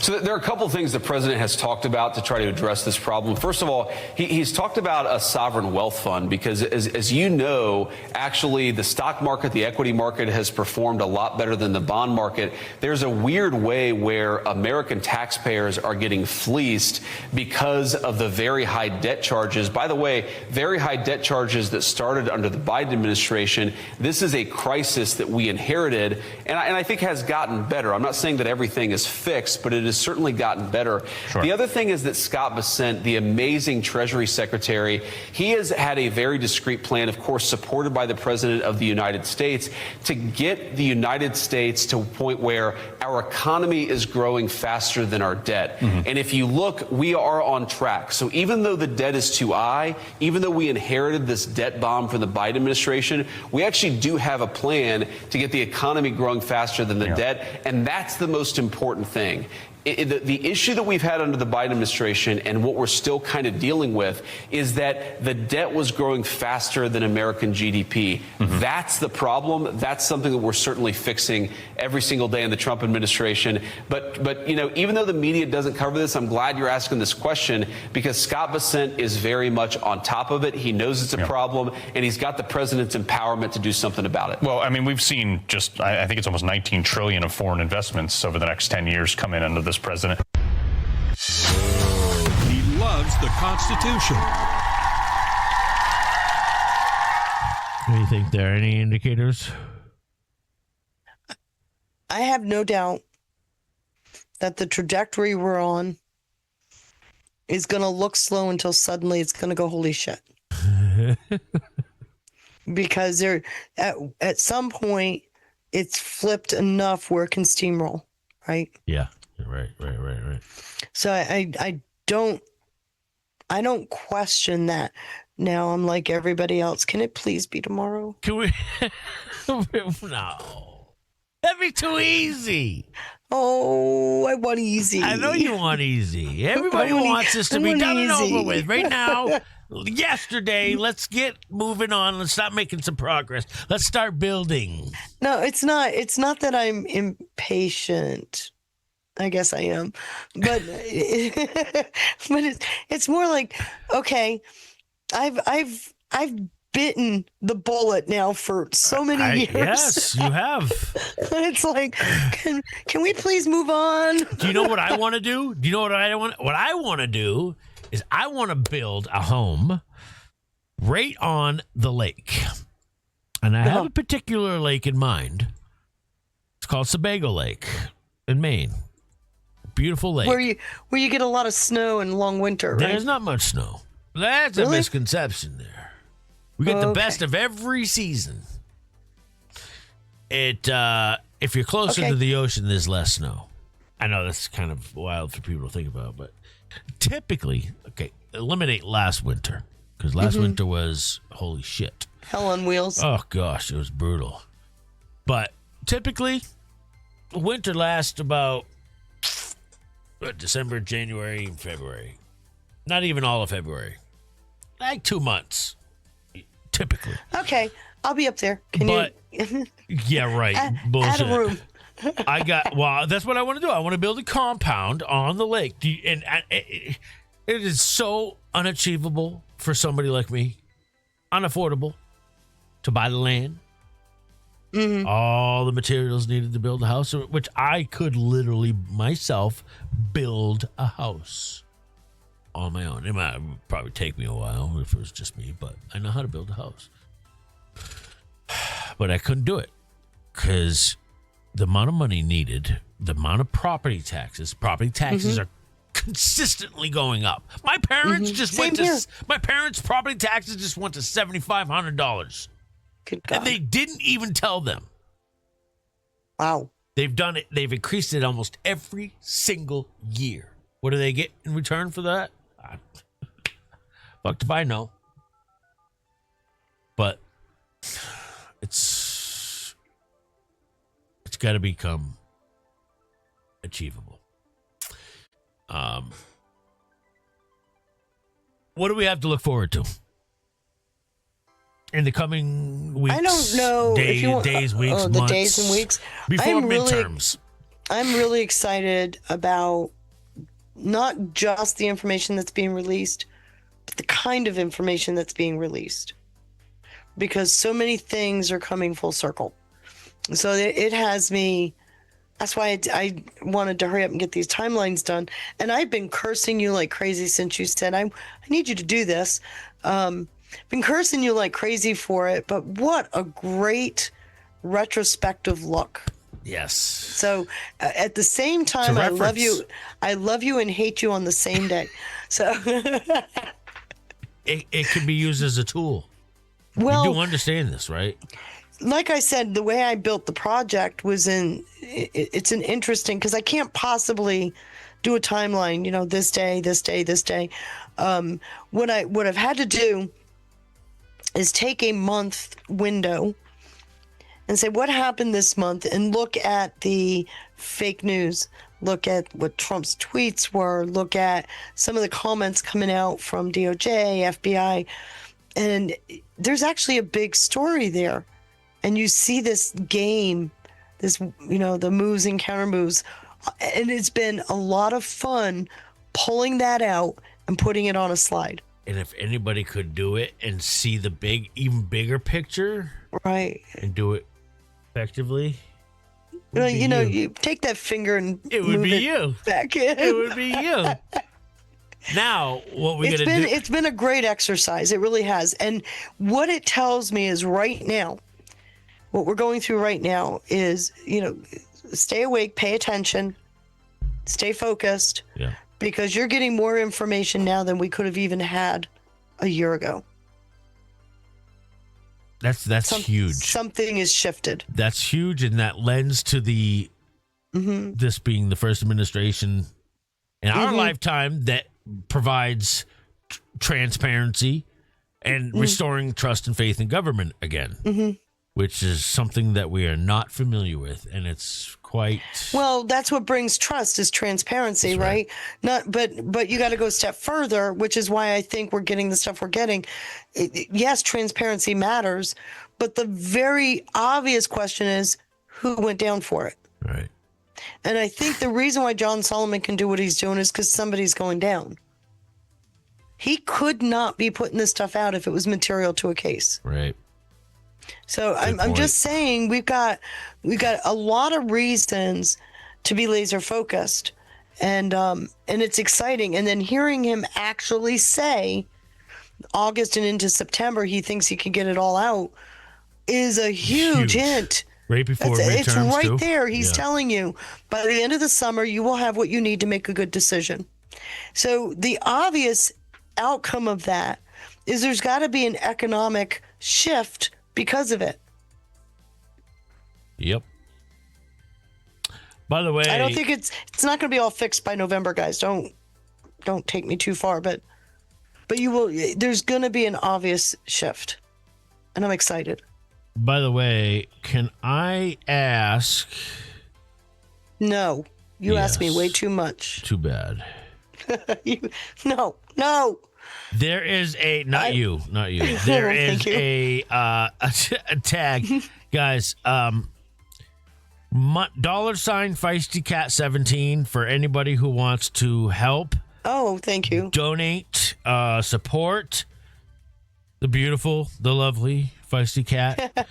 It is $sign Feisty Cat 17, and if I could get one of the mods to maybe put in Ash would be so proud of me. Actually, she thanked me. I finally finished all my links. Oh, good. And I think I saw Marissa put it out. That's mostly for the mods. I find it's easy for the mods helpful to access. I don't know how many people use it, like viewers, but if I can get one of the link, you can go right in and see them all. Sure, yeah. But, you're gonna like how I got it done. I find people like one click for one thing, right? Like if you see the list of things, you got something specific you want to click, rather than clicking one thing and then seeing a whole list of things and then clicking that thing and then clicking another thing to get somewhere. Just a lot of people like that one click. Well, I got asked the other day, can you please finish those? Yes. It's like, it's Sean's fault. I forgot. I'm always you're always my knee jerk. By the way, if I can get one of the mods to do what I did is I handed it to not Kevin and said, "Could you please do this for me?" Just things that I haven't asked for that. I'm dead ass serious. Shout out to Ash. She made me a great video that I'm going to play after. And I want your take. I just finished a song. Okay. Called Even in the Dark. And it's meant to provide anyone, really, who hope, who find themselves in a dark place. Whether it's addiction, whether it's financially related, whether it's, I think we can all find ourselves in a dark place for a number of reasons. And she made a great video for it. Look at that. What? The Macro Rubio. She's our Marco Rubio. Ash, I know she's listening right now. I said Macro. It's Marco Rubio of America Rising. She is our Marco Rubio. Wouldn't you agree? Yes. She God bless her too. I don't know how she does it. I honestly don't. I can hardly keep up with just my own stuff. But like I was saying, if I can get one of the mods to drop in the description of the video her information, and then in that description, if you can ask for or drop a link to her Cash App and if anybody wants to donate, then it's more than appreciated. I know that much, and she is always very, very, very thankful. Oh my goodness, yes, I do appreciate it. Yeah, and she never forgets it. No, So, I don't. But that said, I'd still do what I was doing if I didn't get anything, because I can't stop. I know you would. Now it's a sickness. We're gonna have to create a 12-step program because I can't stop now. My poor husband, he doesn't hardly see me. He's working his ass off too. So Did you get into the chin? I haven't yet. He Send just me a dumped link to it though. I will. He just dumped a bunch of videos on you. Good. So thank you for joining tonight. And if there was anything that you wanted to a message you want to leave the chat with, to leave from tonight, Stay spicy, people. We're at a good place. Stay spicy. Feisty says stay spicy. All right, I like it. Yeah. Well, we're doing so well. Go get some rest, will you? And I'll see you. God bless everybody. I will talk to you all soon. All right. Good night. Bye. Much love. That is an American badass. That right there is an American badass, son. Woo! Baby. It's an American badass. Thank you, Marissa. God bless.